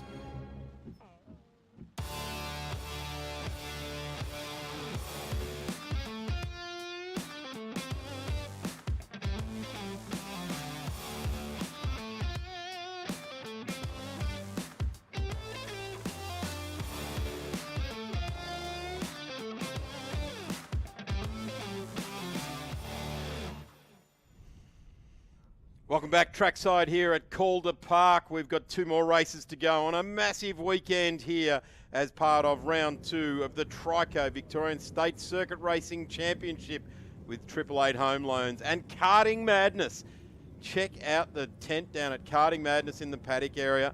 What a great organisation. I can't wait to head over to Braybrook and do some laps myself. It'd be interesting to see how many of the Victorian Circuit Racing Championships community head over there as well and enjoy some karting madness. Talking about madness, have a look at a couple of these MGB GT V8s that lead this field around. It's a bit of a hark back into yesteryear, and what a fantastic looking field of cars, and I mean that right through the field. Of course, there is the big monsters of Phil Chester, Simon Elliott, Richard Milligan out in the front of this field, but right alongside them is the little monster, the one that bats well above his weight, and that is Michael Trathen in car number 1, no less. When you look at these fire-breathing monsters out in front of Chester, Elliott and Milligan, and then you see Michael Trathen in his midget with these all 1100 cc's of flaming glory, and he's the one that won the championship, and not just one championship, multiple championships in that little midget. But it doesn't rest on outright pace, but what he does rest on is the throttle and hardly ever takes it off. So always interesting to watch car number 1. He'll be starting out at position number 4. As I mentioned, pole position today went to Phil Chester at 105.36, then Simon Elliott at 105.47. So they are very, very close to each other on the front row of the grid. A couple of seconds back, it was Richard Milligan, and Richard in car number 10, a car that has a massive history in Australian motorsport, and in the hands now of the man that is doing the job there down there in Richard Milligan, and he has the Morris Garage down there in Bayswater. Lines up, magnificent looking silhouette of a car number 10. Then we go to John Macon in the Bennett Signs. Of course, this weekend's racing for the MG and Invited British is brought to us by Bennett Signs. All of your sign requirements, and if you want an example of a beautiful bit of sign work, check out the checkered flags on the rear flanks of his race car. Johnny Macon, car number 33, out of position 6. Jefferson John Cox in the number 95, right alongside. Revs are rising. Gordon Bunyan out of 8th. David Bajan 7th. 9th is Jason Edwards. Madeline Chester and Kaylin Chester down there as well in the identical cars. All of them away very, very smartly indeed. And it will be Simon Elliott that charges down there in the RV8. And what a magnificent looking piece of kit here. Open top, like his mate in the number 10, Richard Milligan. But have a look at Phil Chester. All these V8s just thump their way through turn number 1. There's Michael Trathen, that sky blue midget that does such a magnificent job. There he is, car number 1. Have a look at him. As I said, he won't take his foot off the throttle for the next 20 minutes. He will absolutely be leaning on it. Up over the hill he goes. Gordon Bunyan now charging nicely also as the David Bajan car comes across the top of Jane Hill, makes short work of St John Cox there as well. Bajan. We look back down through the field. It looks like our good mate Johnny Macon has just gone backwards a little bit in the first lap of this race, because he's now falling into the clutches of a couple of cars behind him. The 36 of Hanks Waterbean has pushed through there as well. There's the 33 of Johnny Macon, the Bennett Signs entry. For all of your sign requirements, get down there. There he is, Johnny Macon, the big guy, shoehorns himself into the car there. In fact, I think he's just sliding in these days. He's been working on the svelte shape of John Macon. Car looks great, so the sign company does the business, but Johnny wrestles his way around in the midget. Look forward to great things here. The 95, big tank slapper. Big tank slapper for Jefferson John Cox there. And he spins off in the dirt. I guess everyone's asking, where's car number 40? Where's our stag? I don't know. I must ask some questions down there in the pits there as well. We're missing a couple of stags out there this weekend. We'll try and get to the bottom of that. There's the nice little Triumph, number 78, Gordon Bunyan, doing a terrific job. And a magnificent looking car, the Triumph Spitfire, that I think it was Secret Agent 86, Maxwell Smart, that made that car pretty famous on our TV screens. The Triumph Spitfire. I will be corrected if I've got that wrong, I'm sure. Phil Chester now leading the way. Fastest lap of this race, a 105.69 to Phil Chester. The MG and Invited British cars, Bennett Signs race number 1. There is number 2 and number 3 on the road. The RV8, the MG GT V8. Car number 10, Richard Milligan. Have a listen to that thing. This car, synonymous with Victorian racing. Strangely that it's synonymous with Victorian racing, because it was raced by a doctor from South Australia for many, many years. Dr. Mort Fitzgerald. Huge entertaining factor in that car, was just magnificent over, I'm going to say, numerous decades of racing. And now Richard Milligan has to wrestle with it. The Morris Garage, which is Richard's business, does all things MG, roadworthies, all of those bits and pieces. And on weekends, this is his playground, his sandbox, if you like. Gets out there and has a ripping red-hot go at it. 33 and the 36 here having a good battle. Hanks Waterbean with Johnny Macon in the mix there. And coming around onto the straight here, this is our round sponsor in the number 33, Bennett Signs, of course, on there.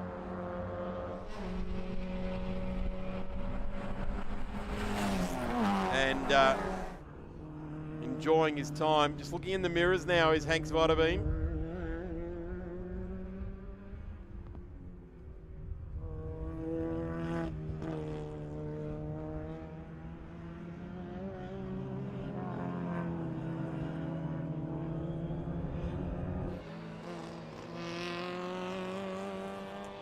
Their way around through turns 1, 2, 3, 4. The big climb up the hill for these little cars. Full revs, full load up over the top of the hill. Little bounce at the hump at the top there. Flowing the cars nicely. Here we have the 66 of James Dodd. He came from the rear of the grid and is trying to push his way through. Just been, of course, I would be corrected. The Sunbeam Alpine, I've been told, was the car that Agent 86 drove. Big thanks to Gary O'Brien from the Grassroots Racing podcast for the correction there. Of course, he would know, the oracle of all things Maxwell Smart and motorsport.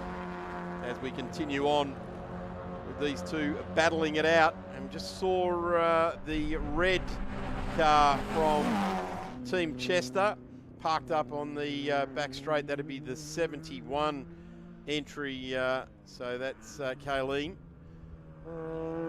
parked up. Sorry, is that Maddie? I got it mixed up. I think it's Maddie in the red one. Parked up there, yeah, just off to the side there when we've got a safety car being called. I guess that's a dangerous spot on the exit of turn 2. So we'll have hopefully we just get a quick rope and run type of recovery. Got to get these recoveries well and truly under pace, get them done quickly so we can go back to green flag racing. Such short, sharp 20-minute races. Spending time under safety car is not what any of the races come to the track for. So hopefully the recovery crew just do a bit of a snatch and grab and that car can be removed. There goes her father just through, who is our race leader. Car looks to have just stopped there, so let's hope it's nothing too sinister wrong with the car and the crew can get that car rectified and back out on track for their first race tomorrow, which isn't until 12:20, so they've got plenty of time. An overnight repair will have to be perfected. There's our 3 race leaders. Boy, aren't they just massive iterations of what is the MG, the iconic shape, and they, I guess they're like the original 911. They're nothing like the original 911 as far as a Porsche goes. Michael Trathan in car number 1, just making his way up onto the back of this leading trio, the number 72 from Yarra Valley Towing and Monty Power. A guy that is hugely committed to the success of the Trico Victorian State Circuit Racing Championship. Phil Chester works very, very hard in the background with the likes of Paul Vanell and Callum Brannigan, trying to improve the stature of what is Australia's greatest grassroots championships. Of course, the live streaming being done so brilliantly by Blendline TV these days, increasing the stature, increasing the visibility of motorsport and the racer industries. Safety car just comes across the line there and bringing the field ever so slowly around so we don't lose too much time here in this race. We're hoping that the snatch and grab with recovery can get the red MGF away. There it is. That is the 73. So that's Maddie in the Rusties. I love that little livery that they've come up with there, and they are safe and sound on the infield now. And you can see the recovery vehicle there. They're just bringing it safely across. I dare say they're going to come across the track and up towards that bit of road that used to link the 2 racetracks here, the flat track over to the Thunderdome, the Banked Speedway, Super Speedway here at Calder. Let's hope one day someone breathes some air back into that and gives that magnificent racetrack a heartbeat again. some of the best racing we've ever seen in Australia, held with NASCARs, Auscars, Sportsman, HQs, even Formula V's raced over there at one stage. It was a behemoth of Australian motorsport. Sits idle there at the moment, but we're forever hopeful that we can get racing back on the super speedway of the Thunderdome, the banked corners. And just watching now, looks like the safety car's got the lights out. So we come back into the control of our race leader, Phil Chester, who on lap number 2 did a 1:05.69. Got 7.5 minutes left on the time certain clock for the MG and invited British cars. So our first 4 cars make up the MGs. And away he goes. Phil Chester, pedal to the metal, green flag arrives, and that massive thump of these 3 V8s out in front. And then comes car number 1, Michael Trathen, 1310 cc's of raging glory, chased down by Hanks Waterveen. And then we have, going back through the field now, John Cox. There goes Johnny Makem fighting back. John trying to make his way back to his 6th starting place, currently 7th on the road. And around he goes, he gets the spot back. The 95, the Triumph TR climbs back up over the hill here. Nothing short of cubic inches there, giving him exactly what he needs. Little break in transmission there, but transmission resumes.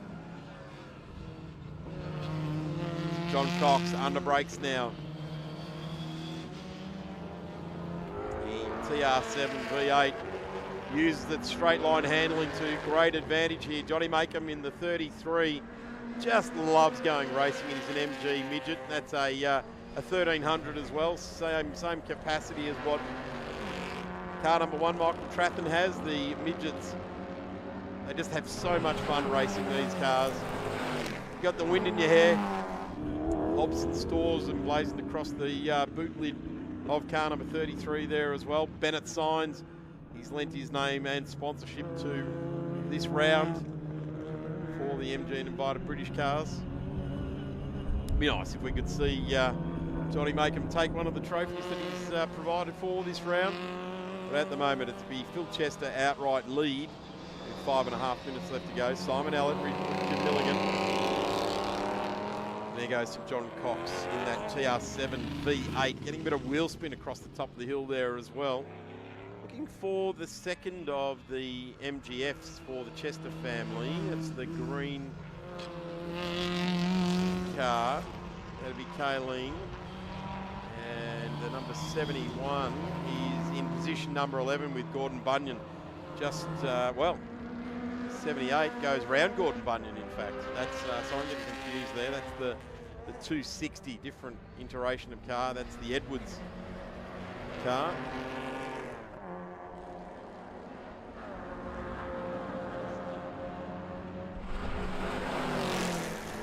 Jason Edwards. And there's Bunyan in the mix there as well. So 71 of Chester just in the back of that shot there as well. So side-by-side action.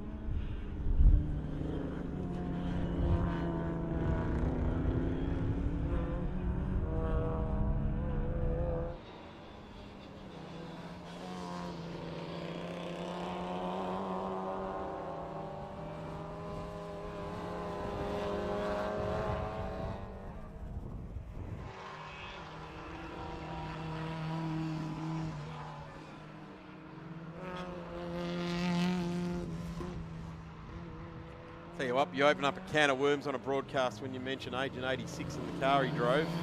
Getting all sorts of information flowing through to me now. Great run here for Hanks Waterveen, St John Cox and Johnny Makem. So St John Cox has gone through on Waterveen, and it looks like Johnny Makem is making iterations on the 36 there as well. So Hanks Waterveen pushing pretty hard. Agent in the 64 just up the road from those guys as well. Side by side here now with the 33 and the 36. Just a little bit more capacity. We'll see the 36 pull through. So Hanks Waterveen, 1.8 litres there versus the 1.3 litres in the midget. Might just be the slightest of weight advantages to the 33, but handing some 500 cubic centimetres away. The MG and Invited British cars just a little bit strewn out now, but as is this class of racing, or this style of racing and the classes within it, there's always some great battles going on up and down through the field. Our race leader now has just eased up on the last lap of the 107.9. Interestingly enough, the car 2 on the road is Simon Elliott with a 106.7, so he's gone really quick. There's Hanks Waterveen, Johnny Makem. Just looking to the inside here now. The little lightweight nimble car can hang on tight there and not lose any pace. And they go side by side across the strike. In fact, it's not side by side. It's Johnny Makem that gets through on Hanks Waterveen, so he gets back to his starting position of P6. It's taken 11 laps, but John has pushed the car through to Bennett Signs, and then again the blue car comes charging on through. These two guys will have big smiles on their faces. They'll certainly be sweating it out with a minute and a half left in this journey, but they will certainly have enjoyed themselves.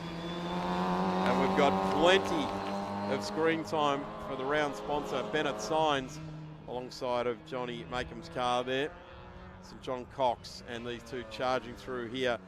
Boy, Hanks Waterveen bouncing the MGB, the blue car, off the curbs. Both got their little aero screens there, trying to reduce the drag as much as they can.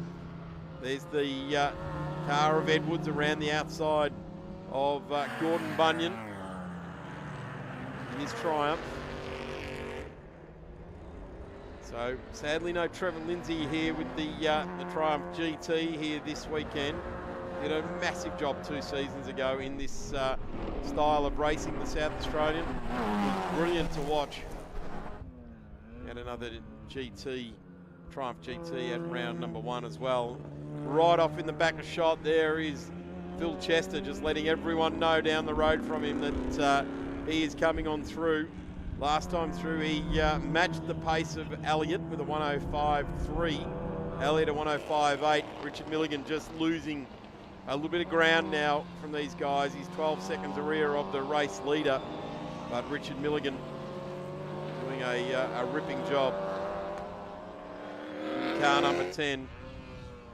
A lot of work goes into these very, very fast race cars that we're seeing in P1, 2 and 3. Phil Chester, Elliott and Milligan. And Phil Chester on the Le Mans flashes, just letting everyone know he's coming through. And a nice job he does of it too, because he is lapping in a 105, and just looking at the 260 he's coming up on is a 114, so a good 9.5 seconds a lap faster than those guys, so giving him plenty of notice that he's coming through there. Phil Chester is a very competitive guy, not only at the racetrack but in business as well, and when the opportunity seeks, he loves to get out and absolutely give this car a hiding. Does not spare the horses at all. Last time around a 105.7, so it was 105.8 he did on lap 10, was his fastest lap of the race.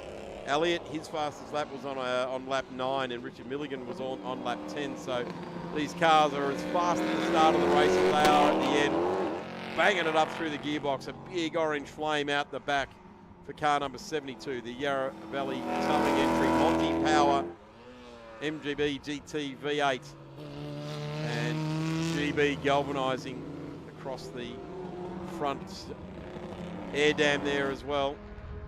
Very short wheelbase, narrow racing car. They do tend to bounce a little bit here, but with all the years of racing that these three in first, second and third have done, they know how to tune the car to work its best at Calder. There's the checkered flag, and it goes to Phil Chester in car number 72, his fastest lap at 105.5876. Simon Elliott next to the line there. Richard Milligan just off a little bit in the distance will bring the number 10 for the Morris Garages to the line, and here he comes now to the line. Thumps it down the straight. Magnificent looking race car there from Morris Garage. Michael Trafford won't be too far behind in car number 1.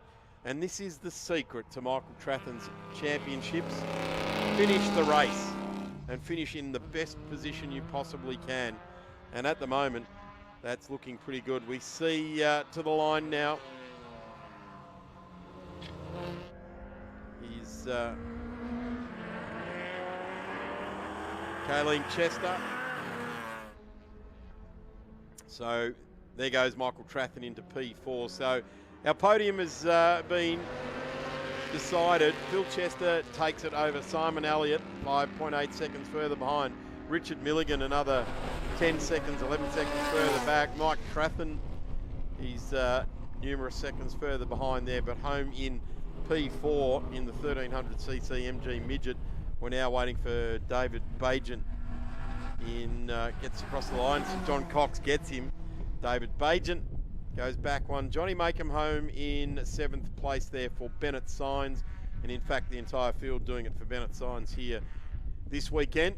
They're the round sponsor for the MG and Invited British cars here at the Trico Victorian State Circuit Racing Championships, with 888 home loans and karting madness as the cars return back down to the pit lane. Phil Chester very happy with taking the victory here this afternoon. We've got one more race still to go here this afternoon, and it's the Prestige Hino Victorian Improved Production cars will be on track in just a couple of moments. I'm going to take a break, and we're back with Improved Production.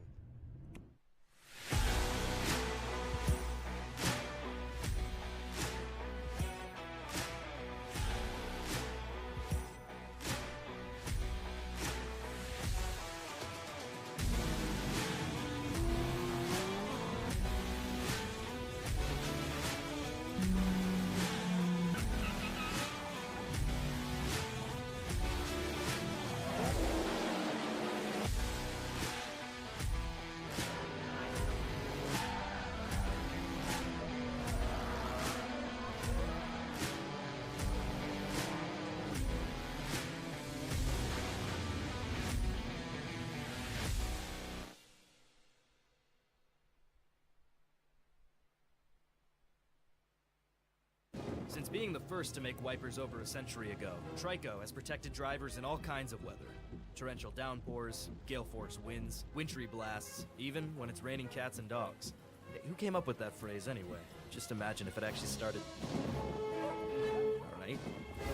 No matter what the conditions, Trico wipers maintain maximum windshield contact for safe, clear driving visibility, even in the harshest weather metaphors.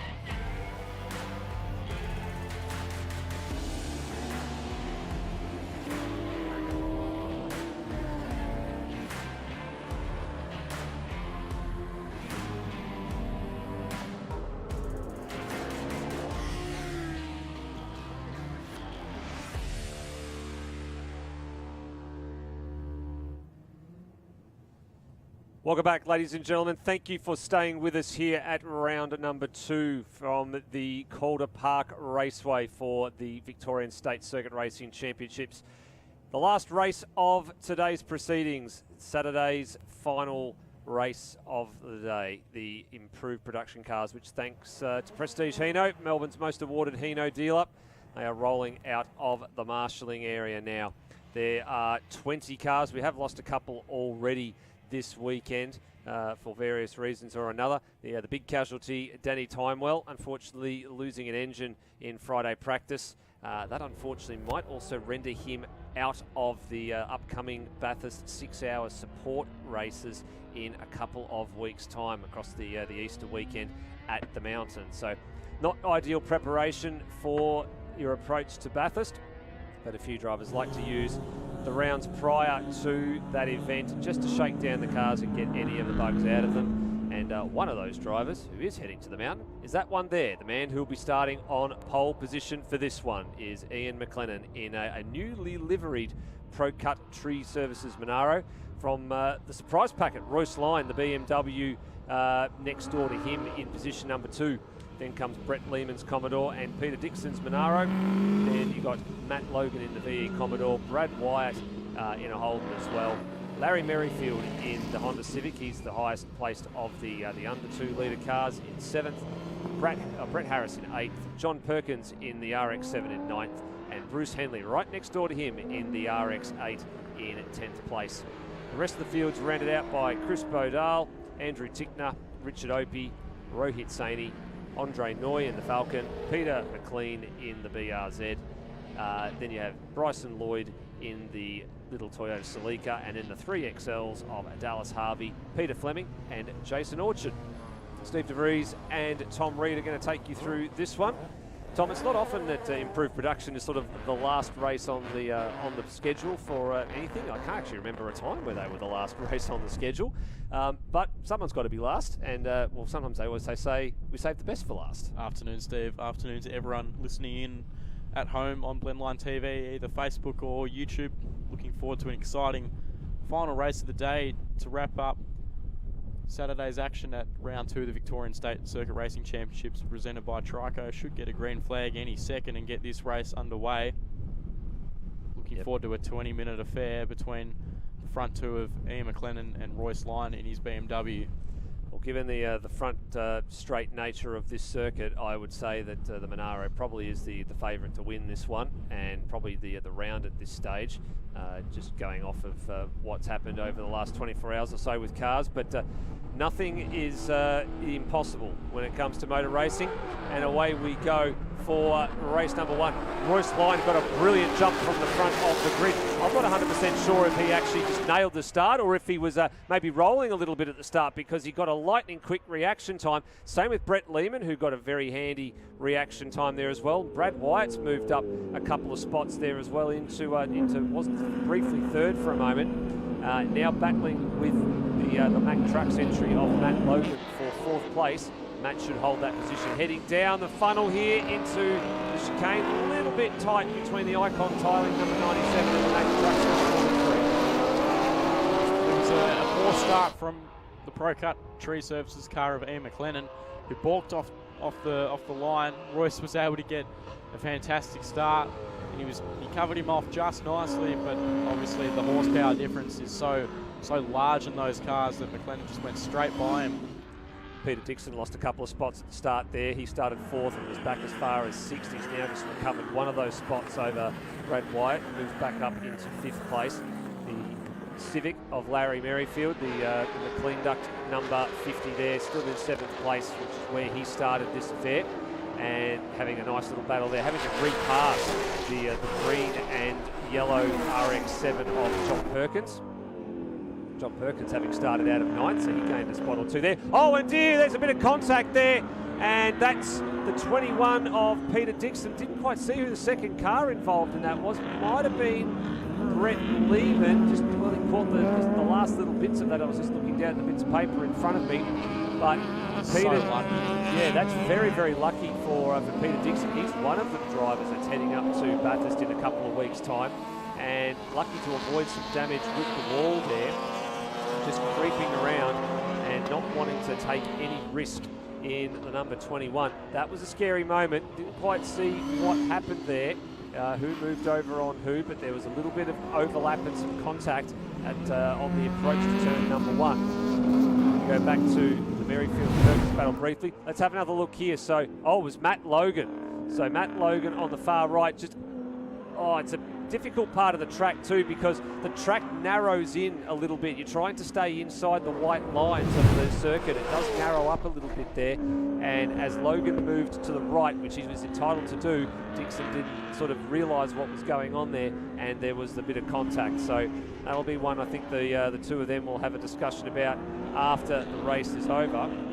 The RX-7 here of Perkins has gone back through on Merrifield. I fear all but briefly though, as the little Civic might have a little bit more nimbler performance through some of these turns, and a little bit quicker acceleration out of a couple of corners. You can back me up on this, but is Merrifield the first of the under 2 litre cars? Correct. Running in P6, so it'll be P7 at the moment because Perkins has just re-overtaken him, but that's a fantastic effort, taking it up to the likes of the big power cars ahead and behind.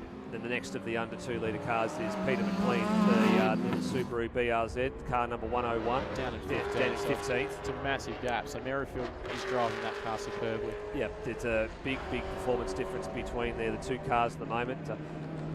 McLean has gone to the avenue of just putting the stock engine back in that car just to make sure it can get through the weekend. There's a bit of engine rebuilding going on with the main car for that. In time for Bathurst? Possibly, I believe, yes. Yeah. So hoping to get a few bits and pieces together. Have noticed, you can see in the background there on your top of your screen, the number 21 of Peter Dixon is retiring from this race. So no risk for him. Probably would have had the heart rate go up there, I would have thought, after that little bit of contact. Down the inside, tries the 67 there. Lee trying to get past Rohit Saini, but can't quite get that done. In behind is another Mazda. It's car 75 there of Richard Opie, Victorian. Good to have the both of that from the Bendigo region, and Bruce Henley from a bit further afield out towards Ararat way, so good to have them participating again this weekend. But Brett Harris here in the AU Falcon, that's the Irwin and Bunnings trade entry, pursuing the Commodore there of Andrew Tickner up to the last couple of corners on the circuit. And a couple of these drivers were present at the last round at Sandown. Brett Harris, I definitely know was. Andrew Tickner missed the first round, but good to have Andrew around as well.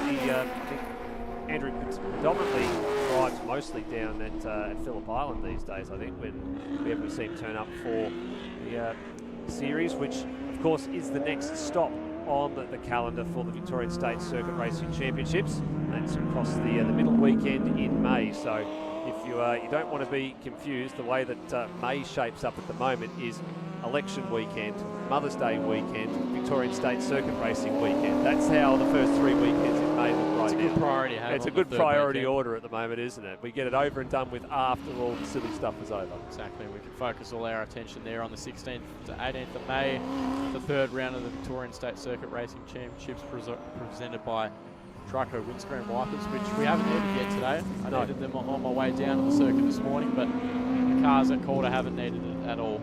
Well, there's been a little bit of a threat of it hanging around, I think, most of the day. A few people have had one eye on the sky, thinking maybe it might get a little rain shower or two, and they might have to break out a set of Trico windscreen wipers and put them to good use. But we might have a little bit of it overnight. Maybe we might have something in the morning. We'll see how the circuit looks when we get to the track in the morning. It was damp overnight. Rain scheduled overnight. Yeah, and it was. It did take a little bit of time to clean up over the course of the day, but full dry conditions at the moment. Now, here's the horsepower race. What's Bruce Henley's RX-8 got for Rohit Saini's HSV GTS in a straight line? I'll tell you what, it doesn't look like there's much of a difference from this angle. Down the long front straight, Saini's... Oh dear, the race leader. The race leader is off. Where's that? Is that at the top? That's at the end of the back chute. So that's down to turn 6. So what on earth has happened to the Pro Cut Monaro of Ian McLennan? Number 115 has gone straight on at the end of the back straight at turn 6 and 7, and he is well and truly off the circuit. Will the officials throw the safety car and bring the field under control, or are they happy to let that sit there? If they'll be looking to see if Ian can get out of the car there, and if he can, nope, they've left it and they've called the safety car now. So one thing the officials are always looking for when a car goes stationary is whether or not the driver can get out of the car and get themselves over the wall. And sometimes, if it takes a bit too long, they have no choice but to throw the safety car, or in case of some cases for a medical reason, they will throw the exception and make sure that that happens. So you can see that the field has actually gone through there. Where's Royce Lyon? Where's Royce Lyon? Yeah, well, Royce Lyon's the other one I think that we need to be aware of as well. Showing that he's in the pits. He was in second, and yeah, you're right. The timing for the moment shows the number 4 BMW of Royce Lyon as entered the pit lane. Now, I didn't see him come in. Nor did I. But we will get a read on where everybody's at the moment. If that is true, and I would say it is true that he is not out on the circuit, Brett Lehman leads this race from Matt Logan, followed by Brad Wyatt. I didn't think I'd be saying those three names in that order at the beginning of this race. Just going past our commentary box was the 97 car. Yep, that is the Lehman machine. So it's the first two cars going past. As you can see, they're going to pick up behind the Racer Industries safety car down the front straight with about 8 minutes to go. So hopefully this Procut Tree Services car can be towed off rather quickly. Importantly, it's not too far from the pit entrance. No. So with a bit of luck, it should only be a short safety car, but they will want to get the field under control before they get the recovery vehicle out there. They have got a recovery vehicle on the way there, from what we understand so now. It should only be a brief safety car period of 1 or 2 laps, and then we can get some more racing action between the 97 and 43 later on in this race. Well, we certainly will. And they'll now pick up the field. Now, there's also already some lapped cars in there as well. So you can see Dallas Harvey's XL is the third car in the queue, but that's not his position in the race. So he's between Brad Wyatt in third and Matt Logan in second. Will he have to give that spot up, or not immediately, but I don't think it'll be too long before, as a matter of time, when down the front straight, he'll be passed at the restart anyway. The only problem I see with that is the power between the two cars is so different that anyone behind will be held up, and it'll just allow the front two to go away. Potentially, but also the other thing that I guess that we had an influx of Hyundai XLs coming into the improved production ranks over the last couple of seasons, and they've learnt over time just how big that power difference is. So they understand what the driving standards are when it comes to safety cars and the restart procedures, so they'll know what to do. Yep. So just waiting on the recovery of the 115. There'll be some question marks over what happened to the top two in this one after this is over. Big thank you to all our officials. They've had a long day. It is a little bit cooler today, but doesn't excuse the preparedness that they need to go through. Need to have plenty of water and things on hand, and prepare for all conditions is what they tell the officials. So I think this one at the moment is going to be the last lap under safety car. Doesn't look like there's any visible signs of damage to Ian McLennan's machine there, so I would say there's been a loss of power, or if it's an overheating issue, then they would have shut the car off and just gone into that area, but it doesn't look like there's any visible damage to it, so hopefully he'll be able to get that back out and running for not only the races tomorrow, but also for Bathurst in a couple of weeks. So that's an important thing that is coming up for improved production. 50 plus cars for the Autosport Bathurst Cup on the mountain. We'll leave that up to you to chase that story in the pits later on, Steve. I will be chasing that one up. And another bit of important news for improved production was the Improved Production Nationals coming up later this year at Phillip Island at Island Magic has topped 100 expressions of interest. So phenomenal effort by everybody that wants to attend that. And I think there's still a few opportunities to maybe get some late entries in and some payments in. So if you haven't, you've not got much time to get your expressions of interest in for the Improved Production Nationals at Phillip Island coming up at the end of November. We are ending the safety car period and we are back to green flag racing here. Brett Lehman and Matt Logan have bolted, and leaving Brad Wyatt to have negotiated Dallas Harvey, which he's done. A couple of the other cars are going to have to do the same. The next one on the scene there is the Honda Civic of Larry Merrifield. Here goes Logan down the inside at turn number 1. Easy pass at the end of the day. Job done. Little bit of, I should say easy. He lit it up on the exit there, and he has made it a little bit more difficult for himself coming out of turn 1 than he otherwise would have wanted to. So touching back on the Improved Production Nationals, will that be split into a heat format? It's going to go through, yes, some heat formats.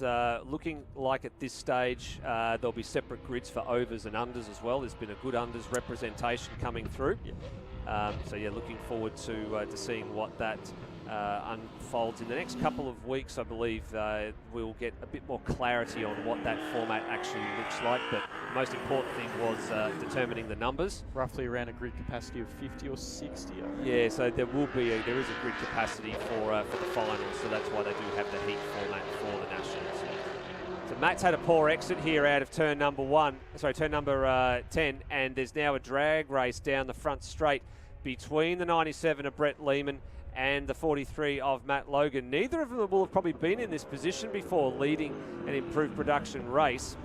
Matt's been around the category for some period of time, and Brett's only fairly recent to improved production, so he'll be looking ahead here thinking, well, I've done this in Vic V8s a few times before. What is it like in improved production? He now knows what it's like to be at the sharp end of one of these races. White hasn't given up hope here of maybe grabbing an extra spot or two when all this settles down. Merrifield is an excellent fourth after all of this has happened. There's the under 2 litre Honda Civic there going through the shop. Brett Harris up to 5th. John Perkins in 6th. Andrew Tinker 7th. Bruce Henley in 8th. He'll be super happy with where he is at the moment, with Rohit Saini doing a bit of curb hopping there through the flip-flop.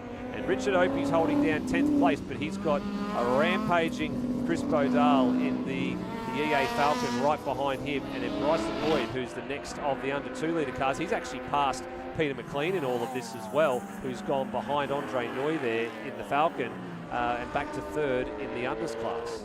The 43 of Matt Logan must have a heck of a lot of power under that right foot.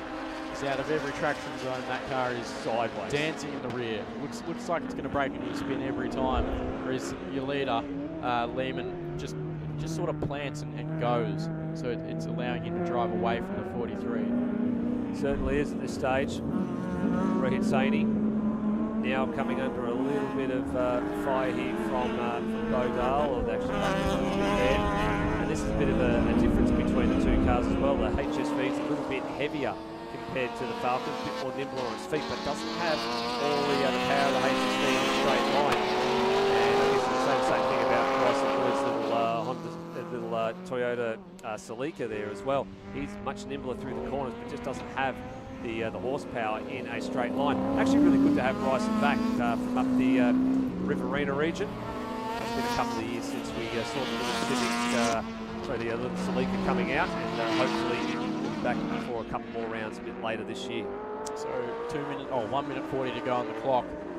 Race has sort of settled down for the first 3 positions. We lost our front row from the start of the race of Ian McLennan and Royce Lyon. If you're only just joining us, Ian McLennan pulled over to the side of the road just at the last couple of corners, and Royce Lyon went back to the pits with an issue there. So I'll leave that for Steve. Like I said, the chase in the paddock after this race. Yeah, the Royce Lyon one was completely unsighted, so no idea what had happened there. We don't know how close McLennan and Lyon ran. Oh, Matt Logan, what's happened to his rear bar? So that's unusual, and normally you would say, whoops, and he's had a moment there too and lost the rear end. There goes the bar, and there goes Logan, the same spot that McLennan was, actually other side of the circuit. That will release Brad Wyatt through to position number 2. Now, is Logan retiring? I think he's just moving off the circuit as far as he possibly can. He's done. I'm wondering maybe if there's been like an oil line let go or something like that, because that car shouldn't have turned that violently when it turned to the right. Thumbs up, so he's told the officials that that's okay, they've seen him. That bumper's hanging around still at the apex of the second last corner there. And I fear it's going to stay there for the rest of the day. Here we go, this will tell everything. He was it's a tyre failure. It's bits of tyre going everywhere. So that explains a lot more. So the tyre on the left rear has gone. That's taken the bumper with it, and that explains why when he went to lean on that left-hand side going into turn number 6, that the car spun around. Yellow flags are out, just to let people know that that bar is there. And as I said, I think that's where it's going to stay for the last few moments of this race. So it's this race, I think we're going to grip the last lap board this time by? Correct, last lap board this time by for Brett Lehman and for the rest of the field as they all pass. So Lehman comfortably can cruise at home from here. He's got quite a nice margin, just on 6 seconds over Brad White. driven beautifully, driven nice and sensibly and smart, just kept it on the black stuff. And while everyone around him was losing their heads and their minds, he was keeping nice and calm and collected there in the cockpit of car 97. It seems to me that no one really wants to win this race at the moment, Steve. They're all falling. Well, falling don't out. hedge your bets just yet. We don't want to jinx anything No. further. We're going to touch the wooden table in front of us because we don't want anything else to happen in the last closing stage of this race. Nice and sensible through the flip-flop. Absolute zero risk. You can see in the rearview mirror that he knows he's got plenty of time up his sleeve, but it's a couple of corners just to go here. Turn 6, turn 7, little kink there, onto 8, and then 9 and 10, the last few corners, and we will welcome a new victor to the winner's circle in improved production. Brett Lehman will take out race number 1 for improved production and prestige. Hino, job well done. Well done to Brett. First race winner. He watched the guys in front of him DNF, unfortunately. Great he was result. able to come home and take the chocolates for that. Great result for Brad Wyatt as well. Been a couple of years since we've seen him there. They bounced back from some gearbox linkage issues they had this morning in qualifying, and they're rewarded with position 2, so excellent for him. Larry Merrifield, third outright. Oh, careful there, gentlemen. Larry Merrifield, third outright in the Honda Civic, first home in unders, and we were watching Andre Noy and Peter McLean getting a little bit too close to Matt Logan's errant rear bumper as they fight and squabble over 12th and 13th. Now, who gets it here? I think it might have just gone the way of the Falcon of Andre Noy, and it has. Bryson Lloyd, after all of that, managed to sneak into the top 10 in the Toyota Celica. Job well done for him. Chris Bodale, good result for him as well, a 9th place finish. Richard Opie and Bruce Henley get their RX-8s into 8th and 7th respectively, and I think John Perkins got 4th, so the Rotary Brigade representing here in improved production, all 3 of the Rotaries inside the top 10, and that will please the Mazda fans. Fair few DNFs in this race as One well. of which is over our shoulder. When it comes to Rotaries, he knows the thing about running an improved production. That's Darren Smith. So this is what the Sunday schedule looks like now that we have completed the Saturday races here at round 2 of the Victorian State Circuit Racing Championship. So we kick off at 9 a.m. tomorrow morning with the Porsche 944 Challenge, and Joey Kellogg will be back here with Darren Smith for that one. Production Sports follow on from that with the Sports Sedans, the BMW E30s, Formula V, what a scintillating race that was this morning as well. They'll be 5th on the card. Saloon cars, HQs, Circuit XLs, the Invited and MG cars in the second last race of that group, and then improved production will be back out there just around lunchtime, and then we'll do it all again with the racing to continue. Just notes down there as well that while it is 20 minutes plus 1 lap for all the races, there is one small notation there. The MG and Invited British cars, their last race of the day tomorrow will be a 30-minute affair. That's going to be a little bit of a torture test, I think, for a couple of those cars. And the sports cars and sports sedans have been combined. That's the other point that you need to note there as well, just to condense and make that schedule work a little bit nicer. I like the idea of combining those 2 categories. They're fast enough. They suit, yeah. They're fast enough. Sure. We are halfway through round number 2 of the Victorian State Circuit Racing Championships, presented by Trico Windscreen Wipers, and a big thank you to them, as well as 888 Home Loans and Karting Madness. Great to have them on board for the series. We will see you tomorrow morning at 9 a.m. to continue the second round of the series before it moves on to Phillip Island in May, Sandown in August, and Phillip Island again in October. We will see you tomorrow. Bye for now.